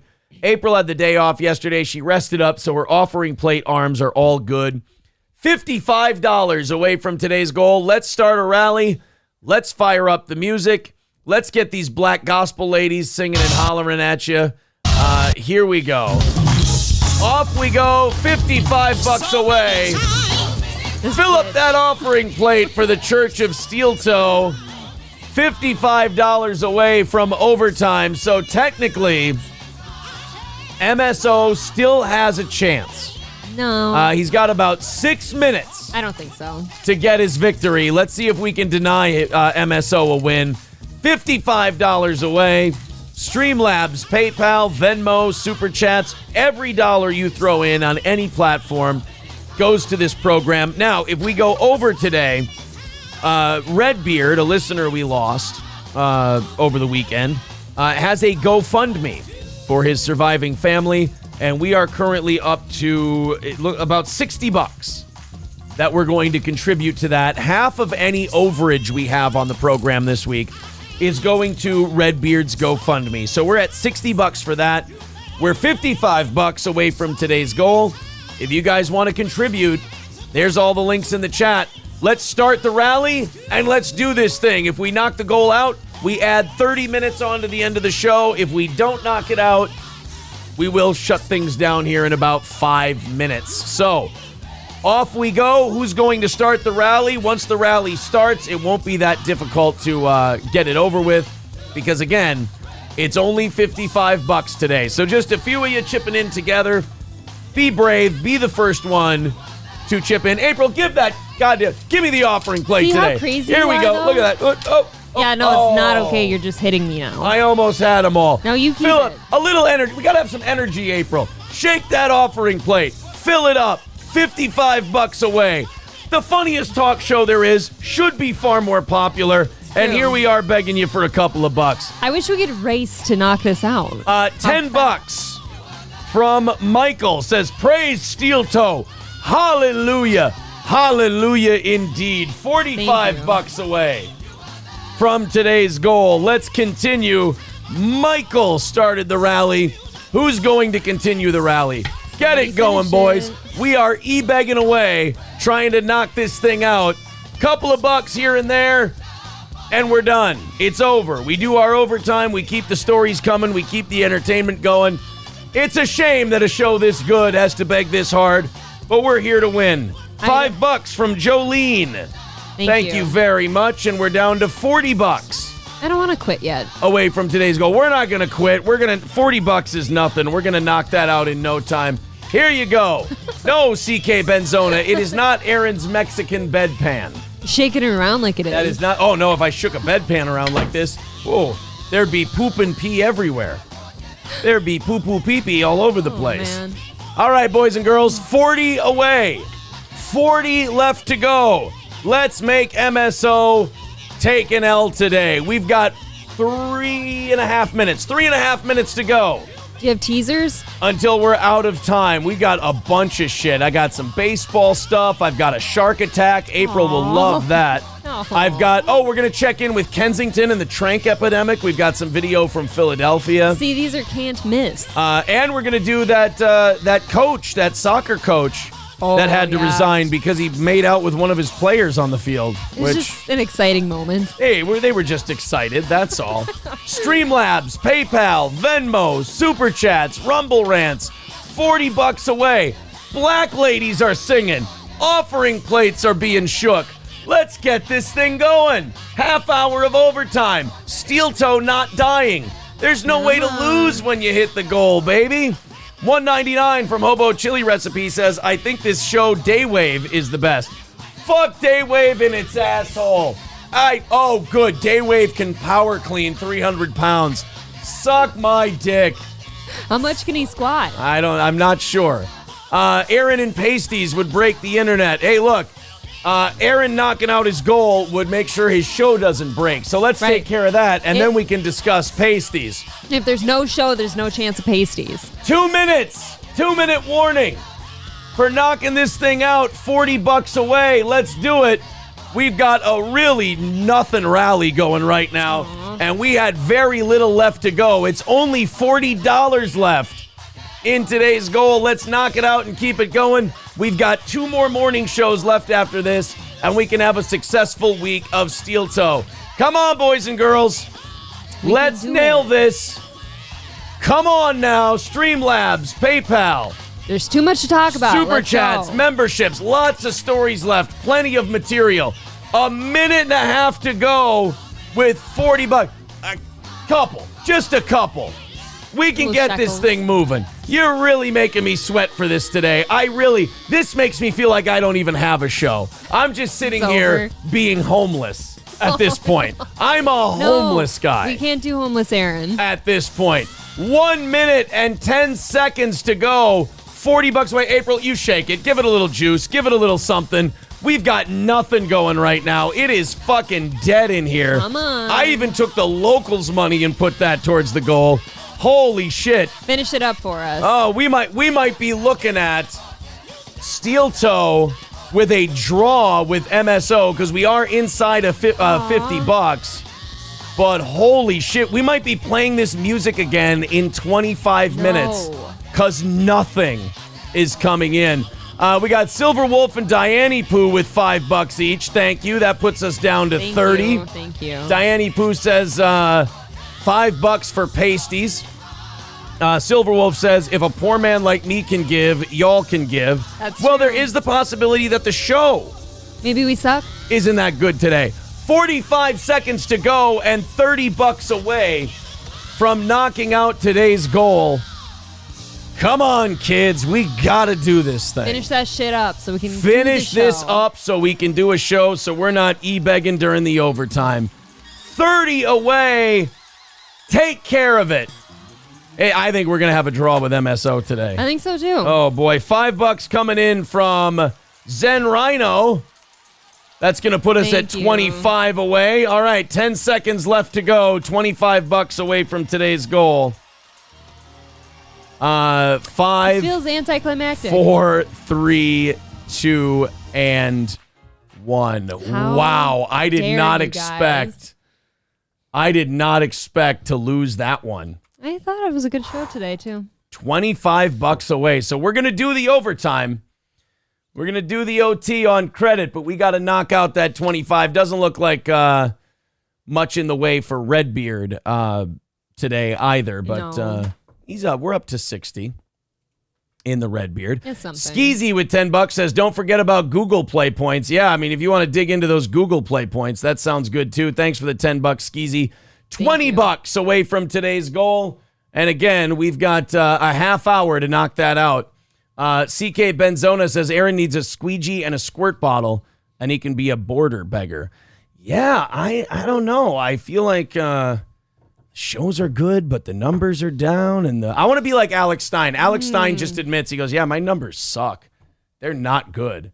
I'm like, you know what? I'm doing the same thing. Numbers not, you got to own it. Numbers not good. Shaking the can for the money. It's got to do a better job or find a new way to do this. The internet thing, especially like it's so tied to the economy, like the internet thing is not sustainable for anybody. I don't think. Yeah, if the economy was better, I don't think we'd be in this position. Thank you to Mr. Approachable for the $5. Says I would definitely pay $5 for Shark Attack videos. There you go. 15 away. Thank you. From today's goal. Well, guys, you take it from there. Knock the rest of it out. We'll do the overtime here, but we're going to handle the rest of it. $15 away. before the end of the show. All right, off we go. Let's do this. I had this ready for, I think, Monday's evening show, and I never got around to it. Being a ball boy for a Major League Baseball team has to be really, really cool for like a preteen or teenage kid. Be pretty fun. Yeah. You get to be on the field at a Major League Baseball game. You get to wear a uniform. Big sporting event. Hang out with the players. Yeah, it's got to be the coolest thing ever. I know this because I was a bat boy for my cousin's like Little League Babe Ruth team. And I was like, this is the coolest thing ever. I get to be a bat boy. So being a ball boy in the majors has to be super awesome. Mm-hmm. Unless you fuck up and that fuck up is captured on national television and then shown to the entire world via the internet. Oh, no. Watch what this stupid asshole little kid did as the Florida Marlins were playing, or the Miami Marlins, I'm sorry, were playing the Dodgers. As the ball boy, you're supposed to get all the foul balls. Mm-hmm. And you either give them back into the field or you throw them to one of the fans. You know, you get Sure. to be Just do very something popular. with it. Do something with it. Well, watch what happens on this play. Freddie dumps one. Now, April, where did that ball land? Inside the line. That was fair. It landed inside the line. That is a fair ball. Unfair. Just inside the line. On the right field line. Oh, the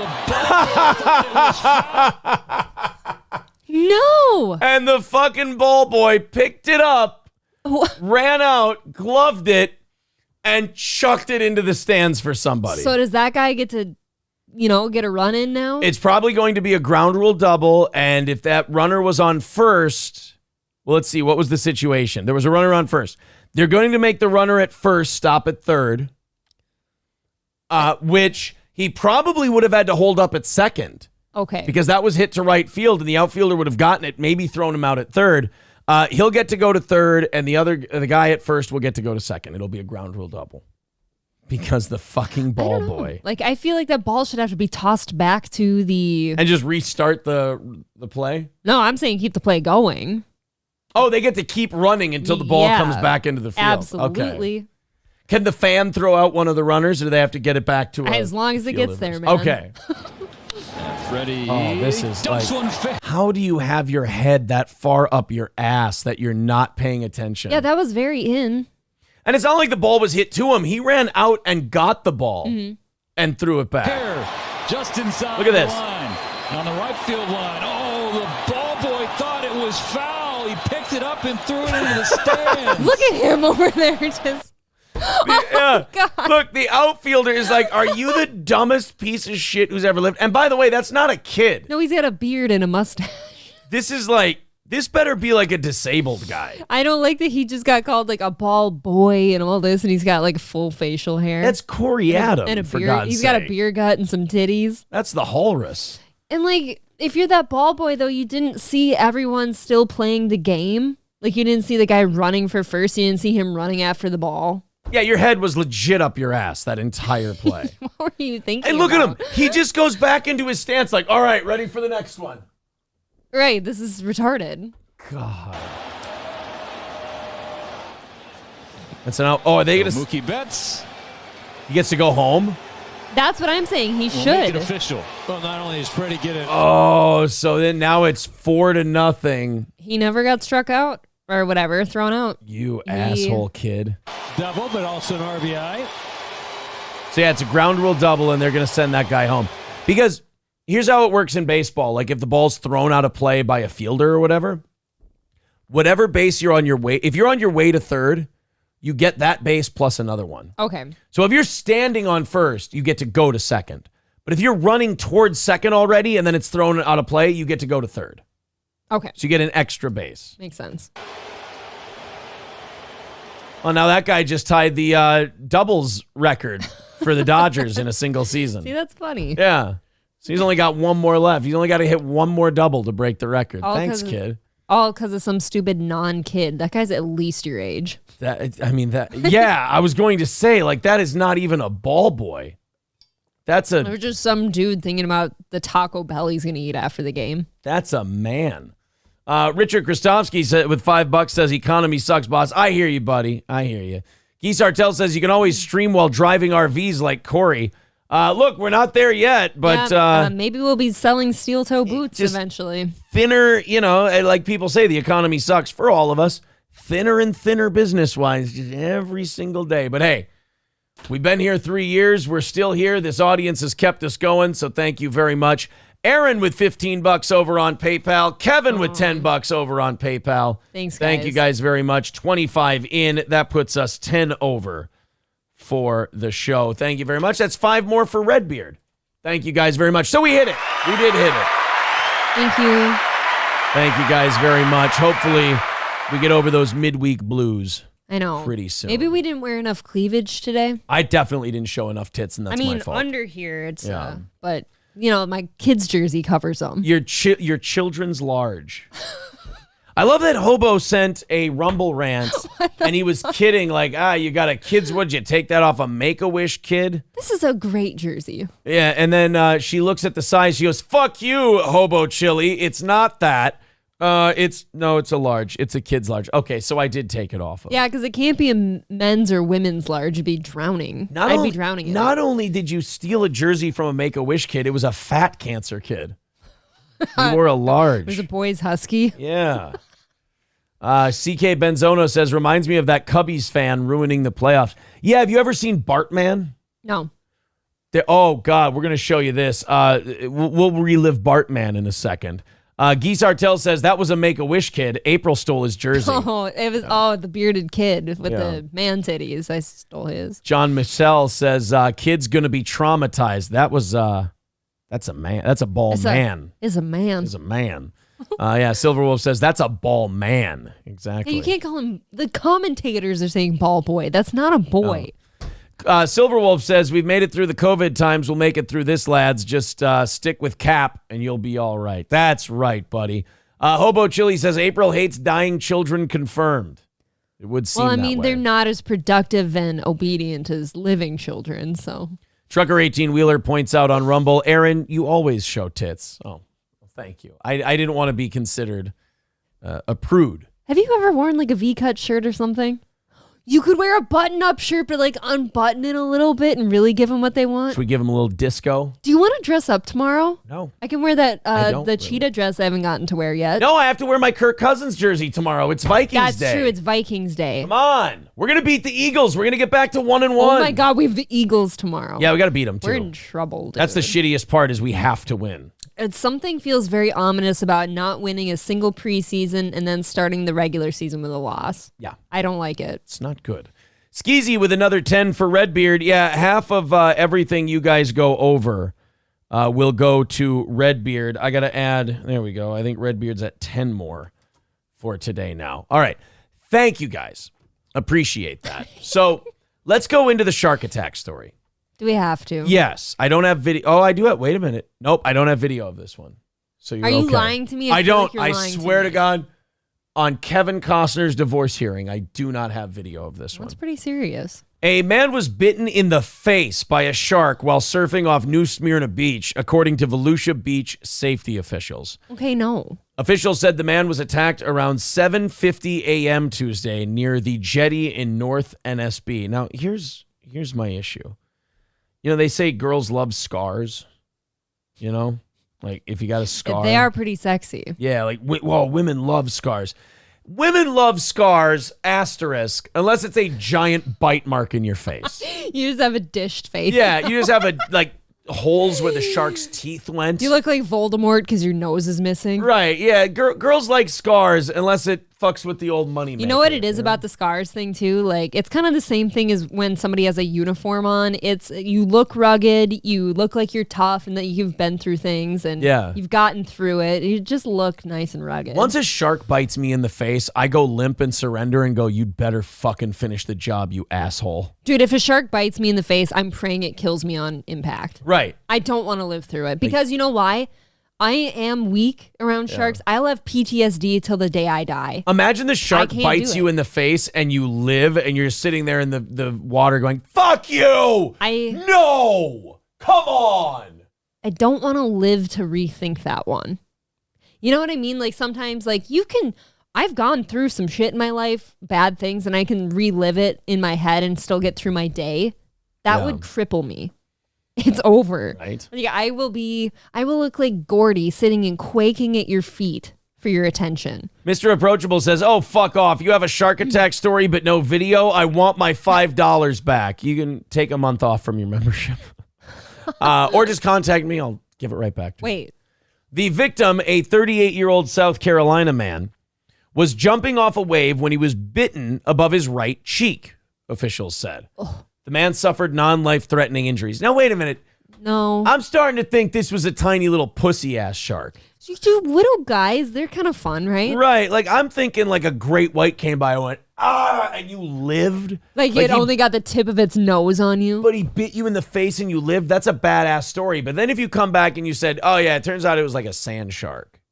And it just bit my face. I don't think those even bite. That's nothing. Dude, boy, that was a nothing story. The incident marks the 7th shark bite of the year in Florida. That was South Carolina. No, he was a South Carolina guy. The New Smyrna Beach is in Florida. I keep saying this over and over again. Like, God shows us numerous times a year, like, that he doesn't want us in the ocean. Right. And we don't listen. No, we do not heed the Lord's warning. But can you imagine, though, if you're at the top of a wave, you're surfboarding, and you see the shark in there? I'm picturing, like, you see the shark in... No! I will walk off. This is overtime. Shark in a wave. I want to see if there's pictures of sharks in a wave. Yes, of course there is. You're a fucking asshole. Let's see. Here. Ooh. Now, that's not real. I know that's not real, but still. Look at that. You see that? I was just trying to say, like, imagine you're at the top of a wave and you see a shark jumping out of the, like... crest of the wave at your face. Look at that one, April. Like, look, that's not even scary. Like, I'm sorry, I don't come to work for this. Surfer catches wave with shark, and there's the shark right underneath the surfboard. I'm good. Like, fuck you, pal. If I was some asshole that like behaved this way and then still went in the ocean all the time. Look at this I'm one. Just an asshole. That's just a shark tail. But I promise this is just a shark tail on this picture. Say you're surfing and you see this. It's fine. Give yourself all scary. Come on, have some balls. It's just a shark tail. Look. Yeah, I'm good. I saw it. I'm absolutely good. All right, does this picture of a shark bother you? They all bother me. No, look at this one. Come on. I promise. If this one fucks you up, that's a problem. Yes, it bothers me. The cartoon shark? I just looked at it. He's got big cutesy eyes. There's other pictures around it. Okay, there's no pictures around it now. Does that picture scare the shit out of you? I don't know why you chose look at him now to be an ass today. Look. Because it's very cute. It's very cute. You can't turn and look at this shark? I looked at it twice. Wow. You have your hands on the mouse. I don't know what you're about to do. Did you get raped by a shark? Did that happen? I don't know. Like, what's the deal here? I don't trouble you with your, like, fears and stuff. If I go The Meg. Okay, you know I'm not looking at that, right? And we go images. I finally got over, like, on our TV screen, it has the Meg Part 2 up at all times now for some stupid reason. Yeah. I finally got over that. God, if that thing fucking opened its mouth underneath you. Right, you're just praying. That's you're fucking looking around for a way to kill yourself before it, like, gets to you, right? And you have no way of killing yourself. That's right, what are you going to do? Bonk yourself in the head with a nice thing is if a surfboard? Megalodon eats you, you don't feel a thing, I would imagine. Or or it swallows you, like, whole, and you digest. And you got to in live its in there and stomach for a while. digest. Oh. It's like the Sarlacc pit. Yeah, what would happen if you were swallowed whole by a shark? Like, let's say a megalodon swallows you. The victim would quickly die of lack of oxygen and then be digested. Okay, so you wouldn't have to live very long. But it'd be really dark and smelly for a little bit. Oh, yeah, and, you know. Probably other people floating around in there with you. Well, just like bad pussy. You know? What? It's dark and smelly and lots of people in there. Lots of people? Oh, thank you. Who are you? Let's show April the Steve Bartman catch. This was, speaking of baseball incidents, we were talking about that Marlins ball man that fucked up that ground rule double. This is in, I believe, the National League Championship Series. And I'm almost positive it was Game 7. And the Cubs are looking to get out of this inning. I believe there's 2 outs. I believe that's the situation with the Bartman incident. And all they have to do is make one more out. They get out of there. Game over. They're going to the World Series. All right, let's do this thing. Instead, we get Steve Bartman. Again in the air, down the left field line. A Camped under it. He's got it. Into the stands and couldn't get it, and he's livid with a fan. It doesn't help that when they show you Steve Bartman, he is one of the nerdiest, virginiest looking fucking guys you've ever seen at a baseball game. I mean, he looks like a guy who doesn't have a baseball card collection. He's still collecting. He's the guy from Breaking Bad with the Hummer. Yeah, and now I think this is Moises Alou. I could be wrong, but he's camped under it. He's ready to try and make a play, and fucking Bartman comes up, and he is pissed. Now, here it is. Watch. Coming up. Now, as a baseball fan, what you're supposed to do is back the fuck up. Let him do it. Let your team try to make a play. You don't try to catch the ball here. Now, it's a foul ball, so you can catch it if you want to. But he goes up to make the catch, and this fucking twat. Fan interference right there. He had it, too. It is Moises Alou. Okay. On the play. If Alou has to reach into the stands, it's fair game for the fans to catch the ball. If the fan reaches out, they couldn't call it fan interference because it was in the stands. Okay, but still, like, this guy right here had that ball. He absolutely had that ball. Here's the worst part. So I think this Bartman had to move out of Chicago. Like, they hated this guy. He was the biggest piece of shit because the Cubs went on to lose. I believe they were winning when this happened. It screwed up the whole, fucked game. Up everything. The momentum's gone. And they found out where he lived. They sent this guy death threats. Like, he was a bag of shit. He's about to be a hate crime victim. The worst thing about it is, if you watch that again, he's not the only one reaching for the ball. But he is the only one who touched it. He is. And that's the problem, and I don't let that go either. Then it can be ruled fan interference. Look at all those people putting their gloves up. The little kids, everyone else. And but you fucking can't blame Bartman. them if they're not the ones who touched it. Right. Very close. Fucking Bartman. And now he's sitting down and everyone is pissed at him. He kind of realizes what he's done. He looks like a goober. He looks like a dork with his fucking headphones on. I hate assholes who go to the baseball game and listen to the radio broadcast. Just watch the goddamn game. Why can't you listen at the game? What are you talking about? Yeah. He kind of looks like a short-haired Jeffrey Dahmer. They treated him like that. And that was the story of Steve Bartman. I mean, that's horrific, but it's hard to be... God, it's hard to be, but not hard to be mad at him at the same time. Because, he had the right. That's infamous, by the way. That is one of the biggest, sports no-no moments of all time. You know what? I will just... If I'm ever in that situation, we've got some people who would love to go to a game with us someday. Yeah. I'm just never going to try to touch a ball. I don't want to catch one. Yeah, you don't even want to... I'm a hands-off kind of girl. You don't even want to try to be Bartman? No. You ain't trying to be Bartman? I don't want to touch it, lest I be, thrown out of my city. Yeah. Well, it's Chicago. They probably would have done all kinds of horrible things. They would have strung him up over a traffic light. I think they did escort him out of the game because they couldn't guarantee his safety. Yeah, they were getting nasty with that guy. Well, yeah, as the game goes on and they're losing. Yeah, they go from winning to losing. Which technically isn't his fault because you can just get the guy out on the next play. You still have to give up the rest of the game. But the moment was gone. He took the momentum away from the game. And there's no guarantee that guy would have caught that ball. But you don't know. I'm just trying to defend. He was absolutely catching that ball. I'm like that lawyer who defends someone pro bono because I just believe that the Constitution should, give you and everyone's defense. Looking at you like, "Go fuck yourself, you goody two shoes." He molested 87 kids, and there you are defending him. How dare you? They treated Bartman like he was a child molester. It's kind of gross if you think about it. People in the chat are saying hobo chili recipe is Steve Bartman. That would be great. Shitbird, I gotta let you go. No end towers, dude. What the fuck are you thinking? Sorry, bud. Don't do that. Go over on Rumble. We got a Rumble. You can go do that shit. Sure. Mr. Approachable says, as of 2016, Bartman still lived in Chicago and worked at a financial firm, still receiving death threats. That's ballsy. Wow. So he did stay in Chicago. I thought he moved. You can't really kill that guy and think that it's justified. It's not a killable offense. Have you met sports fans? Yes, I have. You can kill that guy and think it's reasonable. I've stayed out of Philly for that reason. Right. I'm saying Chicago Cubs fans could absolutely murder that guy and feel nothing. they go. Well, they will someday. Their butthole's going to be torn. Well, yeah, you'll have to go to prison for You know, like you can't, that's not a justified killing. Yeah. Silverwolf says, oh my God, can we do a steel toe field trip where we pay to go to a baseball or football game with you guys? Well, we would kind of owe you the tickets. You guys are the ones who keep us on the fucking air. So. I mean, I would always like a game, but you know. Look at that shitbird. Kotod just did one of his own tower there on Rumble.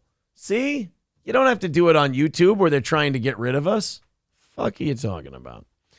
Luis Rubiales is stepping down from his post as chief of Spanish soccer. This after mounting pressure following his kissing scandal during the Women's World Cup. The president of the Royal Spanish Football Federation, who's had the job since 2018, just publicly announced that he was resigning during an interview with Piers Morgan, who was asking if the backlash had grown too large to ignore. Now, if you haven't seen the story of this guy, the Spanish women either won a game or they won the whole World Cup. I think they won the cup. And there was a female soccer player, Jennifer Hermoso, who accused him of sexual assault because he basically Pepe Le Pew'd her after the game. He's just excited, and he was thrilled with your performance. Yeah, he was excited about the win. Now, if you can find evidence... Pepe Le Pew'd her. Look, if you can find evidence that this guy has done this to dudes when they win games, then I'll believe it. He was just excited and wanted to celebrate. And if she were fat or ugly, I'd say, okay, he's not guilty. Looks like short, purple-haired chick. Yeah, if it was Megan Rapinoe, I'd go, well, he's innocent. He was just excited. But let's see. See, they get the win. We're doing hugs. Oh, he's just straight up. Yeah. Making out. He's doing some making out here. Oof.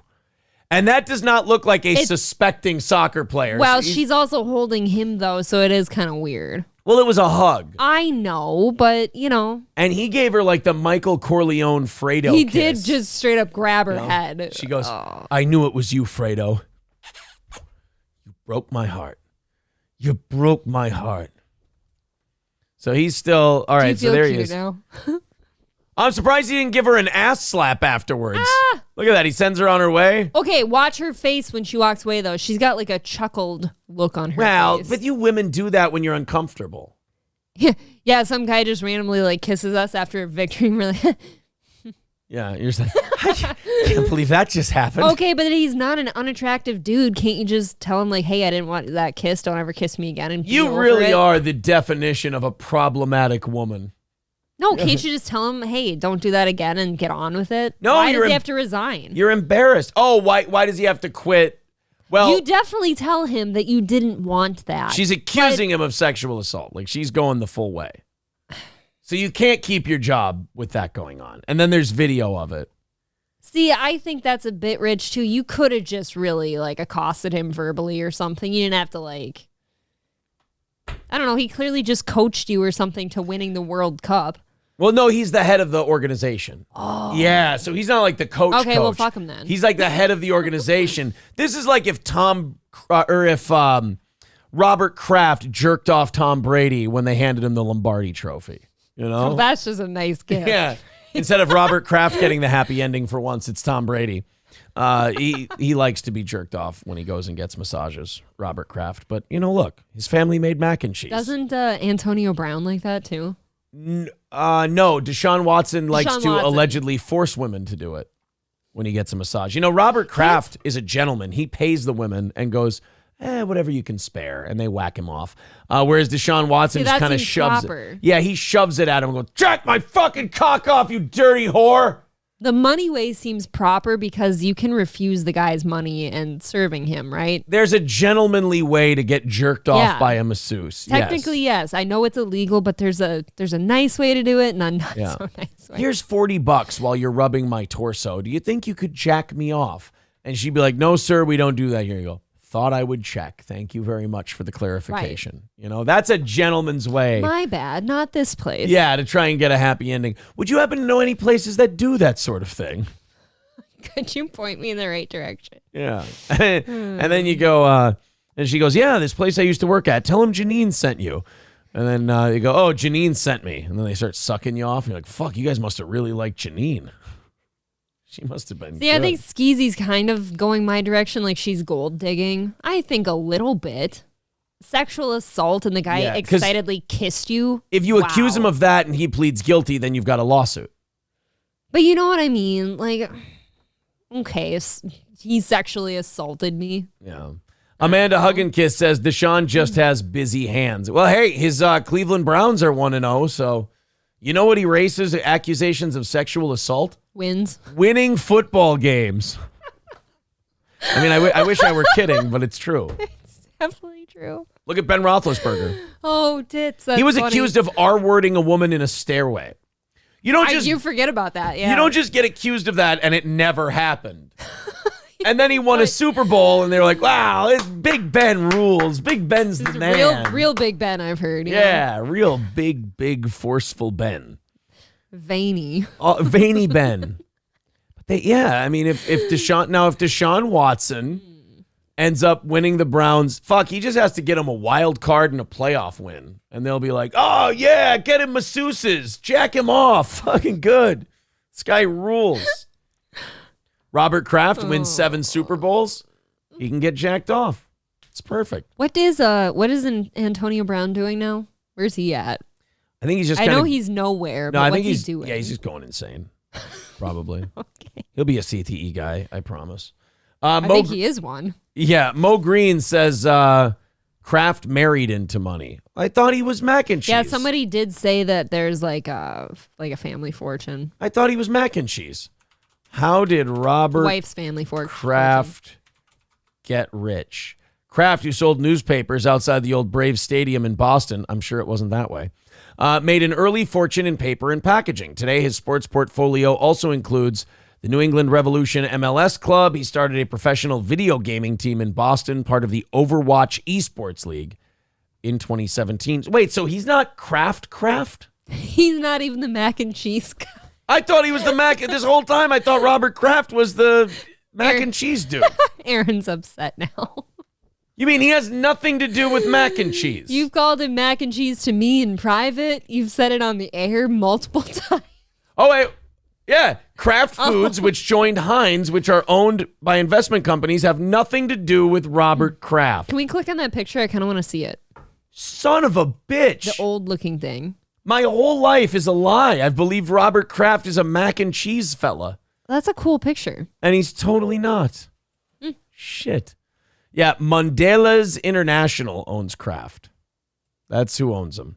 And Kraft and Cadbury is Check it out. Own thing? Kraft is stovetop stuffing, shake and bake, Oscar Mayer. Trying to look really close here. If I zoom in the page, will it actually zoom in on this, or is it one of those things nope, it won't. All right. Well, fuck me. What else? They own Jell-O. Oh, Kraft owns Jell-O, Miracle Whip. We know all Jet this. Puffed. Planters A1 steak sauce. What else? Cheese Whiz. Look at the big balls on Kraft. Maxwell House Coffee. Am I the only one confused that I didn't know Cadbury was its own like subdivision of something? Oh like yeah, Kraft? Cadbury's its own. Yeah, but I didn't know Cadbury and Kraft were like on the same level. Well, they're both level. owned by Mandela's. Yeah. Yes, but they're both fruits of their own. Like, look at all the shit that goes to Cadbury. Trident. Halls. Trident. Yeah. Oh my God. Right. The whole world is just a big conglomerate. I feel weird. Yeah. Velveeta. Kraft. I don't like Velveeta very much. Kraft's got all the weird, we all grew up poor shit. You know what's always a fun time of football season is when I get to host for some people with snacks and I get those bricks of the Velveeta goo cheese and I get to cue them up. Yeah. Now, wait a minute. Did any of the rest of you, and have the balls to be honest, did any of the rest of you thought Robert Kraft was mac and cheese guy? Because I've lived my whole life just assuming he's mac and cheese guy. It's okay. Still a billionaire, still doing fine, but paper packaging, who gives a shit? You're upset about this. What a gay way to make $1 billion. Hillbilly Harry says, I learned something on Steel Toe. Who'd have thought? Yeah, see? I'm not the only one. I thought Robert Kraft was the mac and cheese guy. Now I totally don't think he deserves to get jacked off. So who is the mac and cheese guy then? There is no mac and cheese guy. Why not? It's a conglomerate. You saw it. I you don't saw like the the arrows. conglomeracy. It's That's the way the world works We now. need individualism. All right, guys, we're out of here. We are done. Thank you very much for knocking out our goal. I hope you've enjoyed today's shows. We're 15 ahead for tomorrow. We've got the same amount going towards Redbeard, so he's somewhere around 70, 75 at this point. Join us on Locals. We're going to put my second fight up there, Steel Toe Morning Show. Let me go grab you the link to Locals before we leave. If you're on Rumble, it's just right down below the video. You can just join it there. This is the link to Locals. We're going to put exclusive content on there. It's also going on Patreon, patreon.com/SteelToe Show. We're going to beef those things up. We figure with a bad economy, if you guys are giving us money every month, we're going to keep giving you more value added for that dollar. Thank you. It'll be the one place where there's not inflation, which is nice. April, thank you very much. Thank you. Hit like, hit subscribe, and we will talk to you tonight for our last evening show of the week. I need to check where our new VIP order is at. We may end up giving away a VIP instead of a goal tonight. That may be what we end up doing.